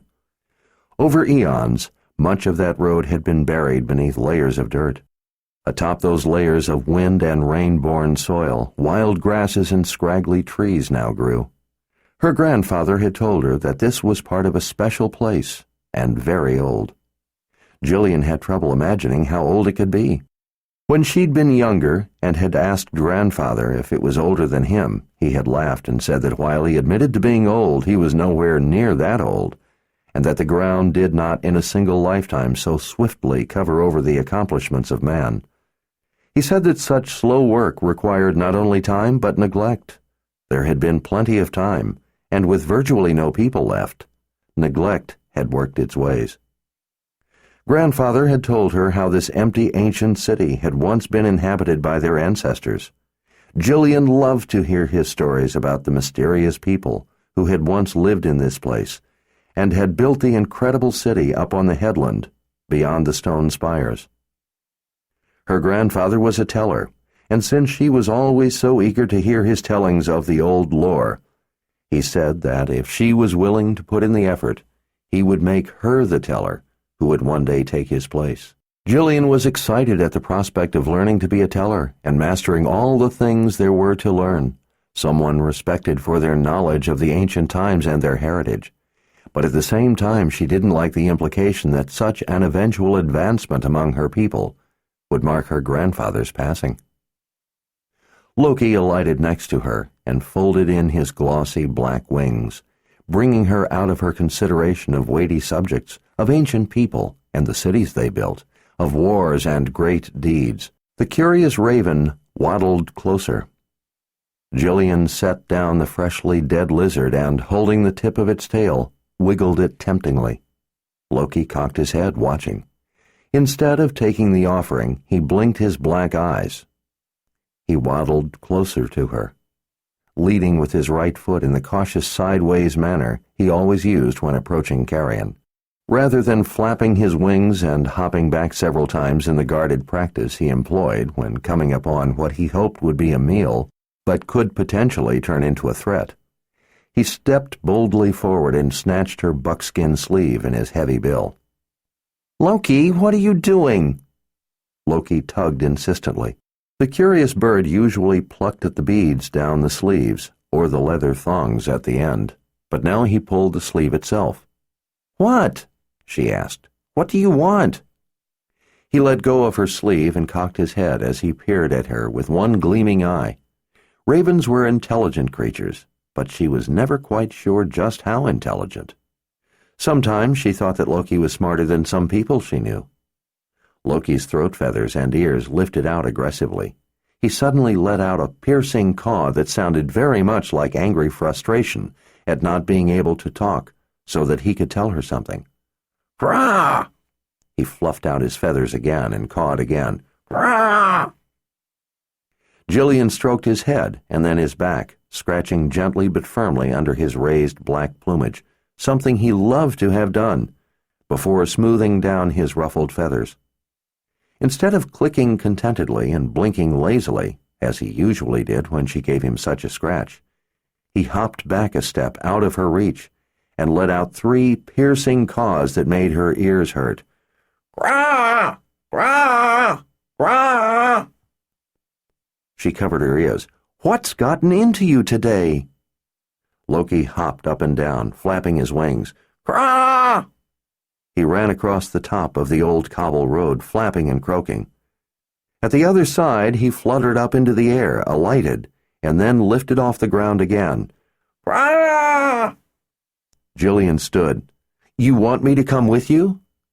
Loki cawed noisily, as if to confirm that she had at long last guessed correctly. Jillian laughed. She was sure that the crazy bird could understand every word she said and sometimes read her thoughts besides. She loved having him around. Sometimes, when she talked to him, he would quietly stand nearby and listen. Her grandfather had told her not to let Loki sleep in her room, or he would know her dreams. Jillian mostly had wonderful dreams, so she didn't mind if Loki knew them. She suspected that maybe her friend did know her dreams, and that was why she often awoke to find him perched on the nearby windowsill, sleeping contentedly. But she was always very careful not to send him any nightmares. Did you find yourself a nice dead antelope? Or maybe a rabbit? Is that why you're not hungry? She shook her finger at him. Loki, she scolded, did you steal another raven's cache? Loki was always hungry. Her ravenous raven, she often called him. He would share her dinner with her, if she would let him, and steal it if she wouldn't. Even if he was too full to eat the lizard, she was surprised that he didn't at least take it away and hide it for later. Ravens hid whatever they couldn't manage to eat, and they could eat a lot. She couldn't understand how it was that the bird didn't get fat. Jillian stood and brushed the dust from the seat of her dress and her knobby knees. Loki was already airborne, circling, cawing, urging her to hurry. All right, she complained as she held her arms out for balance while scurrying along the top of the fat wall, along an enclosure strewn with rubble. At the crest of the small hill she stood with one hand on the sash of cloth wrapped around her hip, while with her other hand she shielded her eyes as she peered up into the bright sky to watch her friend pitching and rolling in a bid to keep her attention. Loki was a shameless show-off. If he couldn't do aerial stunts to impress other ravens, he would happily do them for her. Yes, she yelled into the sky. You're a clever bird, Loki. Loki cawed once and then swiftly beat his wings. Jillian's gaze followed him, her hand shielding her eyes from the sunlight, as he flew south out over the vast expanse before her. Random ribbons of green summer grasses, up closer to the foot of the headland and mountains behind her, cut through the barren landscape. To the sides, hazy violet fingers of distant mountains, each farther one a shade softer and lighter, extended down into the desolate plain that seemed to go south forever. She knew it didn't, though. Grandfather said that to the south was a great barrier, and beyond a long forbidden place called the Old World. In the distance, down among the green patches on the plain that lay close up against the foothills, she could see the place where her people lived in the summers. Wooden fences filled the broken gaps in ancient stone walls that held their goats, pigs, and chickens. Some of their cattle grazed out on the summer grasses. There was water in this place and some trees, their leaves shimmering in the bright sunlight. Gardens stretched out beside the simple brick houses that had withstood the harsh winter winds and baking summer sun for untold centuries. And then, when she glanced up again at Loki, Jillian saw at the horizon toward the west a faint cloud of dust rising up. It was so far away that it seemed tiny. The smudge of dust against the deep blue of the sky where it met the horizon seemed to hang in the air motionless, but she knew that it was just a trick of the distance that made it look tiny and still. Even from this far, she was able to tell that it was spread across a broad swath. It was still so far away that it was hard to see much of its cause. Had it not been for Loki, Jillian likely wouldn't have spotted it for some time. Even though she couldn't yet see what was causing the dust, she knew that she had never before seen such a sight. Her first thought was that it had to be a whirlwind or a dust storm, but as she watched it she realized that it was too broad to be a whirlwind and a dust storm didn't stream up into the sky the way this did. A dust storm, even if it did extend high up, still had at the base what looked like huge billowing brown clouds running along the ground that was actually where the gusty winds were churning up the dust. This wasn't at all like that. This was dust rising up from something coming, from people coming on horses. Strangers. More strangers than she could fathom. Strangers in such numbers that it was like something in her grandfather's stories. Jillian's knees began to tremble. Fear welled up through her, coming to lodge in her throat where screams were born. This was them, the strangers her grandfather always said would come. They were coming now. People never doubted her grandfather, to his face anyway, but she didn't think they really worried about the things in his tellings. After all, their lives were peaceful. No one ever came to disturb them or their homeland. Jillian, though, had always believed her grandfather, and so she'd always known that the strangers would eventually come. But like other people, she'd always thought it would be sometime in the dim future, maybe when she was old, or maybe even, if they were lucky, generations in the future. It was only in her infrequent nightmares that the strangers arrived in the present, rather than the far future. Seeing those columns of dust rising, she knew without a doubt that this was them, and they were coming now. In her whole life she had never seen strangers. No one but Jillian's people ever wandered the inhospitable barrens of the vast and forbidding place known as the Deep Nothing. She stood trembling in terror, staring at the smudge of dust at the horizon. She was about to see a great many outsiders, the ones from the stories. But it was too soon. She hadn't had a life yet, hadn't had a chance to live and love and have children. Tears brimmed in her eyes, giving everything a watery appearance. She looked over her shoulder and up into the ruins. Was this what they had faced? Like in grandfather's tellings? Tears began to run down through the dust on her cheeks. She knew without a hint of doubt that her life was about to change, and that her dreams would no longer be happy. Jillian scrambled down off the top of the rubble she had been standing on and ran down the hill, past the wall, the crumbled empty squares of brick buildings, the pits where once buildings had risen up. Her racing feet raised their own cloud of dust as she ran through the ruins of what once had been outposts of an ancient city. She ran down roads that no longer had life around them, no longer were lined with standing buildings. She had often tried to imagine what it would have been like when people had lived in the houses, when people had walked the streets, cooked in the homes, hung the wash outside their brick houses, traded goods in the squares. No more. They were all long dead. The whole city was long dead, except for the few of Jillian's people who sometimes stayed in the most remote of the old buildings.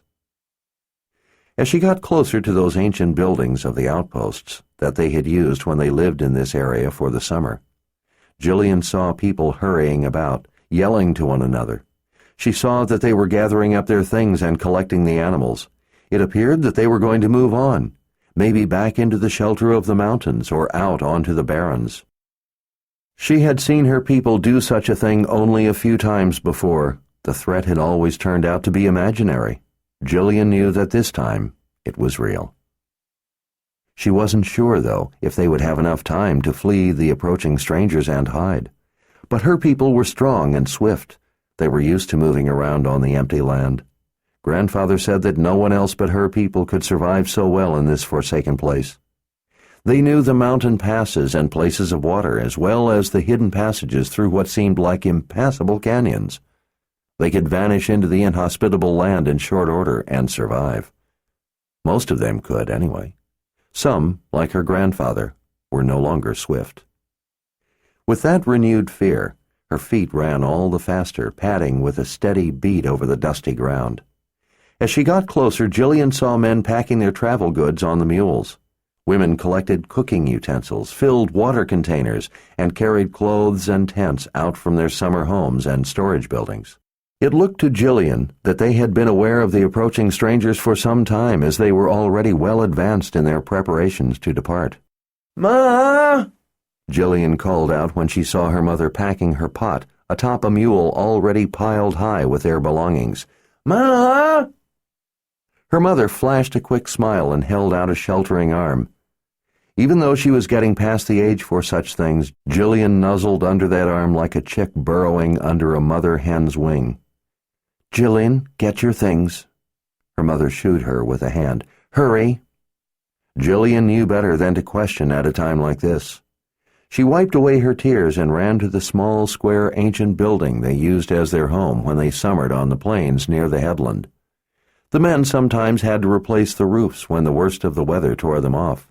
But, other than that, the rest of the stout, squat buildings were the very same buildings constructed by their ancestors, who had once built and lived in the deserted city of Casca up on the headland.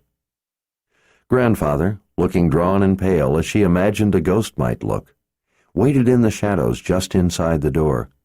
He was not hurrying. Terror swelled in Jillian's chest. She realized that he couldn't come with them. He was old and frail. Like some of the other older people, he wouldn't be swift enough to keep up with the rest of them if they were to escape. She could see in his eyes that he had no intention of trying. She sank into her grandfather's tender embrace and started wailing, even as he comforted her. There, child," he said, his hand stroking her short-cropped hair. "No time for this." Grandfather grasped her arms and eased her away as she tried her best to bring her sobbing under control. She knew that she was old enough that she shouldn't be crying in such a way, but she just couldn't help it. He squatted down, his leathery face wrinkling as he smiled at her and brushed away a tear. Jillian swiped away the rest of her tears, trying to be strong and act her age. "Grandfather, Loki showed me the strangers who are coming." He was nodding. "I know. I sent him." "Oh," was all she could think to say. Her world was turning upside down, and it was hard to think. But somewhere in the back of her mind she realized that he had never before done such a thing. She'd never known he could, but knowing her grandfather, it didn't really surprise her. "Jillian, listen to me. These men who are coming are the ones I always told you would come. Those who can are going away for a while to hide." "For how long?" "For as long as necessary. These men who ride this way are only a small number of those who will eventually come." Her eyes grew wide. "You mean there are more? But there are so many. They raise more dust than I have ever seen before. There can be more strangers than these?" His smile was brief and bitter. "These are only a survey party, I expect. The first advance scouts of many more to come. This vast and desolate land is unknown to them. I expect they are looking for routes through it, testing to see if there will be any opposition. I'm afraid that according to the tellings, the men they scout for are more in number than even I can grasp. I believe that these other men, with their uncountable numbers, are yet some time in coming, but even this advanced party will be dangerous, ruthless men. Those of our people who are able must flee and hide for now. Jillian, you cannot go with them." Her jaw dropped. "What? Listen to me. The times I have told you about are upon us. But Ma and Pa won't allow—" "They will allow what I tell them they must, just as our people must," he said in a stern voice.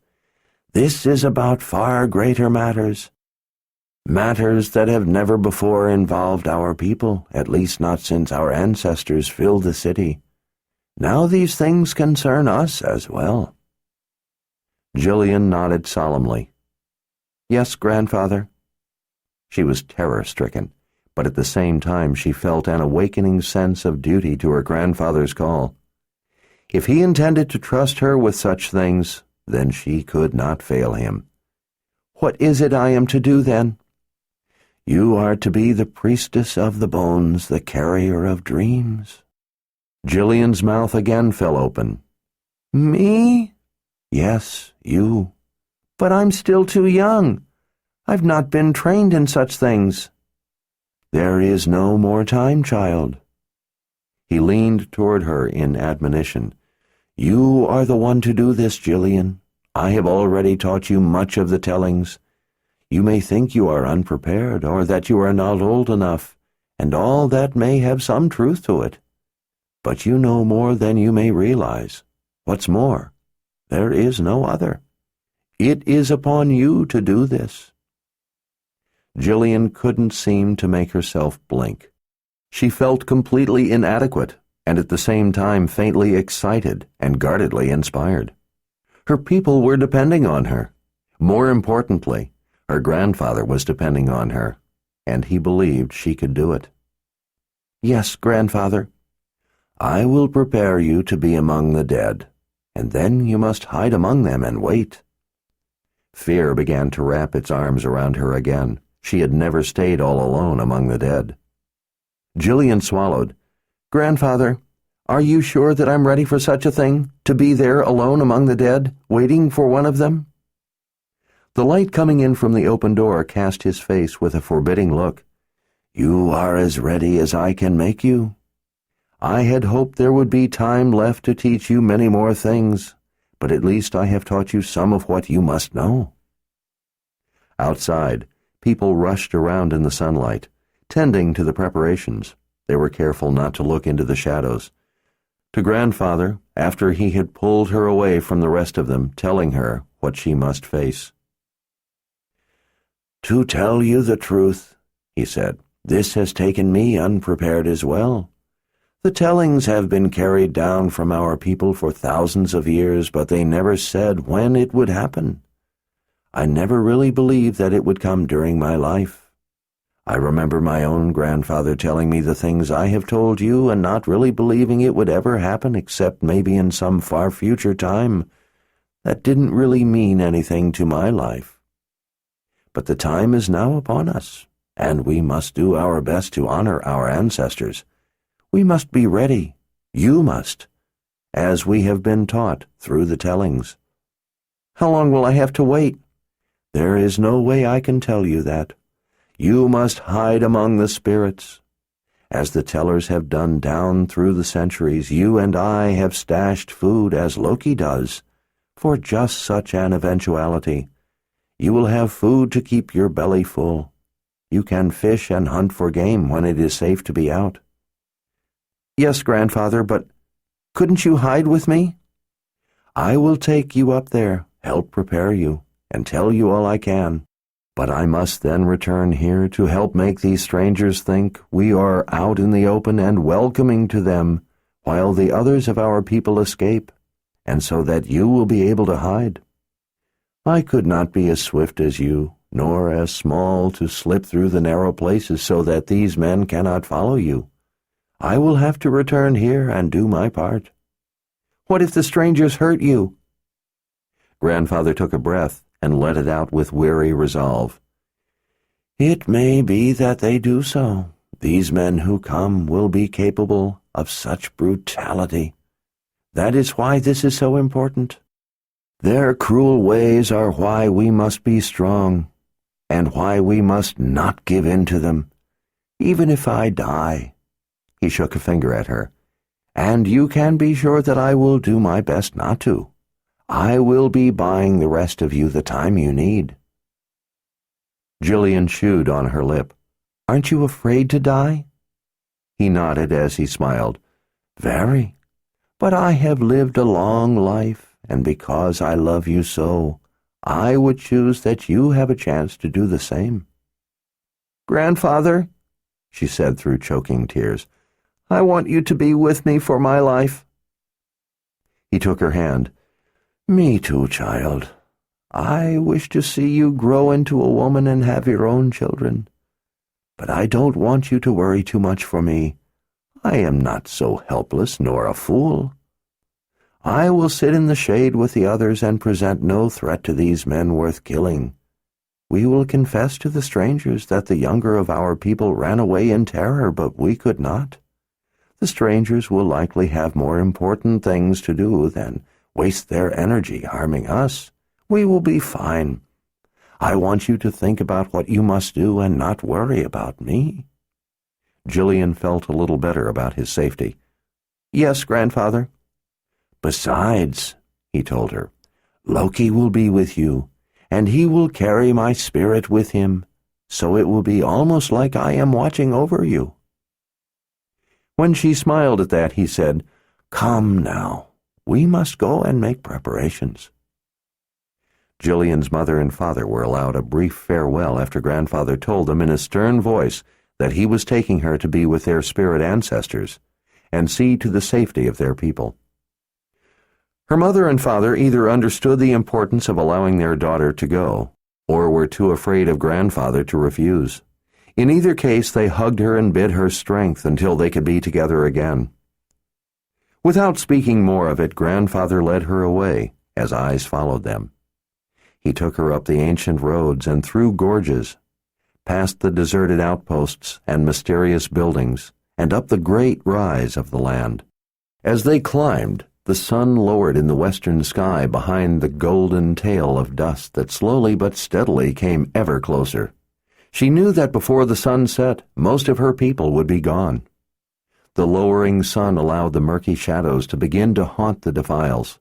The smooth stone, layered with twisting bands of rock, invited them ever onward to see what might be around each curving bend.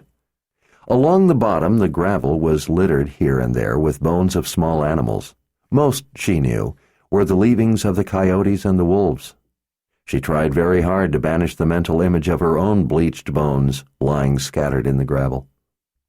Overhead, Loki lazily circled in the deepening blue of the sky as he watched her making her way with Grandfather up toward the headland. When they reached the stone spires, the birds silently glided among the column's pinnacles, as if it were a game. He had followed them up to the ancient city enough times that he must have thought nothing of it. To Gillian, even though Grandfather had taken her up through the maze of ravines, gullies, and deep canyons a great many times, this time it all seemed new to her. This time she was going as the priestess of the bones, the carrier of dreams. At a place where a quiet stream followed a twisting route through the graveled bottom of a very deep canyon, Grandfather led her to a small boulder in the cool shade and sat her down. All around, the smooth, undulating sides of the canyon rose nearly straight up, leaving no way to climb out if a sudden rain brought a flood. It was a dangerous place, for more than the reason of the threat of flash floods. It was a tangle of side gullies and canyons that in places took complicated routes around huge standing columns so that it was possible to go around in circles and never find your way out. Gillian, though, knew her way through this labyrinth, as well as others. As she sat quietly, waiting, Grandfather opened a pouch he always carried tied to his belt. He pulled out a folded piece of oilcloth from among the things he carried in the pouch and opened it in one palm. He dipped his first finger in the oily black substance inside. Grandfather lifted her chin. "Hold still now while I paint your face." Gillian had never been painted before. She knew of the formality from Grandfather's stories, but she just never thought about it being her who would be the priestess of the bones, the one to be painted. She sat as still as she could while he worked, feeling that everything was happening too fast, before she even had time to really think about it.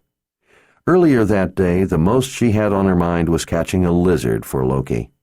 Now it felt as if the weight of the world was on her shoulders. "There," Grandfather said. "Come see." Gillian knelt beside a still pool and bent forward. She gasped. What she saw was frightening.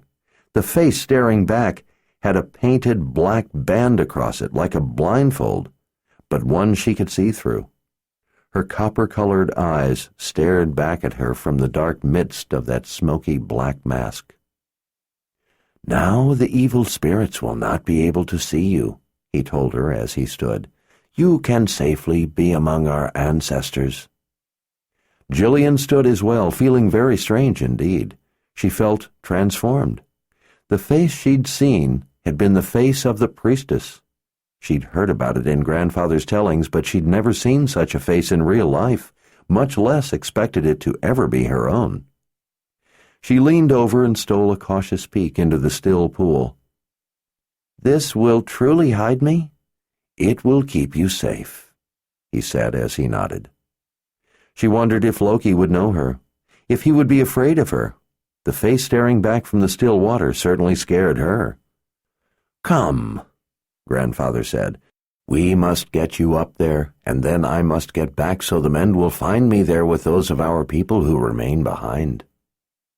When at long last they climbed out of the spires and stone canyons, they were finally up near the city, just outside the great main wall, but within some of the outer rings of smaller walls. They had emerged near the graveyard. Grandfather gestured. "You lead the way, Jillian. This is your place now." Jillian nodded and started out toward the city, glowing in the golden late-day sunlight. It was a beautiful sight, as it always was, but this day it also seemed haunting to her. It seemed she was seeing it through new eyes. She felt a very real connection with her ancestors now. The grand buildings looked as if people might still occupy them, as if she might spot some of them through the empty window openings as they went about their daily lives. Some of the structures were immense, with soaring pillars holding up projecting sections of slate roofs. Other buildings had rows of arched windows on each level. Grandfather had taken her into some of those buildings.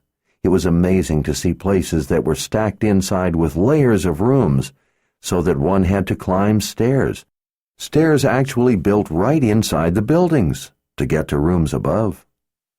The ancient builders seemed almost magical in the things they had accomplished. From a distance, glowing in the golden light, it truly was a majestic sight. Now she would walk the streets alone, accompanied only by the spirits of those who had once lived here. She felt safe, though, knowing that Grandfather had painted upon her the mask of the priestess of the bones. She would be the one who would cast the dreams at the strangers. If she did her job well, the strangers would be so frightened that they would flee and her people would be safe. She tried not to think about how the people who once had lived here had done the same thing and yet had failed. "Do you think there will be too many?" she asked, suddenly frightened by the tellings of the ancient debacle. "Too many?" He puzzled at her as they walked beside a wall that had long ago been encased by living nets of vines that now held the crumbling stones in place. "Too many for the dreams? I'm only one person, and I'm not experienced or older or anything. It's just me." His big hand gave her an assuring pat between her shoulder blades. "Numbers do not matter. He will help give you the strength you need." Grandfather lifted a cautionary finger. "And don't forget, Jillian. The tellings say that you must be devoted to this one. He is to be your master."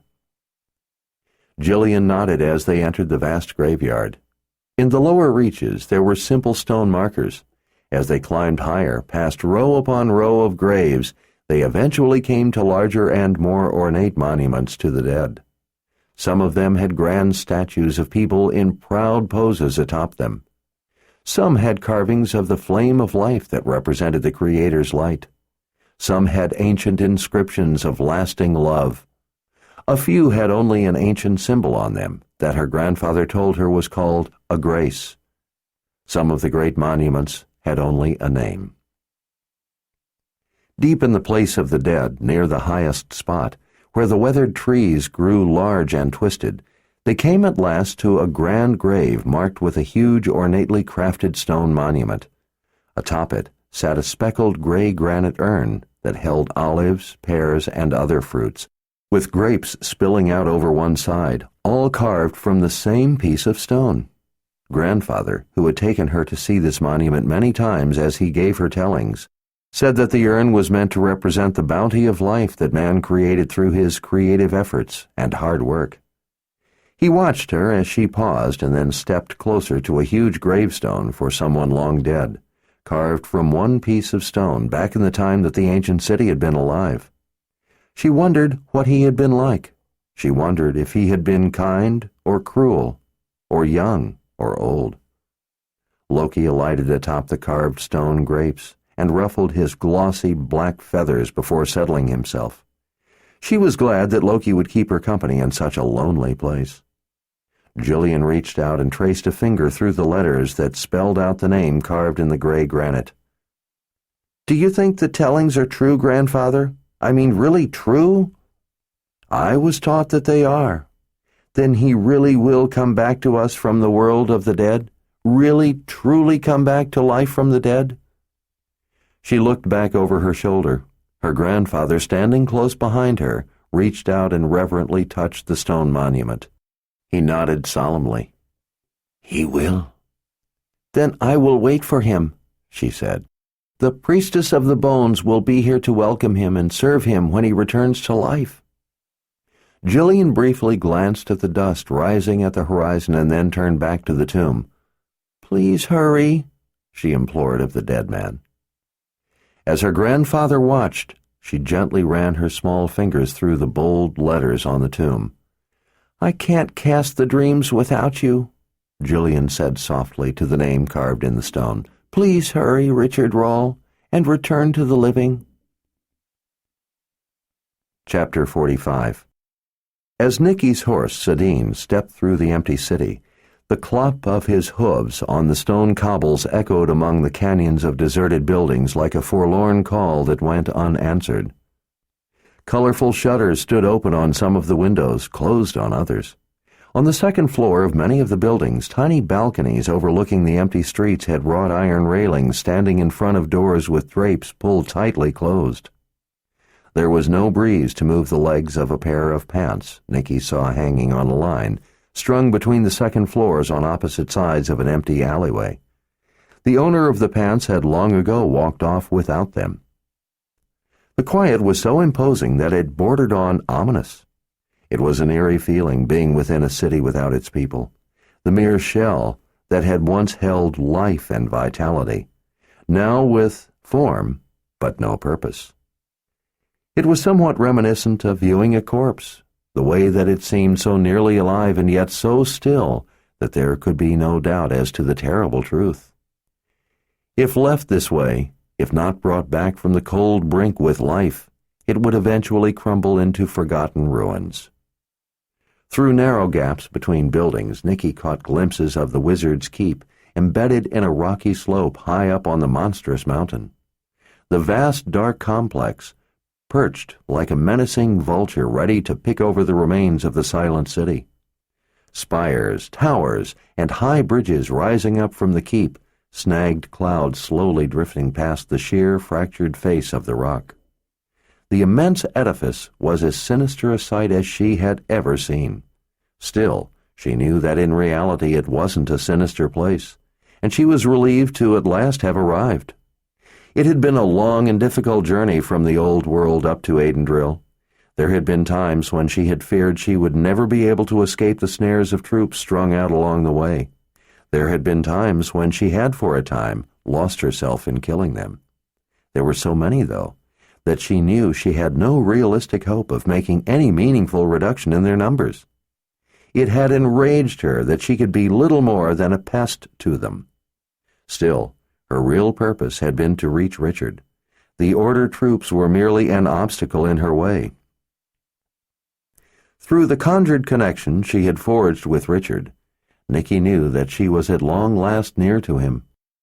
She hadn't found him yet, but she knew she soon would. For a time, before she had even started on her way, she had come to think that she would never again have a chance to see him. The fighting for control of Alter Rang had been brutal. The troops who had attacked, having been surprised and bloodied in the beginning as evening had fallen, being as experienced and battle-hardened as they were, had quickly gathered their wits and their numbers, and by the light of fires they'd set, made a concentrated effort to turn the tide of battle. Even with as much as Nicky knew about the manner in which Jagang would deal with the insurrection in Alter Rang, even she didn't expect all that he had thrown at them. For a time, with the help of an unexpected third wizard, it had seemed that the Order troops would overpower the inexperienced defenders. It was a darkly hopeless moment, when it appeared that the efforts of the people of Alter Rang to defend themselves were to be for naught. The specter of failure, and the ensuing slaughter everyone knew such a failure would bring, came to seem not only inevitable, but all too real. For a time, Nicky and those with her believed they would not survive the night. Despite her wounds and exhaustion, and even more than her sincere desire to help the people she knew in All-Terang and all the innocent and helpless souls who would be slaughtered if they had lost. The thought of never seeing Richard again had galvanized Nicky and given her the extra strength of will to push on. She used her fear of never seeing Richard again to ignite a fierce rage that could only be quenched with the blood of the enemy who stood in her way. At the crucial point in the battle, in the harsh, flickering light of the roaring blazes from buildings burning all around, as the enemy wizard stood on the platform of a public well in an open square casting death and ghastly suffering as he urged his men onward, Nicky appeared like an avenging spirit in the midst of their ranks and bounded up onto the platform. It was an event so unexpected that it caught the attention of everyone.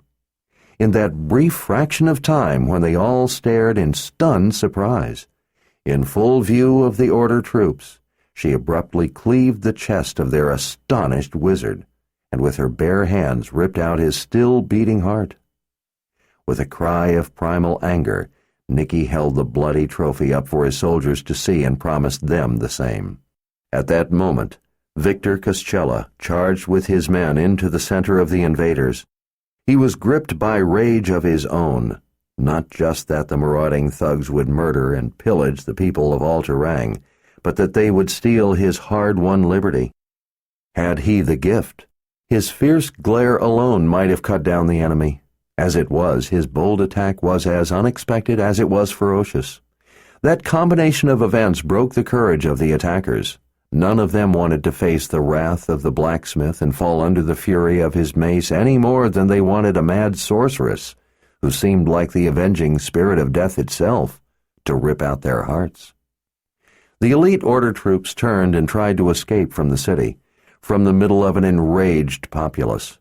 Rather than let the people of the city be satisfied with victory, Nicky had insisted that the enemy be pursued and killed to a man. She alone fully understood how important it was that none of the soldiers escape to tell the tale of their loss. Emperor Jagang would be awaiting word that his home city had been brought back under his command, that the insurrectionists had been tortured to death, and that the people of the city had been driven to their knees. That there was such slaughter that it would for all time serve as a warning for others.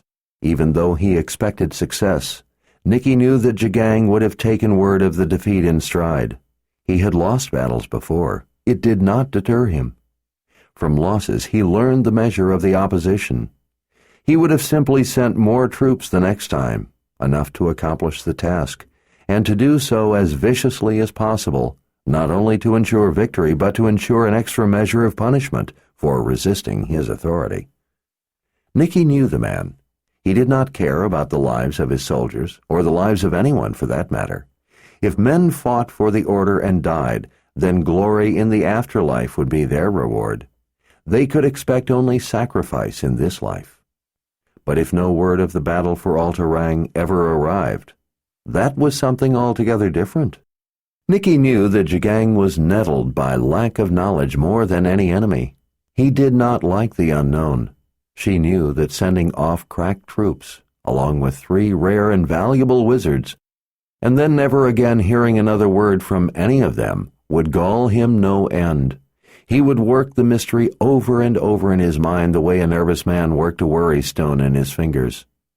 In the end, not having any testimony whatsoever as to the outcome of the battle for All-Terang would spook him more than a simple defeat.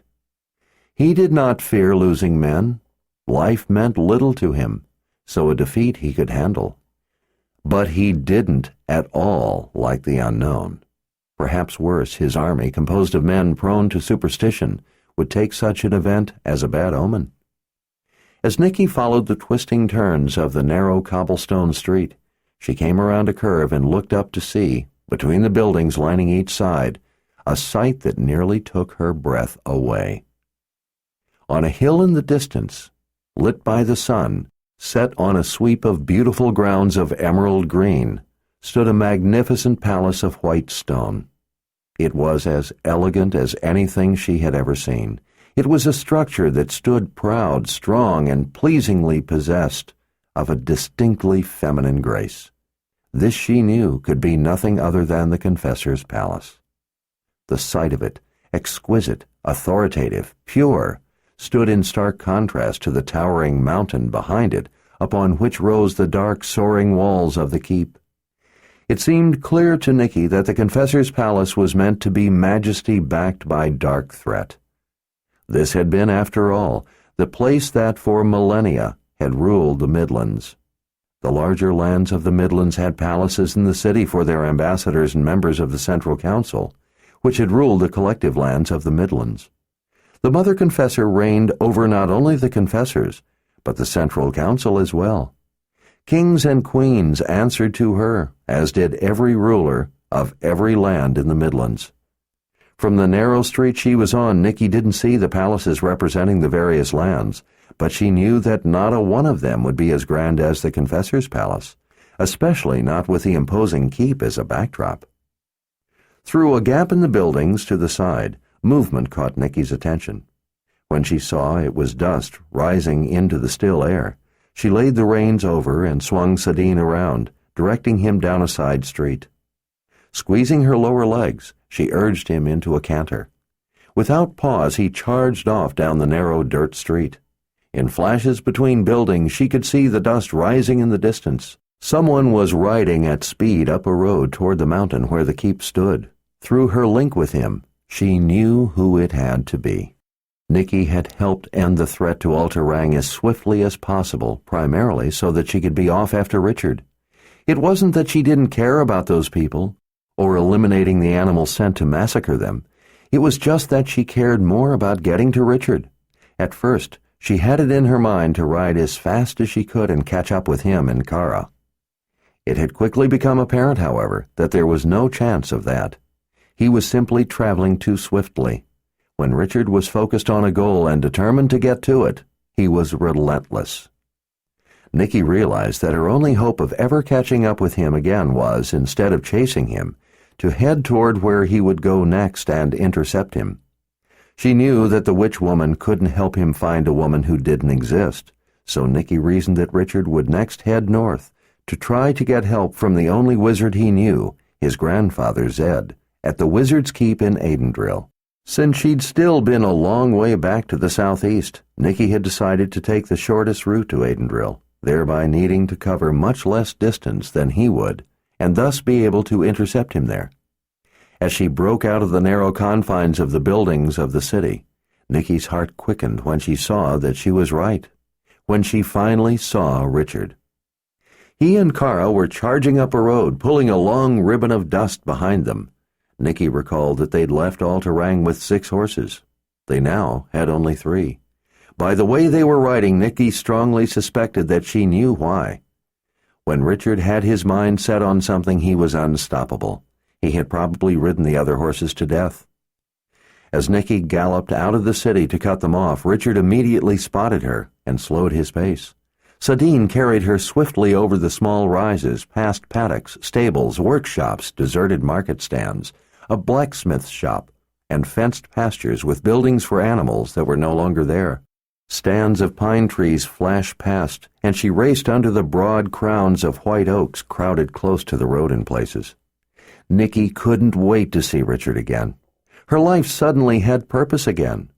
She wondered if anything had happened with the witch woman to finally convince him that there was no woman from his dreams that he remembered as real. Nicky even held out some hope that he had recovered from his delusions and was now back to his old self. Her relief at seeing him sitting tall atop his horse overcame her concern as to why he would be racing for the keep. Since she had been separated from him, Nicky had gone over everything that had happened, trying to pinpoint the source of his delusion, and she had come to a frightening theory. Going over it 1,000 times in her mind, trying to remember every detail, Nicky had come to fear that she had actually been the cause of his problem. She had been working at a rapid pace as she tried to save his life. There were other people around creating a distraction. She was worried that enemy soldiers would attack at any moment, and so she dared not slow what she was doing. Even worse, she was attempting things she had never done before, things she'd never even heard of before. After all, subtractive magic was used to rain ruin, not to heal. She was doing things she wasn't sure would work. She also knew that there was no other hope and she had no choice. But she feared that in that dangerous mix, she was the one who had accidentally induced the problem with Richard's memory, with his mind. If that was true, she would never forgive herself. If she had made a mistake with subtractive magic, and had eliminated some element of his mind, some vital part that made him able to interact effectively with reality, there would be no way to restore such a loss. Eliminating something with subtractive magic was as irreversible as death. If she had damaged his mind, he would never again be the same, dwelling forever in a twilight world of his own imagination, never again able to recognize the truth of the world around him. And it would all be her fault.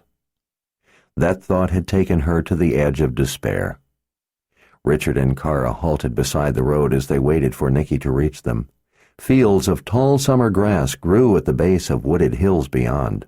Their horses took the opportunity to crop at that long grass, where it came close to the side of the road. The sight of Richard swelled Nicky's heart with joy. His hair was a little longer, and he looked dusty from the ride, but he looked as taut, as tall, as powerful, as handsome, as masterful, as incisive, as focused, as driven as he always looked. Like nothing in the world around him escaped his notice.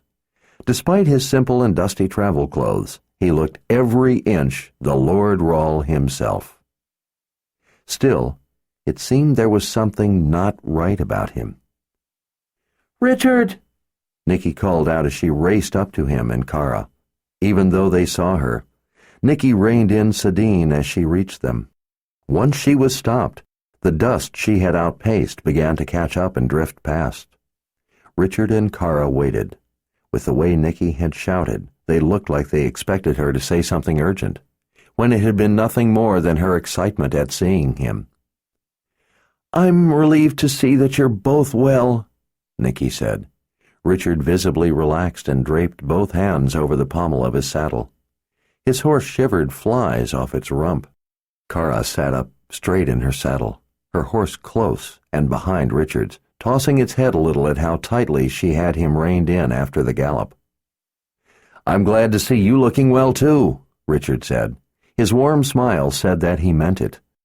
Nicky could have bubbled over into joyous laughter at seeing that smile, but she restrained herself and simply returned it.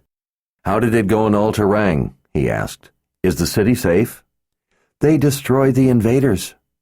Nicky tightened the reins to settle down an excited Sadine. She gave his neck a reassuring pat to help calm him down. "The city is safe for now. Victor and Ishak said to tell you that they are free and will stay that way." Richard nodded with quiet satisfaction. "You're all right then? I was worried about you."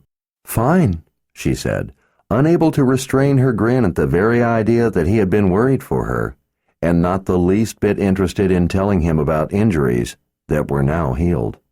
None of that mattered anymore. She was with Richard again. He looked weary, as if he and Kara had not gotten much sleep on their journey north. By the distance they had covered in such a short time, they could not have rested much. Nicky then realized what it was that was wrong with him. He didn't have his sword. "Richard, where's—" Kara, behind him, flashed Nicky a forbidding look, and at the same time quickly drew a finger across her throat, warning Nicky to cut off what she had been about to ask. Where are the other horses?" Nicky quickly asked, altering the course of her question to cover over the ominous silence that had oozed up in the brief pause. Richard sighed, apparently not realizing the truth of what she had been about to ask. "I'm afraid I've been pushing them pretty hard. A few of them came up lame, and the rest died. We've had to get new horses along the way. These we stole from an Imperial Order encampment near Gallia. They have troops billeted all over the Midlands. We helped ourselves to their horses and supplies along the way." Kara smiled with sly satisfaction, but remained silent. Nicky wondered how he had managed such things without his sword. She then realized how foolish such a thought was. The sword didn't make Richard the man he was.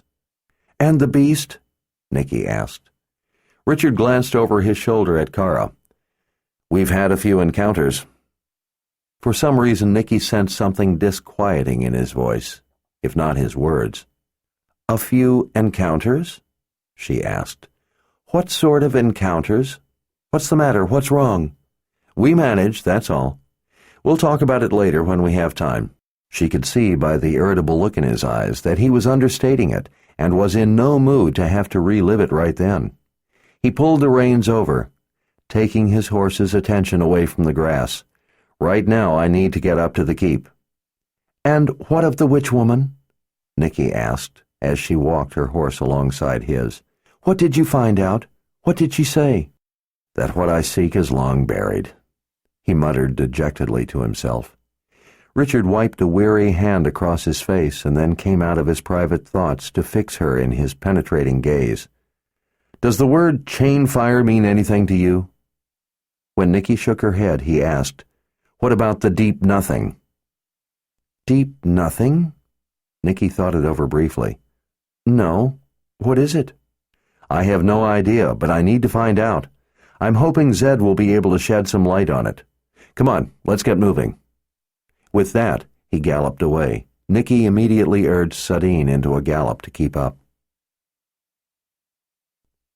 Chapter 46. The road up to the keep offered magnificent views of the city of Aidendrill spread out below, even though clouds had slipped in over the mountains to mute the late afternoon light and leave the still air muggy. Were it not for her concerns, Nicky might have found the views from the road up to the keep to be one of the most beautiful vistas she had ever seen, and an appreciation of such beauty was something relatively new to her, something that Richard had awakened in her. As it was, though, she brooded over his continuing fixation on finding the woman Kaelin that he was so sure he remembered. He hadn't said anything about her yet, probably because from their previous disagreements he had become frustrated by the futility of trying to convince her that he had to find a woman Nicky knew did not exist.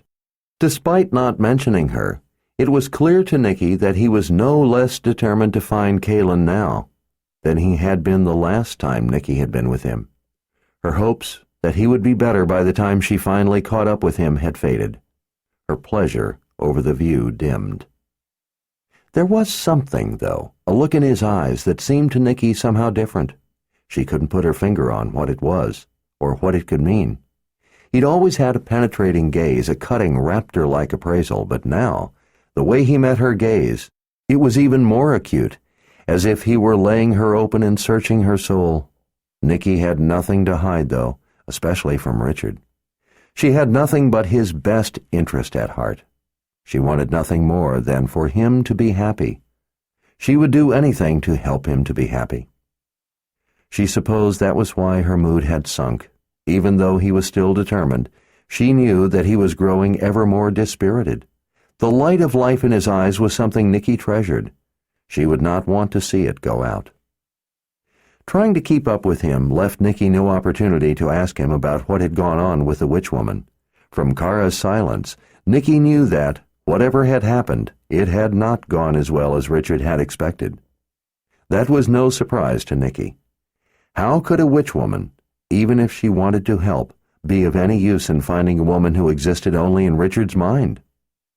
Whatever Chainfire could be, Nicky had no idea. But she could sense in his voice as well as his tense expression how eager Richard was to discover its meaning.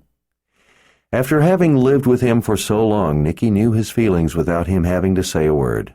It was obvious he'd placed a lot of significance on the meaning behind Chainfire. More than that, though, Nicky was worried as to what could have happened to his sword. She couldn't imagine why he didn't have it with him. Her concern had been heightened all the more by the way Kara had immediately cut off the question, to say nothing of the way Richard had not mentioned it. The sword of truth was not something Richard would have lightly forgotten all about. Higher up on the mountain, as they rode up the switchbacks, the road emerged from a thick growth of towering spruce trees before a stone bridge spanning a chasm of immense depth. It looked to Nicky as if the mountain were split open to its core, with the closer side pulled away from the rest of the mountainside. As they rode single file across the bridge spanning the yawning abyss, she glanced over the edge and could see sheer rock walls to each side dropping down through cottony clouds, drifting by below them. It was a dizzying sight that made her stomach feel queasy. Nicky could tell by Sadine's gait how tired he was. His ears lazily swiveled toward the drop to each side as they crossed the bridge. Richard and Kara's horses, though, were lathered and blowing hard. Nicky knew how well Richard treated animals, and yet he was showing these no mercy. He obviously thought there were higher values involved in the lives of animals. She knew what that value was. Human life, one in particular. The walls of the keep, composed of intricately joined blocks of dark granite, rose up like a cliff before them. Coming off the bridges, riding between Richard in front and Kara at the rear, Nicky stared up at the keep's complex maze of ramparts, bastions, towers, connecting passageways, and bridges. The place looked somehow alive, as if it were watching them approach the gaping entrance of arched stone where the road tunneled under the base of the outer wall. Without hesitation, Richard trotted his horse in under the raised massive portcullis. Given a choice, Nicky would have been a bit more cautious in her approach to such a place. Her skin crawled with the power emanating from within. She had never before felt such a strong sense of the force of magic from within a place. It was like standing alone on a plain as a vast, massive thunderstorm was about to envelop her. The sensation gave her some measure of the shields that guarded the keep. From what she had to conclude by what she could sense, the shields at the Palace of the Prophets had been child's play by comparison. 2, those were predominantly additive, and the palace had been built for an entirely different purpose. Here, subtractive shields were employed in equal service. The lethality of their dominion was not concealed, but manifest to those whose business it was to know of such things. Almost unnoticed, hazy clouds had closed in overhead, leaving the late afternoon sky a flat steel gray. The gloom that replaced the sunlight made the stone of the keep look all the darker, all the more forbidding, almost as if the keep itself had drawn a shroud of clouds tightly around itself, as it watched the approach of a sorceress and a wizard able to command powers that yet haunted this place. After coming out from under the arched opening in the thick outer wall, they emerged on a road that continued through the deep interior canyon of the keep. Beyond, the road tunneled through another dark wall that provided a second barrier, should one ever be necessary. Without pause, Richard rode on into that long, dark passageway. The sounds of the horses' hooves echoed off the damp stone under the murky, arched passage.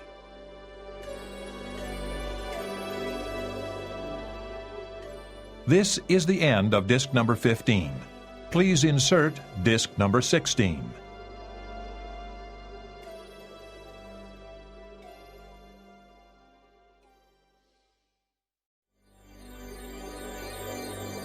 This is disc number 16.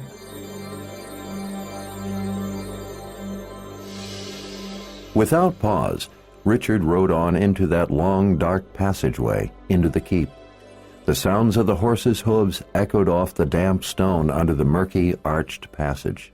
Beyond the tunnel, they emerged beside an expansive paddock growing thick with lush grass. The gravel road ran along the side of a wall to the right with several doors. The first doors they'd encountered just inside the portcullis would have been where visitors entered. Nicky surmised that this, beyond the second wall, was probably the working entrance to the keep. A fence along the other side of the road enclosed the paddock. Beyond, to the left, the back side of the paddock was walled off by the keep itself. At the far end stood the stables. Without a word, Richard dismounted and opened the gate to the paddock, letting his horse go in but leaving it saddled. Perplexed, Kara and Nicky nonetheless followed his example before following him across the grounds toward an entrance with a dozen wide granite steps, worn smooth and sway-backed over time. They led up into a recessed entryway where simple but heavy double doors into the keep proper began to creak open. An old man, wavy white hair in disarray, peered out like a homeowner surprised by visitors. He gulped air, apparently winded from having run through the keep when he'd realized that someone was coming. He had no doubt been alerted by webs of magic that announced anyone taking the road up to the keep. In ancient times, there would have been people closer at hand to see to anyone newly arrived. Now, there was only the old man. By the way he was breathing, he must have been clear across the keep when the alarms had warned him. Even through the look of astonishment on his thin, wrinkled face, Nicky recognized elements of the features. She knew that he could be none other than Richard's grandfather, Zed. He was tall, but as thin as a sapling. His hazel eyes were wide with wonder, and a kind of childlike excitement, if not innocence. His plain, unadorned robes marked him as a great wizard. He wore his age well. It was a pleasing preview of how, in part, time might treat Richard. The old man threw his arms up over his head. "Richard!" A joyous grin swept across his face. "Bags! Is that really you, my boy?" Zed emerged from the doorway and started down the worn steps into the dreary light. Richard ran to his grandfather and lifted him off the steps, hugging him fiercely enough to drive the wind from the already winded old man. They both laughed, a pleasing sound with obvious kinship. "Zed, you can't imagine how glad I am to see you." "And you, my boy," Zed said in a voice turning teary. "It's been too long, far too long." He reached a stick-like hand past Richard and gripped Kara's shoulder. "How are you, my dear? You appear to be near to spent. Are you all right?" "I am Mord Sith," she said, looking a bit indignant. "Of course I'm all right. Why would you think I look anything but perfectly fine?" Zed chuckled as he pushed back from Richard. "No reason, I suppose. You both look like you could use some rest, and a meal or two is all. But you do look fine, and I'm mighty happy to see you again." Kara smiled at that. "I've missed you, Zed." Zed waggled a finger. "Not very Mord Sith of you to miss an old man. Rika will be astonished to hear such a thing." "Rika?" Kara asked in surprise. "Rika is here?" Zed waggled a hand back in the direction of the partly open door. "She's back in there somewhere, patrolling, I imagine. She seems to have two preoccupations in life, patrolling and harassing me.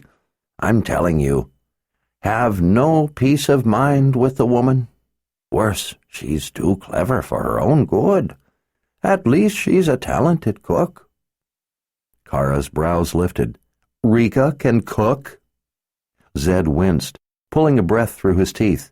"Don't tell her I said that, or I'll never hear the end of it. The woman—" "Zed," Richard interrupted. "I have trouble and I need help." "Are you well? You aren't ill, are you? You don't look entirely yourself, my boy." Zed pressed a hand to Richard's forehead. "Summer fevers are the worst, you know. Heat on top of heat. Bad combination." Yes. No, I mean, it's not that. I need to talk to you." "So talk. It has been a long time. Far too long of a time. What's it been? 2 years this past spring, if I'm not mistaken." Zed drew back a bit and squeezed Richard's arms as he looked him up and down. "Richard, where's your sword?" "Look, we'll talk about that later," Richard said, irritably disengaging himself from Zed's grip in order to wave away the question. "You said you wanted to talk, so talk and tell me where your sword is." Zed redirected his broad grin at Nicky. "And who is this lovely sorceress you've brought along?" Richard blinked at Zed's smile and then glanced at Nicky. "Oh, sorry, Zed. This is Nicky. Nicky, this is—" "Nicky!" Zed roared as he danced back up 2 of the steps, as if he'd spotted a viper. "The sister of the dark who took you away to the old world, that Nicky? What are you doing with this vile creature? Why would you dare to bring such a woman?" "Zed," Richard said, forcefully cutting his grandfather off. "Nicky is a friend." "A friend? Are you out of your mind, Richard? How in the world do you expect—" "Zed, she's on our side now." He gestured heatedly. "Much the same as Kara or Rika. Things change. Before, either of them would have—" His voice trailed off as his grandfather stared at him. "You know what I mean. I trust Kara with my life now, and she has proven worthy of my trust. I trust Nicky the same. I trust them both with my life." Zed finally gripped Richard's shoulder and gave it an affectionate joggle. I guess I do know what you mean. Since I gave you the sword of truth, you've changed a great many things for the better. Why, I would never in my life have imagined that one day I'd happily be eating meals cooked by a Mord Sith. And delicious meals they are, too. He caught himself and pointed at Kara. If you tell her I said that, I'll skin you alive. The woman is already incorrigible. Kara only smiled. Zed redirected his gaze to Nicky. He didn't have that raptor-like Rahl quality, but in its own way it was just as disarming and looked to have the potential to be just as disturbing. Welcome, sorceress. If Richard says you are a friend, then you are. Sorry to get so huffy. Nicky smiled. Perfectly understandable. I didn't like myself back then either. I was under the influence of dark delusions. I was called Death's Mistress for good reason. Nicky gazed into Richard's gray eyes. Your grandson brought me to see the beauty of life. Zed smiled proudly. Yes, that's it exactly, the beauty of life. Richard pounced on the opening. And life is what this is about, Zed. Listen, I need— Yes, Zed said, waving off Richard's impatience. You always need something. Haven't been back long enough to get in the door, and already you want to know something. If I recall correctly, the first word you ever spoke was, why? Come on then, come inside. I want to know why you don't have the sword of truth with you. I know you wouldn't let anything happen to it, but I want to hear the whole story. Don't leave out a thing. Come along then. Motioning them all to follow, Richard's grandfather climbed the stairs toward the doorway. Zed, I need— Yes, my boy, you need something. I heard you the first time. I think it looks like rain. No use getting started when we're about to get wet. Come inside and I will hear what you have to say. Zed's voice began echoing as he disappeared into the darkness. You look like you could use a meal. Is anyone else hungry? Reunions always give me an appetite. Richard's arms dropped, his hands flopping against his thighs in frustration. He sighed and then hurried up the steps after his grandfather. Nicky knew that had it been anyone else, Richard would have handled it quite differently. People who loved you and had raised you since you were little and had comforted you when you cried at a thunderstorm or the howl of a wolf tended to be disarming to deal with. She could see that it was no different with Richard. His love of his grandfather tied his hands with unbreakable ropes of respect. It was a view of Richard Nicky had never seen before, and one she found quite endearing. Here was the Lord Rahl, the leader of the Daharan Empire, the seeker of truth, a man who could make just about anyone tremble with a look, brought to flustered silence by a kindly if bewildering lecture. Had the matters involved not been so serious, Nicky would have been unable to keep herself from grinning at Richard's utter helplessness before such a frail-looking old man. The sound of water reverberated inside the dark anteroom. Zed cast a hand casually to the side, and a lamp on the wall lit. At the ignition of the flame, Nicky recognized the reiteration of a spark of power that marked it as a key lamp. With a succession of whooshing sounds, starting on both sides of the entrance, hundreds of lamps around the vast room lit in pairs. Each whoosh as a pair of lamps caught flame was followed almost simultaneously by another, as the lamps around the huge room each took to flame from the engendering magic initiated by the key lamp, the effect being a ring of fire seeming to dance its way around the room. Nicky knew that it would have worked the same had someone lit that particular lamp with a flame rather than magic. The light in the room swelled, and in a span of seconds the anteroom was nearly as bright as day. A cloverleaf-shaped fountain stood centered in the tiled floor. Water spouted high into the air above the top bowl from where it cascaded down each successive tier of ever wider, scalloped bowls, finally running from points around the bottom bowl in perfectly matched arcs into the surrounding pool contained by an outer wall of variegated white marble, made wide enough to act as a bench. All the way around the oval-shaped room, highly polished, deep red marble columns stood below arches supporting a continuous balcony. 100 feet overhead, a section of glassed roof let in some of the somber, late-day light to balance the glow of the lamps down in the heart of the room. At night, the glassed roof would probably also let in the soft, cold light of the moon to give the darkened room a spectral feel. But with it being the new moon, to say nothing of the gathering clouds, there would be no moonlight this night. By the look of the sky through the glassed roof section, Nicky thought that Zed was right. It did look like it might rain. Belying the first impressions of the keep, the room was a beautiful, warm entrance to what seemed such a cold and austere exterior. It hinted at the life the place once held. Like the forsaken city down in the valley, Nicky was rather saddened by the emptiness. "Welcome to the Wizard's Keep. Perhaps we all should." "Zed," Richard growled, cutting his grandfather short, "I need to talk to you. Right now. It's important." Beloved grandfather or not, Nicky could see that Richard was at the end of his patience. Tight, white knuckles stood out in stark contrast against his tan skin, and the prominent veins on the backs of his fists. Judging by the way he looked, he hadn't gotten much sleep in recent days, or had much to eat. She didn't think that she had ever seen him looking this exhausted, or this near his wits' end. Kara, as well, looked well past the limits of her endurance, although she did a good job of covering it. Moored Sith were trained to ignore physical discomfort. Despite being overjoyed at seeing his grandfather, Richard's preoccupation with finding the woman from his imagination had cut the pleasantries of the reunion short. The mad rush that had become life since that day he had been shot with the arrow and had nearly died seemed to have come down to this moment. Zed blinked in innocent surprise. "Well, of course, Richard, of course."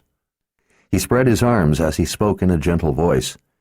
"You know that you can always talk to me. Whatever is on your mind, you know that." "What's Chainfire?" That was nearly the first thing he had asked of Nicky, too. Zed stood unmoving, a blank look on his face. "Chainfire?" he repeated in a flat tone. "Yes, Chainfire." A serious expression weighing on his face, Zed considered the question with care, turning toward the fountain as he thought it over. The waiting was almost painful. The fountain burbled and splashed and echoed in the otherwise silent room. "Chainfire," Zed drawled to himself, as he ran a stick-like finger along his smooth jawbone while staring into the tumbling, dancing water, cascading down each successive tier of the fountain. Nicky stole a glance at Kara, but the Moored Sith was unreadable. Her drawn face looked as tired and ill-fed as Richard's. But being Kara, she stood tall and straight, not allowing her exhaustion to get the better of her. "That's right, Chainfire," Richard said impatiently through gritted teeth. "Do you know what it means?" Zed turned back to his grandson, lifting his open hands. He looked not only puzzled, but apologetic. "I'm sorry, Richard, but I've never heard the word Chainfire before." The fury leaving him, Richard looked like he might fall down. The disappointment was only too evident in his eyes. His shoulders slumped as he let out a breath. Kara carefully, but quietly, slipped a step closer, ready to help him if he collapsed. To Nicky, that looked like a real possibility. "Richard," Zed said, his voice taking on an edge, "where is your sword?" Richard erupted. "It's just a piece of steel." "Just a piece?" Richard's face went crimson. "It's just a stupid chunk of metal. Don't you think that there might be more important things to worry about?" Zed cocked his head. "More important things? What are you talking about?" "I want my life back." Zed stared at him, but remained silent, and in doing so thereby almost commanded his grandson to say something more to fill in some of the blanks. Richard paced from the fountain to a broad band of triple steps that led up between two of the red marble pillars. A long red and gold carpet bordered with simple black geometric designs ran between the pillars off under a balcony and into the darkness. Richard raked the fingers of both hands back through his hair. "What difference does it make? No one believes me." No one will help me find her." Nicky felt a deep sense of sorrow for him. At that moment she regretted every harsh thing she had ever said, trying to convince him that he had only dreamed up Kaylin. He needed to be helped over his delusions, but at that moment she would have been happy to let him hold on to them if it would have brought the light of life back into his eyes. She longed to hold him and tell him that it would be all right, but she couldn't, for more reasons than one. Kara, arms hanging straight at her sides, looked just as saddened to see Richard agonizing so. There seemed no end in sight. Nicky suspected that the Mord Sith would have agreed with Nicky to let Richard have his beautiful dream of the woman he loved. But a lie would not soothe such real pain. "Richard, I don't know what you're talking about, but what does it have to do with the Sword of Truth?" Zed asked, the edge returning to his voice. Richard closed his eyes a moment against the torment of saying aloud what he had said so many times when no one ever believed him. "I have to find Kaylin." Nicky could see him draw tighter, bracing for the usual disconcerting questions as to who he was talking about and where he could ever have gotten such a notion. Nicky could see that it was almost too much for him to bear another person telling him he was imagining things, questioning his sanity. She could see him dreading it even more coming from his grandfather. Zed tilted his head a little. "Kaylin?" "Yes," Richard said with a sigh and without looking up. "Kaylin. But you wouldn't know who I'm talking about." Ordinarily, Richard would have launched into a ready explanation, but now he looked too dejected to want to bother to explain yet again, to be greeted with incredulity and disbelieving questions. "Kaylin?" Zed's brow drew down in cautious query. "Kaylin Amnell? Is that the Kaylin you're talking about?" Nicky froze. Richard looked up, his eyes wide. "What did you say?" he whispered. "Kaylin Amnell? That Kaylin?" Nicky's heart skipped a beat. Kara's jaw had dropped. In a blink, Richard had the front of Zed's robes in his fists and had lifted the old man clear of the floor. Richard's sweat-slicked muscles glistened in the lamplight. "You said her whole name, Kaylin Amnell. I didn't tell you her whole name. You said it on your own." Zed was looking more confused by the moment. "But that's because the only Kaylin I know of is Kaylin Amnell." "You know Kaylin? You know who I'm talking about?" "The Mother Confessor?" "Yes, the Mother Confessor." "Well, of course. Most people know her, I expect. Richard, what's gotten into you? Let me down." Nicky felt dizzy. She couldn't believe her own ears. How was such a thing possible? It wasn't. It was so overwhelmingly, inconceivably impossible that she thought she might faint. His hands trembling, Richard set his grandfather down. "What do you mean everyone knows her?" Zed pulled on each sleeve in turn, pulling them back down his skinny arms. He rearranged his disheveled robes at his hips, all the time watching his grandson. He looked truly bewildered by Richard's behavior. "Richard, what's the matter with you? How could they not know her? She's the Mother Confessor, for crying out loud." Richard swallowed. "Where is she?" Zed shot a brief, confused glance at Kara and then Nicky before looking back at Richard. "Why, down at the Confessor's palace." Richard let out a cry of joy and threw his arms around his grandfather. Chapter 47. Gripping his grandfather's skinny shoulders, Richard shook the old man. "She's here? Kaylin is at the Confessor's palace?" Worry spreading across Zed's wrinkled face, he cautiously nodded. With the back of his hand, Richard wiped away the tears running down his cheek. "She's here," he said, turning to Kara. He gripped her shoulders and gave her a firm shake. "She's in Aidendrill. Did you hear? I wasn't imagining it. Zed remembers her. He knows the truth." Kara looked as if she were doing her best to come to grips with her astonishment without letting it be mistaken for unhappiness at the startling news. Lord Rahl, I'm happy for you. Really I am, but I don't see how—" Richard, not seeming to notice the moored Sith's halting uncertainty, turned back to the wizard. "What's she doing down there?" he asked, his voice bubbling over with excitement. Zed, looking gravely troubled, again glanced to both Kara and Nicky before tenderly laying a hand on Richard's shoulder. "Richard, that's where she's buried." The world seemed to stop. In a flash of understanding, Nicky realized the truth. Suddenly, it all became clear. Zed's behavior now made sense.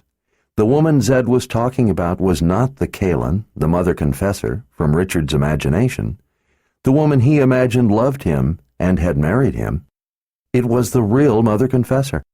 Nicky had warned Richard that in his dream he had done a dangerous thing by imagining a woman as his bride, who was not simply some anonymous imaginary woman, but instead was a woman he had heard of before, a woman who, it so happened, was well known in the Midlands. This was the real Kaelin Amnel, the real mother confessor, who was buried down at the confessor's palace, not the one Richard had dreamed up to be his love. It had been this very reality that Nicky had feared would eventually come to shatter Richard's world. She had warned him that this was bound to happen. She had warned him that he would one day come face to face with the truth. This was the moment. This was the very thing she had been trying to prevent. Still, Nicky felt no joy at all in being right. She felt only crushing sadness at what Richard must be feeling. She couldn't even begin to imagine how confusing, how disorienting it had to be for him. For someone as firmly grounded in reality as Richard had always been, this entire ordeal had to be devastating. Richard could only stare. "Richard," Zed finally said, giving him a gentle squeeze on his arms. "Are you all right? What's going on?" Richard slowly blinked. He looked in a state of shock. "What do you mean she's buried down at the confessor's palace?" he asked in a shaky voice. "When did it happen?" Zed guardedly licked his lips. "I don't know when she died. When I was down there, when Jagang's army was marching on Aidendrill, I saw the grave marker. I didn't know her. I just saw her grave, that's all. It's a pretty big marker. It would be hard to miss. The confessors were all killed by the quads that Darken Rahl sent. She must have died back then. Richard, you couldn't possibly have known the woman. She had to have been dead and buried before we ever left our home in Westland, back before the boundary came down, back when you were still a woods guide in the Heartland Forest." Richard pressed his palms to his forehead. No, you don't understand. You're having the same problem as everyone else. It's not her. You know Kaelin." Zed lifted a sympathetic hand toward his grandson. "Richard, that's not possible. The quads killed the confessors." "Yes, the other confessors were killed by those assassins, but not her, not Kaelin." Richard waved a hand as he dismissed the argument. "Zed, she's the one who came to ask you to appoint the Seeker. That's why we left Westland. You know Kaelin." Zed frowned. "What in the world are you talking about? We had to leave when Darken Rahl came hunting us. We had to run for our lives." "In part, but Kaelin came looking for you first. She's the one who told us that Darken Rahl had put the boxes of Orden in play. He was on the other side of the boundary. If not for Kaelin coming, how would we have even known?" Zed peered at Richard, as if he suspected he might be quite ill. "Richard, when the boxes of Orden are put into play, the snake vine grows.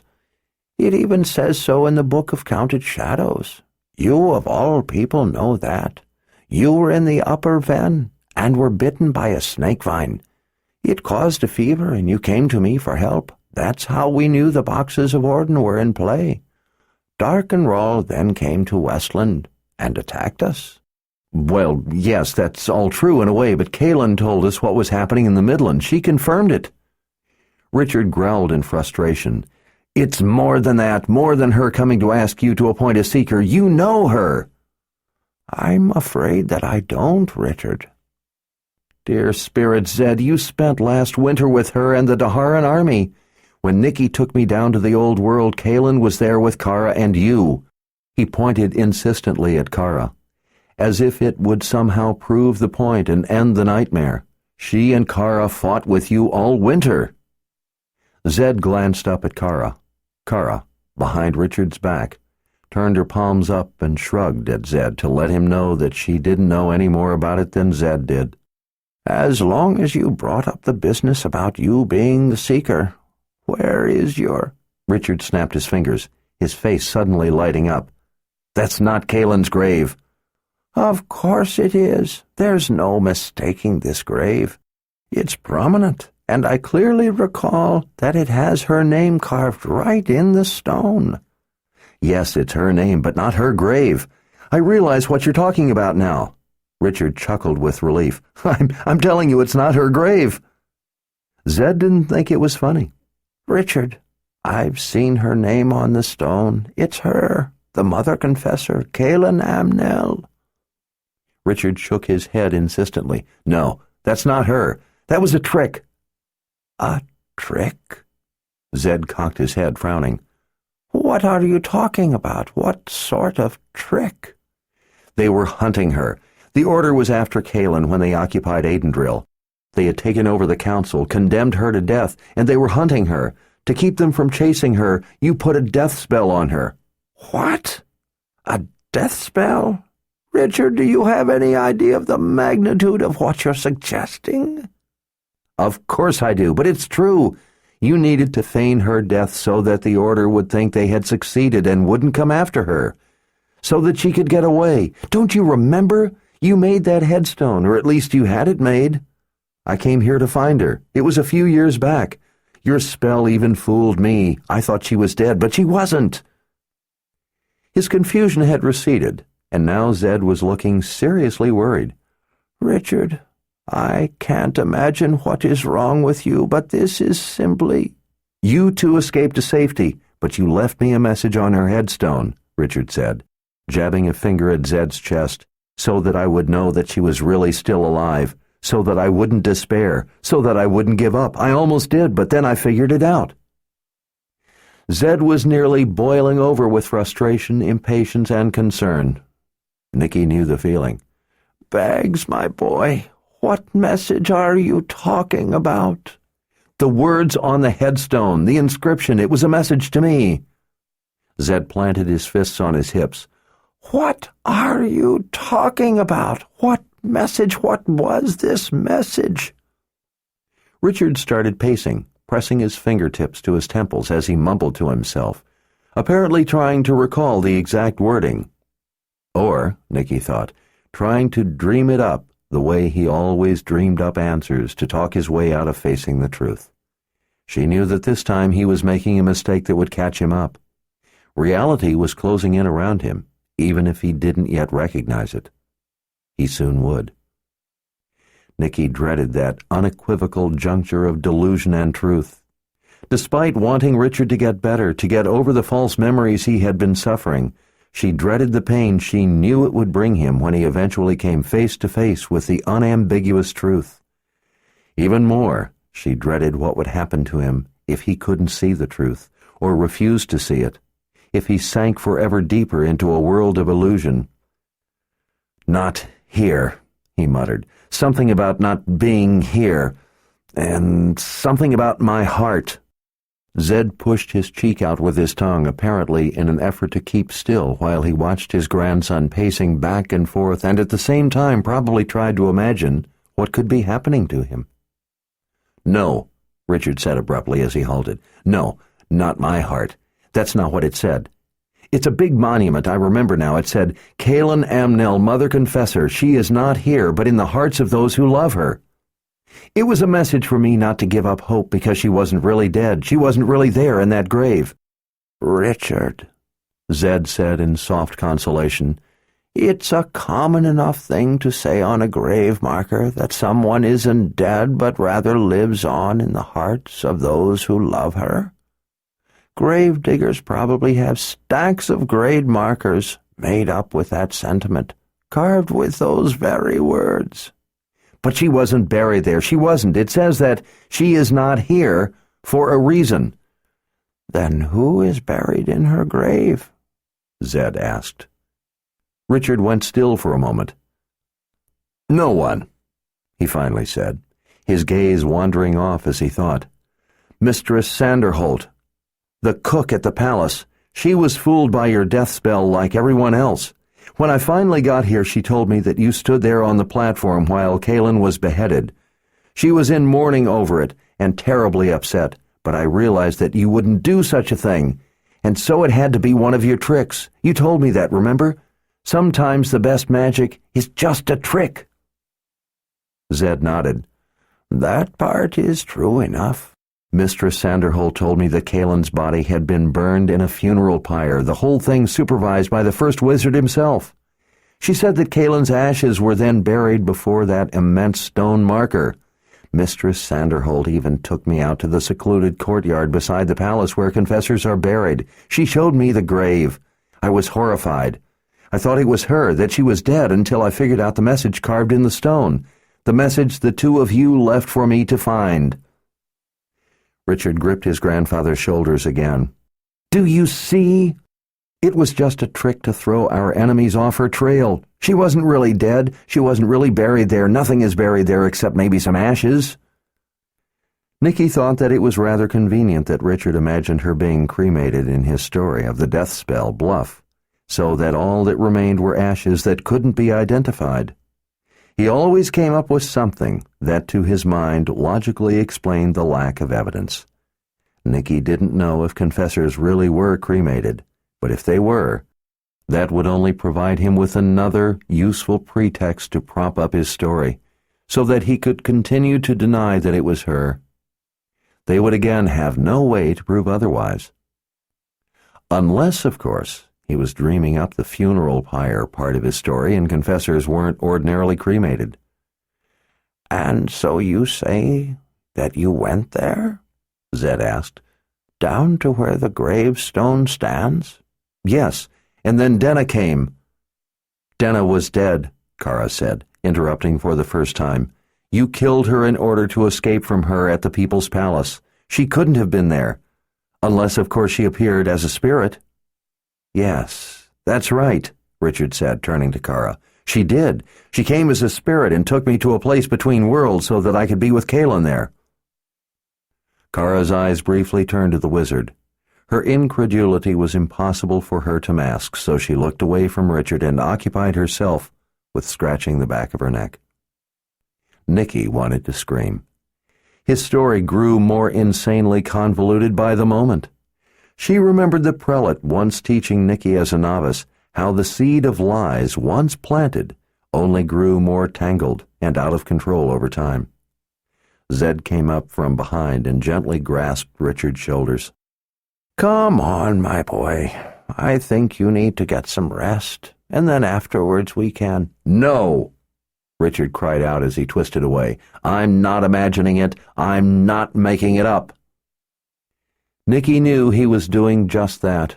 In a certain sense, it was remarkable the way he was able, on the spot, to weave new events, based on his original delusion, to continually manage to escape the trap of the truth. But he could not escape it forever. There was the matter of the true Mother Confessor buried in the grave, and that was all too real, unless it turned out that the Midlands actually did cremate their confessors, in which case Richard would be able to continue to hobble along, clinging to his dream for a little while longer, until the next problem cropped up.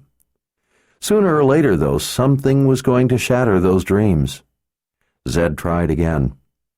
Richard, you're tired. You look like you've been living on a horse for— I can prove it, Richard said in calm defiance. Everyone went quiet. You don't believe me, I know. None of you do, but I can prove it. What do you mean? Zed asked. Come on, come with me down to the gravestone. Richard, I told you the gravestone very well could say what you said you remember, but that proves nothing. It's a common enough sentiment to express on a gravestone. Do they typically burn the bodies of the Mother Confessor on a funeral pyre? Or was that just part of your trick, so that you wouldn't have to produce her body at the funeral when she was supposedly buried? Zed was beginning to look more than just a little indignant. When I used to live here, the bodies of the confessors were never desecrated. The mother confessor was placed in a silver-clad coffin in her white dress, and the people were allowed to view her one last time, to say their farewells before she was buried. Richard glared at his grandfather, at Kara, and finally at Nicky. Good. If I have to dig up the grave and prove to all of you that there is nothing buried under the gravestone, then that's what I will do. We need to get this settled so that we can move on to the solution to what's happening. In order to do that, I need you all to believe me. Zed spread his hands. Richard, that isn't necessary. Yes, it is. It is necessary. I want my life back. No one offered an argument. Zed, have I ever told you a malicious lie? No, my boy, you never have. I'm not lying now. Richard, Nicky said, no one is saying that you're lying, only that you're suffering the unfortunate effects of delirium induced by an injury. It's not your fault. We all know you aren't doing this deliberately.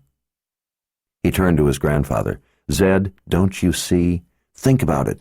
Something is going wrong in the world. Something is terribly wrong for some reason that I haven't been able to figure out. I'm the only one who is aware of it. I'm the only one who remembers Kalen. There has to be something behind this, something wicked. Maybe Jigang is responsible.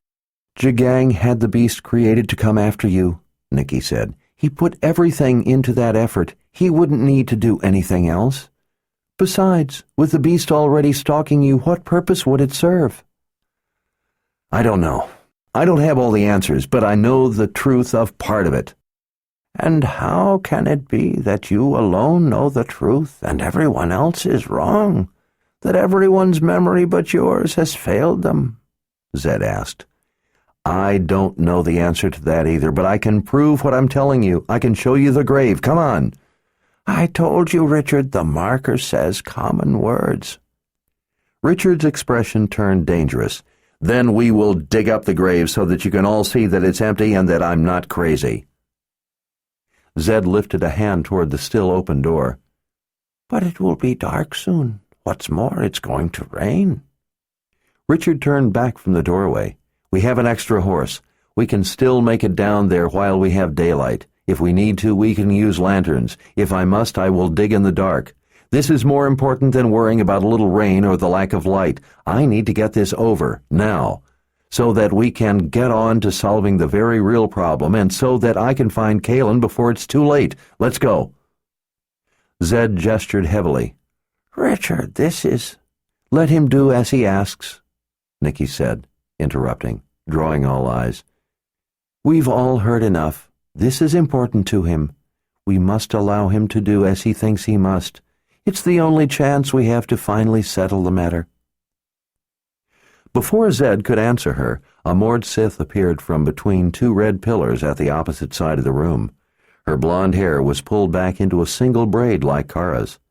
She wasn't quite as tall as Kara, and not as lean, but she looked just as formidable in the way she carried herself, as if she feared nothing and lived for an excuse to prove it. What's going on? I heard... She stared in sudden astonishment. Kara? Is that you? Rika, Kara said with a smile and a nod. It's good to see your face again. Rika bowed her head to Kara more deeply than Kara had, before staring at Richard. She stepped forward into the room. Her eyes widened. Lord Rahl, I haven't seen you since... Richard nodded. Since the People's Palace in Dahara. When I came to close the gateway to the underworld, you were one of the Mord Sith who helped get me up to the Garden of Life. You were the one who held my shirt at my left shoulder, as all of you guided me safely through the palace. One of your sister Mord Sith gave her life that night that I might complete my mission. Rika smiled in astonishment. You remember? We were all in our red leather. I can't believe you have that good a memory that you could remember me, much less that I was the one at your left shoulder. She bowed her head. And you honor us all to remember one who fell in battle. I do have a good memory. Richard cast a dark glare at Nicky and then Zed. That was just before I came back to Aidendrill and the gravestone with Kalen's name on it. He turned back to Rika. Watch over the keep, will you, Rika? We all have to go down to the city for a while. Of course, Lord Rahl, Rika said, bowing her head again, looking almost giddy to be in Richard's presence, and to be remembered. Richard again swept his raptor-like glare across the rest of them. Let's go. Richard vanished out the doorway. Zed caught Nicky's sleeve on her way by. He was hurt, wasn't he? When she hesitated, he went on. You said he was suffering delusions from being injured. Nicky nodded. He was shot with an arrow. He almost died. Nicky healed him. Kara leaned in as she spoke in a low voice. She saved Lord Rahl's life. Zed lifted an eyebrow. A friend indeed. I healed him, Nicky confirmed. But it was difficult beyond anything I've ever attempted before. I may have saved his life, but I now worry that I didn't do a good enough job of it. What do you mean? Zed asked. I fear that I may have somehow done something to cause his delusions. That isn't true, Kara said. I wonder if it is, Nicky said. If I might have done more, or done things differently.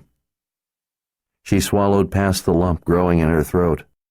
She feared that it was true, that Richard's problem was her fault, that she hadn't acted quickly enough, or that she might have done something dreadfully wrong.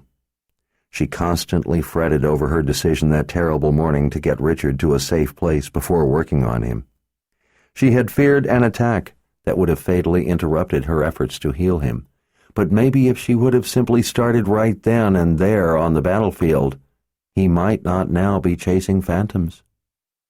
After all, an attack had never come, so she'd made the wrong judgment about needing to get him to the deserted farmhouse. She didn't know at the time that no attack was imminent. But maybe if she would have taken the time to have Victor's men scout the area, she could have started healing Richard much sooner.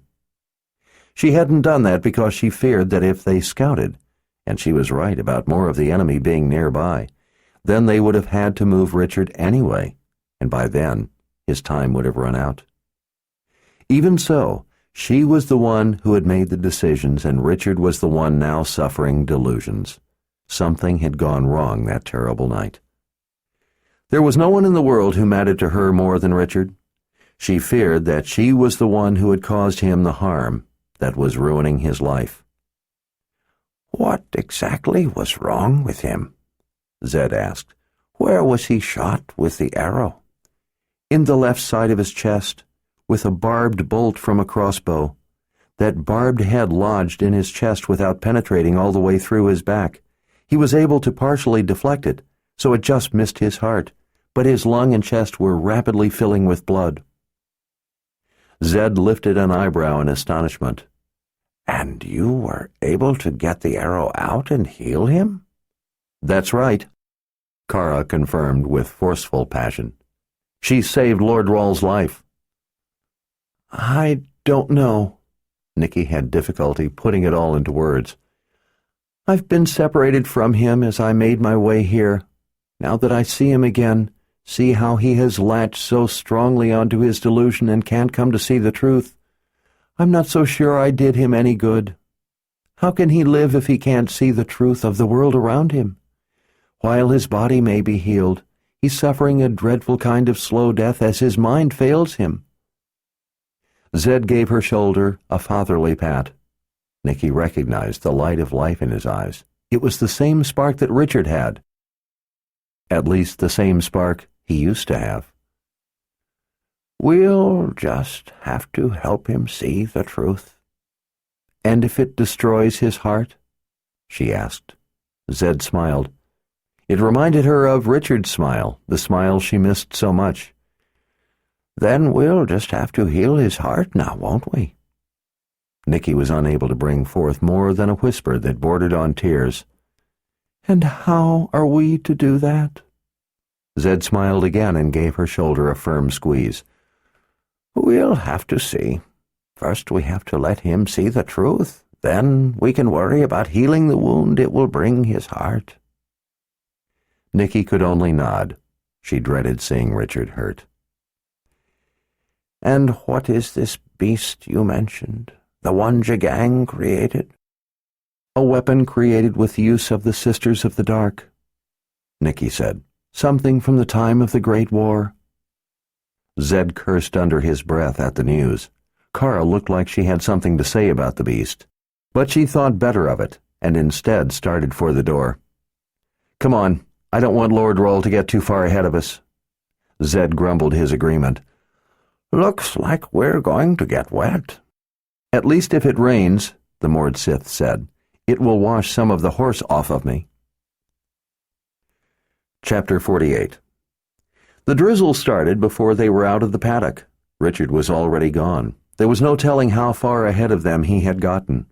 Kara wanted to hurry and catch up with him, but Zed told her that they knew where he was going and there was no point in risking breaking the leg of one of the tired horses because, if that happened, then they would only end up having to walk down the mountain after Richard and then, after visiting the graveyard of the Confessors, walk all the way back up.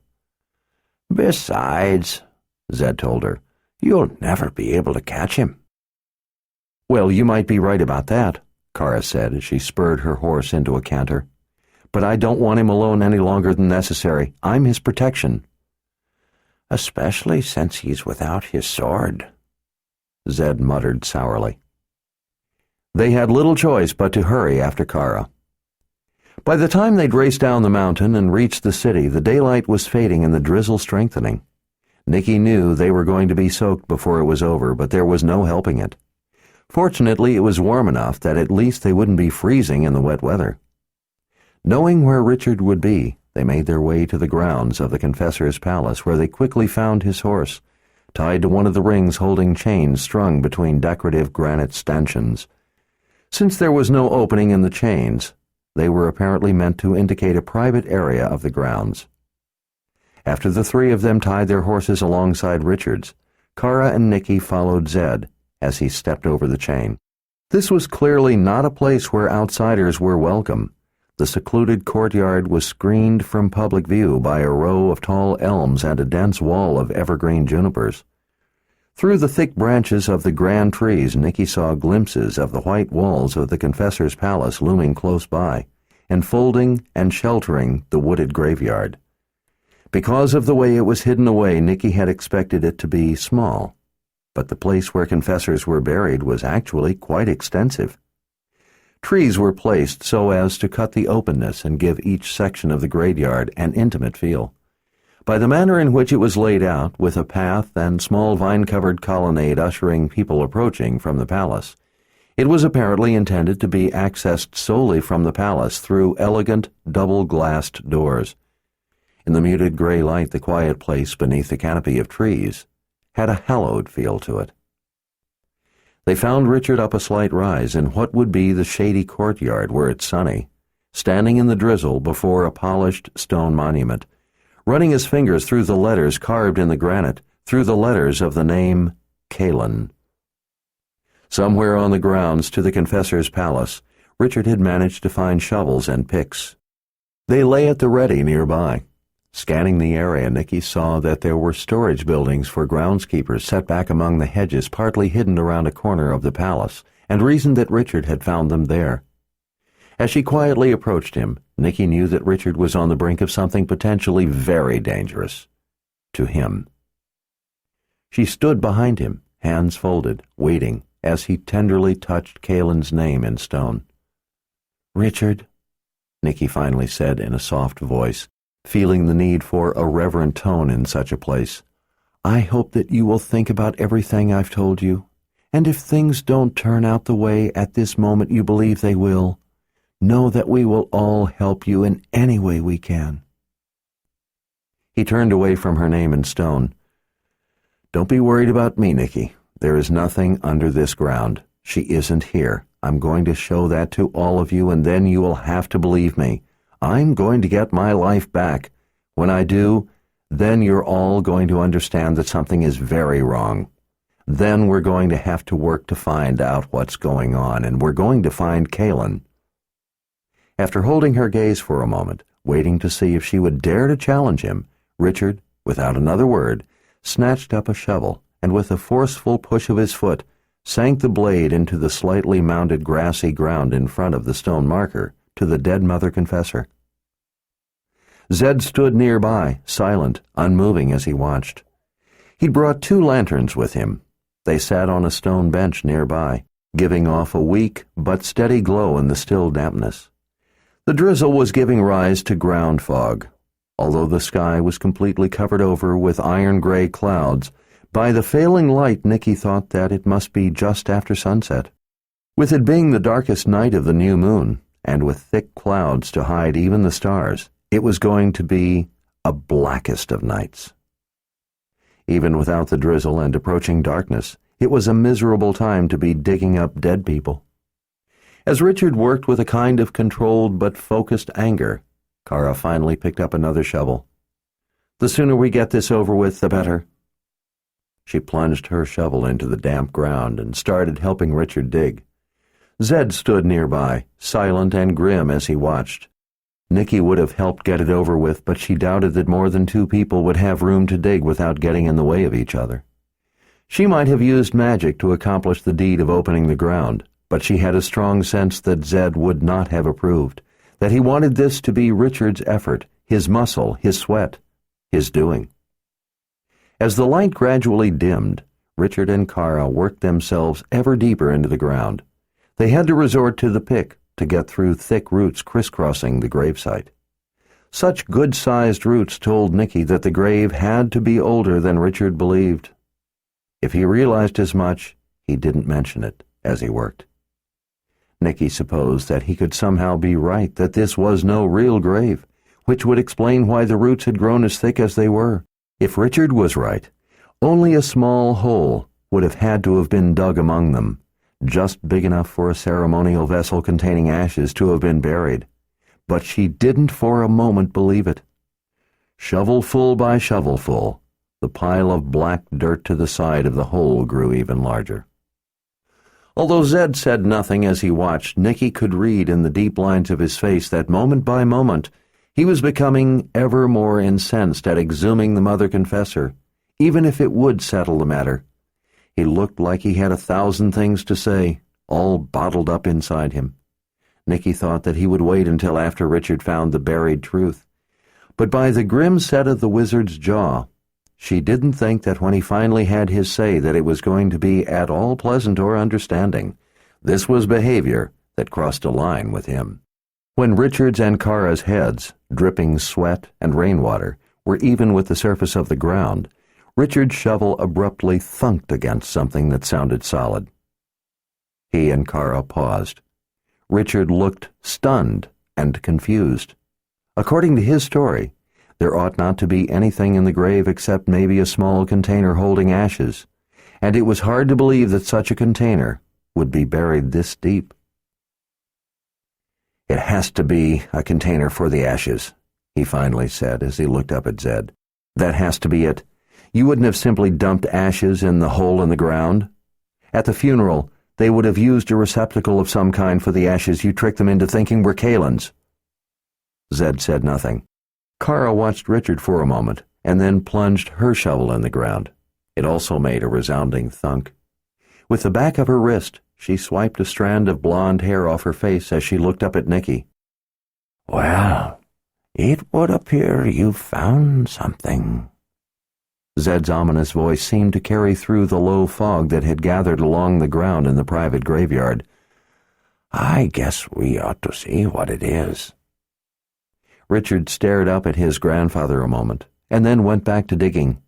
It wasn't long before he and Kara had exposed a flat surface. It was too dark to see it clearly, but Nicky knew what it was. It was the truth about to be uncovered. It was the end of Richard's delusion. "I don't understand," Richard murmured, confused by the size of what they were uncovering. "Dig the top clear," Zed ordered with barely restrained displeasure. Richard and Kara worked to carefully but quickly clean the wet dirt away from what was becoming all too clear was a coffin. When they had it fully exposed, Zed ordered them out of the hole they'd dug. The old wizard held his hands over the open grave and turned his palms up. As Richard, Kara, and Nicky watched, the heavy coffin began to rise.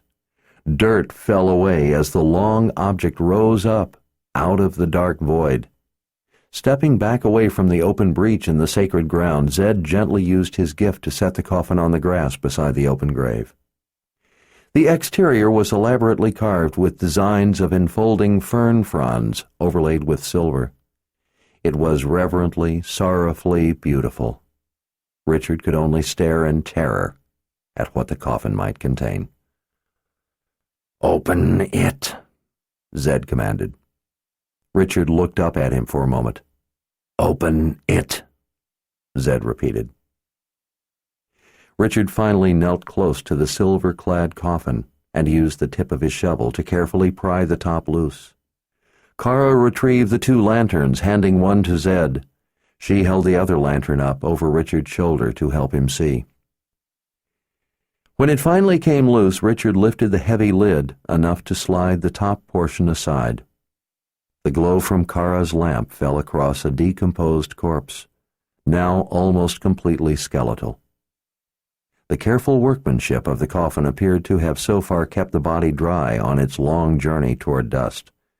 The bones were mottled with stains from long burial and the inescapable process of deterioration. A fall of long hair, most still attached to the skull, draped over the shoulders. Little tissue was left, mostly connective tissue, especially that holding the bones of the fingers together. Even this long after death, those fingers still clutched a long-ago crumpled bouquet of flowers. The body of the Mother Confessor was wearing an exquisite, simply styled satiny white dress, cut square at the neckline, that now revealed bare ribs. The bouquet clutched in her hands had been enfolded in a wrapping of pearled lace with a broad golden ribbon attached to it. On the gold ribbon, in stitched letters of silver thread, it said, "Beloved Mother Confessor Kaylin Amnell, she will always be in our hearts." There could hardly be any doubt anymore as to the true fate of the Mother Confessor, or to the reality that what Richard had so strongly believed was his memories was nothing more than sweet delusions now turned to dust. Richard, his chest heaving, his breath catching, could only stare into the open coffin at the skeletal remains, at the white dress, at the golden ribbon around the black fragments of what had once been a beautiful bouquet of flowers. Nicky felt sick. "Are you satisfied now?" Zed asked in a measured tone of smoldering anger. "I don't understand," Richard whispered, unable to take his eyes from the ghastly sight. "You don't? I think it seems pretty clear," Zed told him. "But I know she isn't buried here. I can't explain this. I don't understand the contradiction to what I know is true." Zed clasped his hand. "There is no contradiction to understand. Contradictions don't exist." "Yes, but I know—" "Wizard's 9th rule.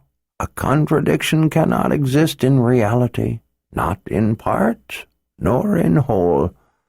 To believe in a contradiction is to abdicate your belief in the existence of the world around you and the nature of the things in it.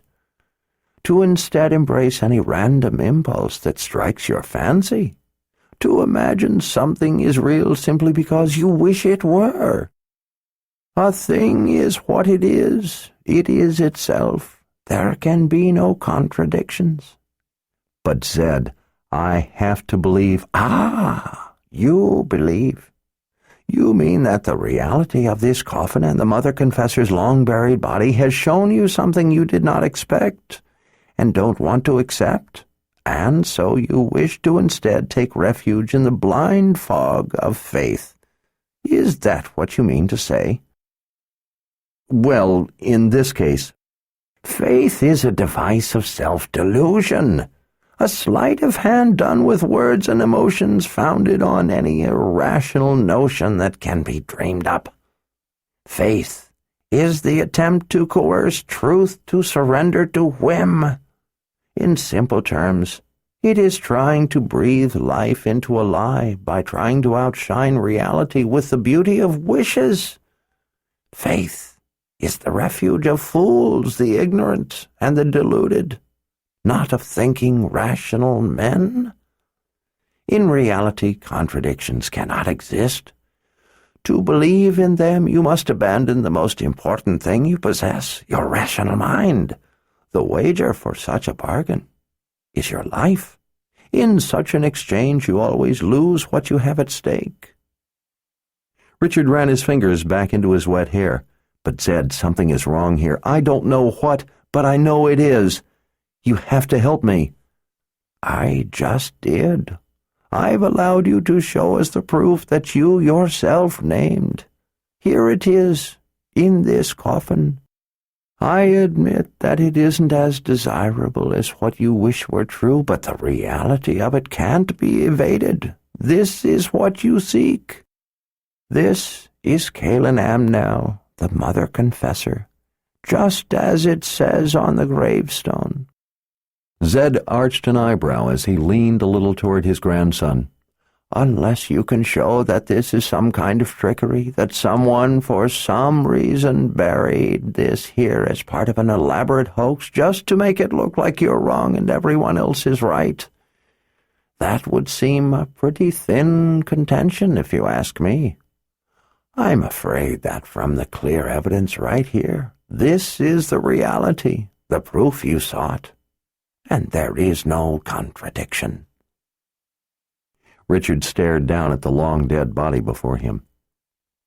Something is wrong. This can't be true. It just can't be. The muscles in Zed's jaw flexed.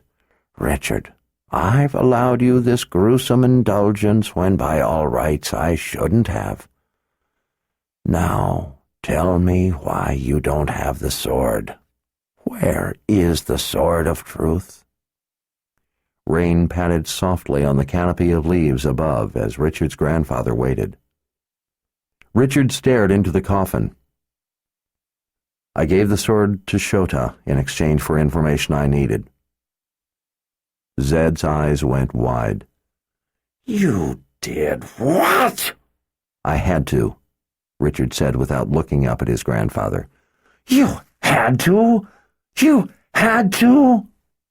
Yes, Richard answered in a meek voice. In exchange for what information? Richard put his elbows on the edge of the coffin as his face sank into his hands. In exchange for what might help me find the truth of what's going on, I need answers. I need to know how to find Caelan. In fury, Zed thrust his finger toward the coffin. There is Caelan Amnell, right where the gravestone has always said she is buried. And what oh so valuable bit of information did the Shota give you after she tricked you out of the sword? Richard made no effort to contend the characterization of being tricked out of the sword. Chainfire, he said. She told me the word chainfire, but she didn't know what it meant. She told me that I must find the place of the bones in the deep nothing.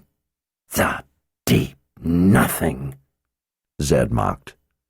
He gazed up at the black sky as he took a breath. I don't suppose Shota was able to tell you what this deep nothing is. Richard shook his head but didn't look up. She also said to beware the viper with 4 heads.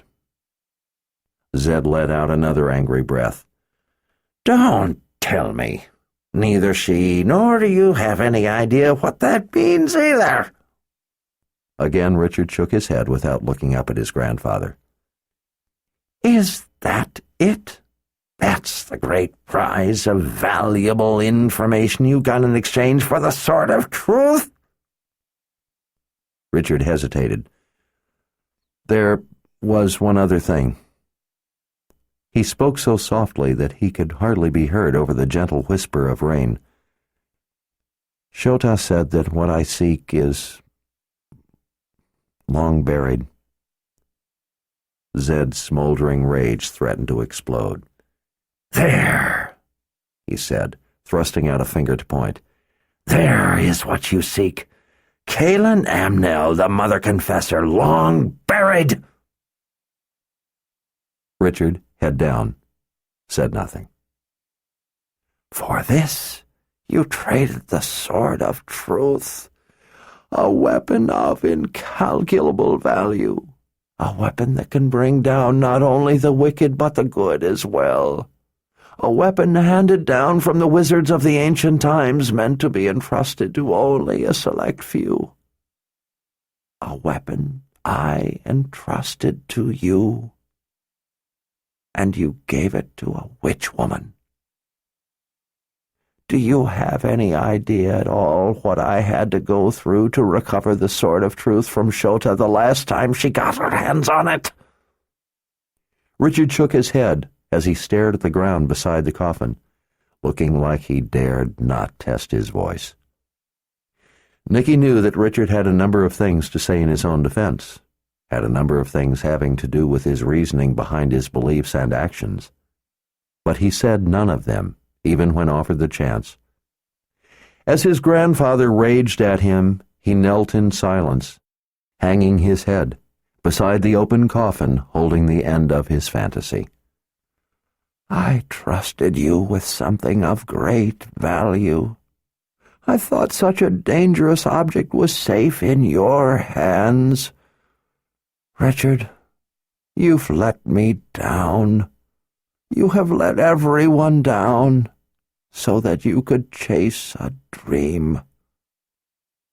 Well, here it is, bones long buried.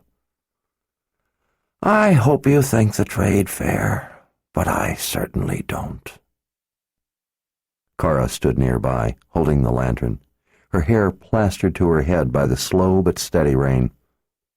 She looked like she wanted to defend Richard, but couldn't think of anything to say. Nicky likewise feared to say anything. She knew that at that moment anything they said would only make matters worse. Only the soft hiss of the rain against the leaves filled the otherwise silent, foggy night.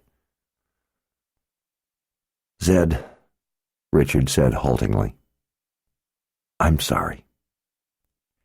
Sorry won't get it back from Shota's clutches.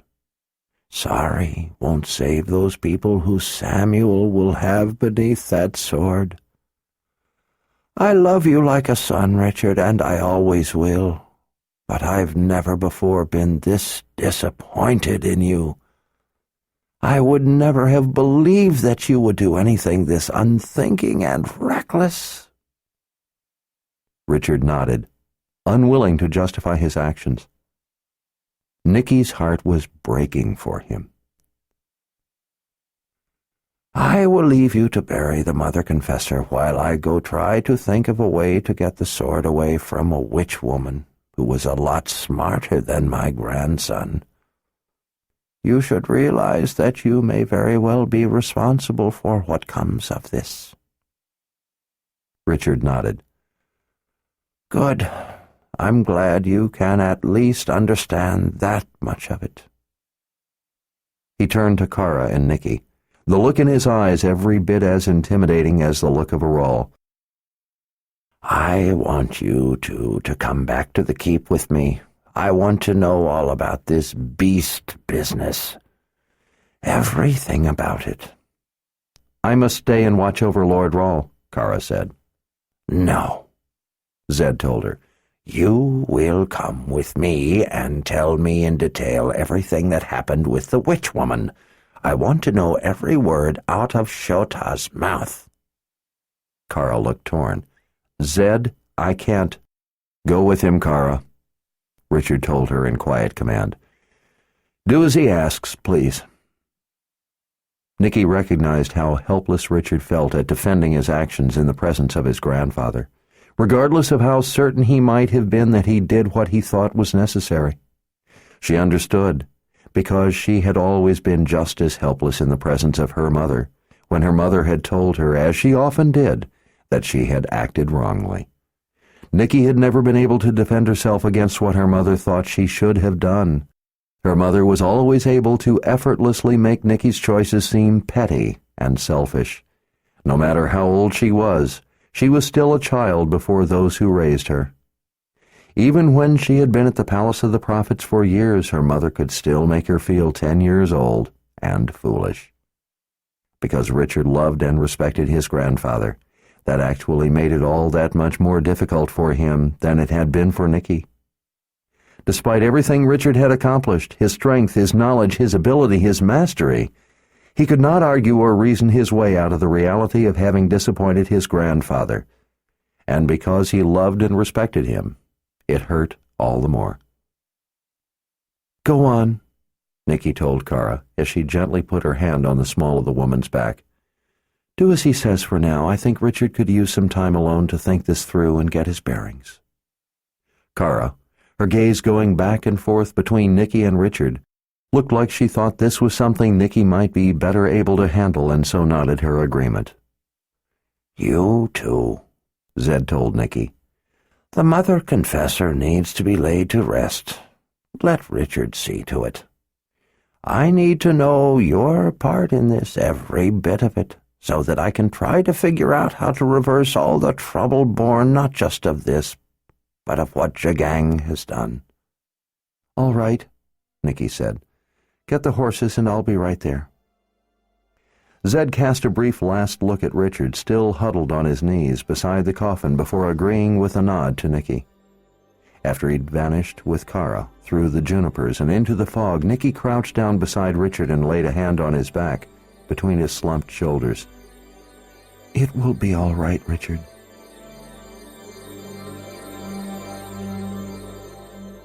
This is the end of disc number 16. Please insert disc number 17.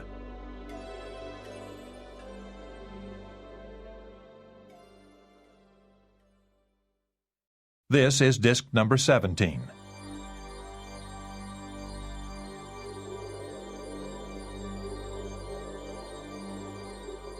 After Zed had vanished with Kara through the junipers and into the fog, Nicky crouched down beside Richard and laid a hand on his back between his slumped shoulders. "It will be all right, Richard." "I wonder if anything will ever be all right again." "It may not seem that way now, but it will. Zed will get over his anger of the moment and come to understand that you were doing your best to act responsibly. I know that he loves you and that he didn't intend what he said to hurt you so." Richard nodded without looking up as he knelt in the mud beside the open coffin, holding the corpse of the long-dead Kaelin Amnell. The woman he had imagined had been his love. "Nicky," he finally asked so softly she could hardly hear him over the soft sound of the gentle rain, "will you do something for me?" "Anything, Richard." "One last time, be Death's mistress. For me." She rubbed his back and then stood, tears mixing with the rain on her face. By sheer force of will, past the sobs, struggling to escape, she made her voice steady. "I can't, Richard. You've taught me to embrace life." Chapter 49. The heavy paneled door opened part way. Rika stuck her head into the silent room. "Someone is coming." Nicky pushed her padded chair away from the polished library table. "Coming?" "Up toward the keep." "Do you know who?" she asked as she stood. Rika shook her head. "Zed just told me that the shields warned him that someone was on their way up the road. He thought you ought to know. I tell you, all the magic flying around in this place makes my skin crawl." "I'll go find Richard." Rika nodded before vanishing out of the doorway. Nicky quickly returned the book she had been studying to its slot in the vast expanse of mahogany shelves that filled the quiet library. The book was a tedious report on activities in the keep during the Great War. Nicky found it rather strange, reading about all the people who had once lived in the wizard's keep thousands of years ago. It seemed a disconnected history except when she intermittently reminded herself that they were talking about the very place where she was. She considered how, in contrast, the palace of the prophets had been so full of life and activity for so long. Nicky couldn't imagine the palace of the prophets empty of all but a few souls, and the keep was vastly larger. Of course, now the palace was no more, while the keep still stood. Nicky hadn't really been interested in the book she'd been reading.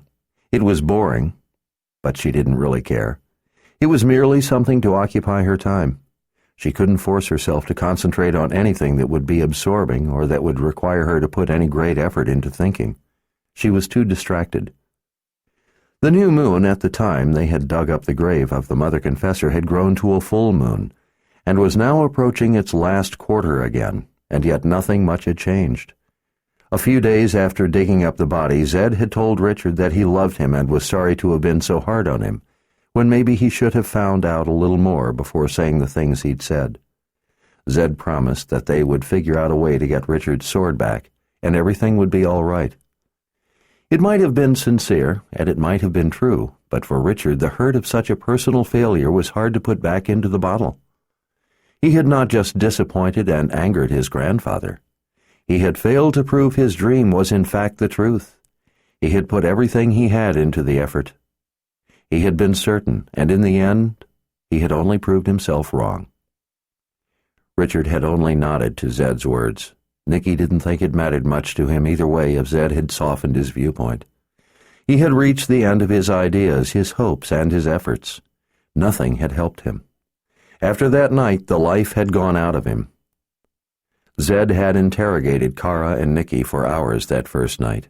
Nicky had been stunned to hear from Kara what Shota had said about the beast becoming a blood beast, because Nicky had inadvertently given it the measure of Richard's ancestral blood.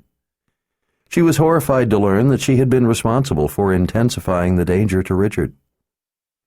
While astonished at how Nicky had accomplished saving Richard's life, Zed had quietly assured her that had she not acted, Richard would most certainly have died right then and there. He said that she had given Richard a chance at life, and now they could work to solve the problem of the beast Jigang's sisters had created, as well as Richard's strange delusions and the matter of recovering his sword. From what Shota had revealed about the beast, on top of what Nicky already knew, it didn't look to Nicky that they had much of a chance of success. She had no idea at all of how to even begin to destroy such a beast spawned of dark powers. She had also been embarrassed to hear Kara telling about how Shota had revealed to Richard Kara's plan for Nicky to interest Richard romantically. Zed, thankfully, had withheld any comments on that part of Kara's story. That, among other things, had left Nicky feeling rather hopeless and helpless. The Imperial Order was rampaging unchecked through the New World. The beast was stalking Richard, and he was not himself, to say the least. In some ways it reminded her of her dead attitude toward life back before Richard. She had been taught that she had been born lucky in every way, and because she had ability, it was her duty to devote herself to those in need. No matter how hard she worked, the need always outpaced her ability to meet them, leaving her perpetually in debt to the ever-worsening lives of others, while her own life was not her own. Her feeling about what was happening now with the beast and Richard's delusions were different in almost every way, except they were the same in that they gave her that familiar feeling of hollow hopelessness.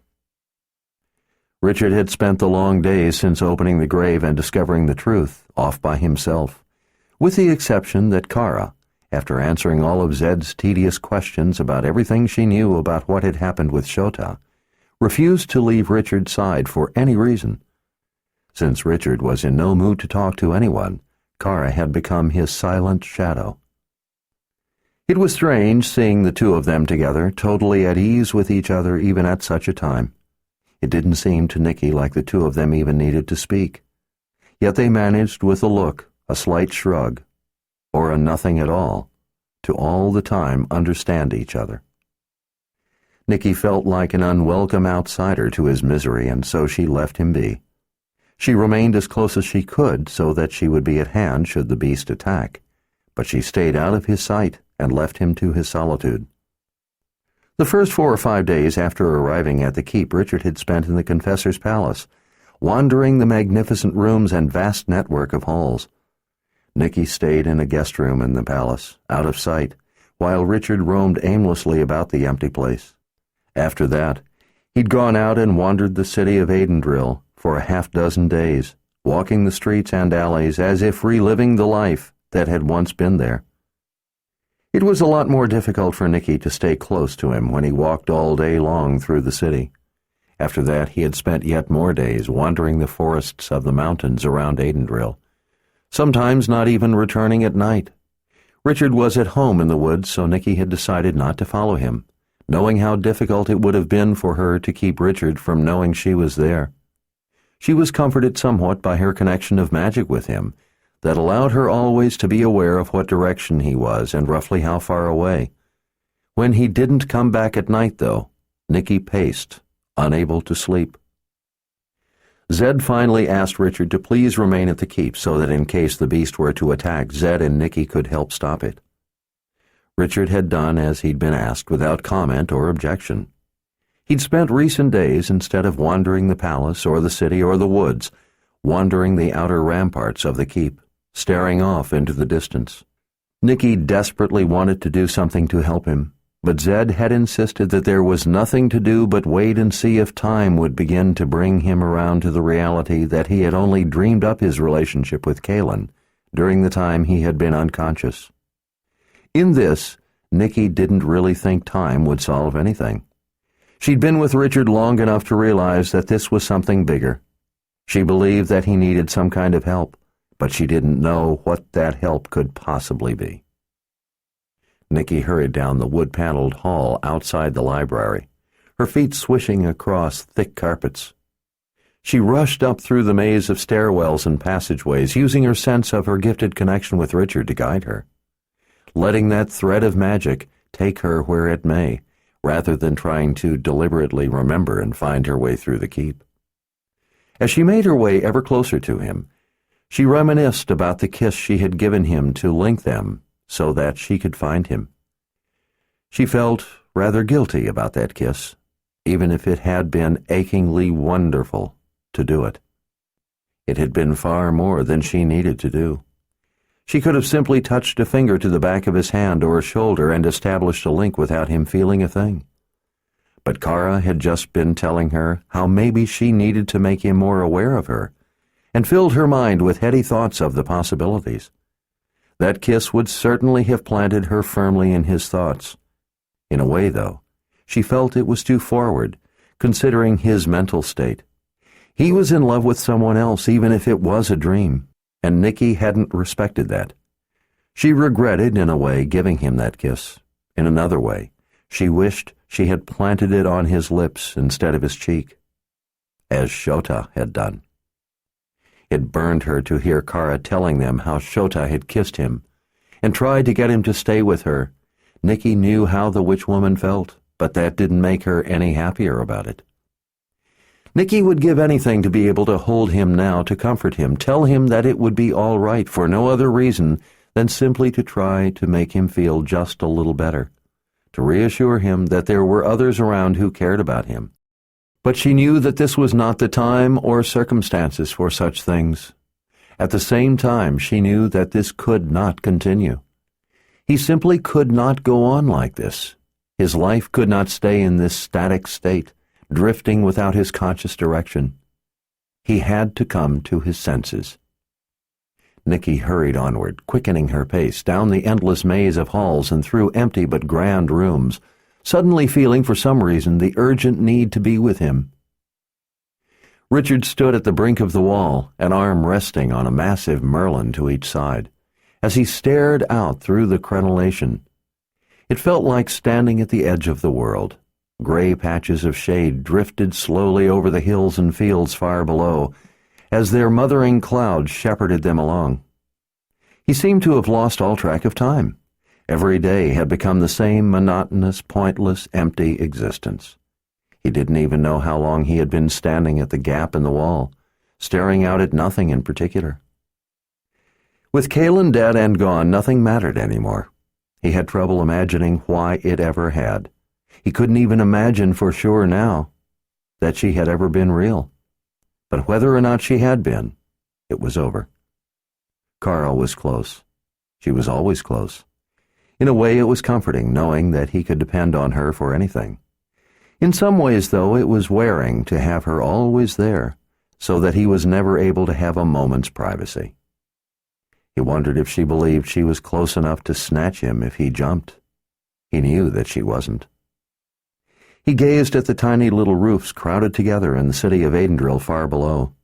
In a way, he felt an affinity for the city. It was empty. He was empty. Life was gone from both of them.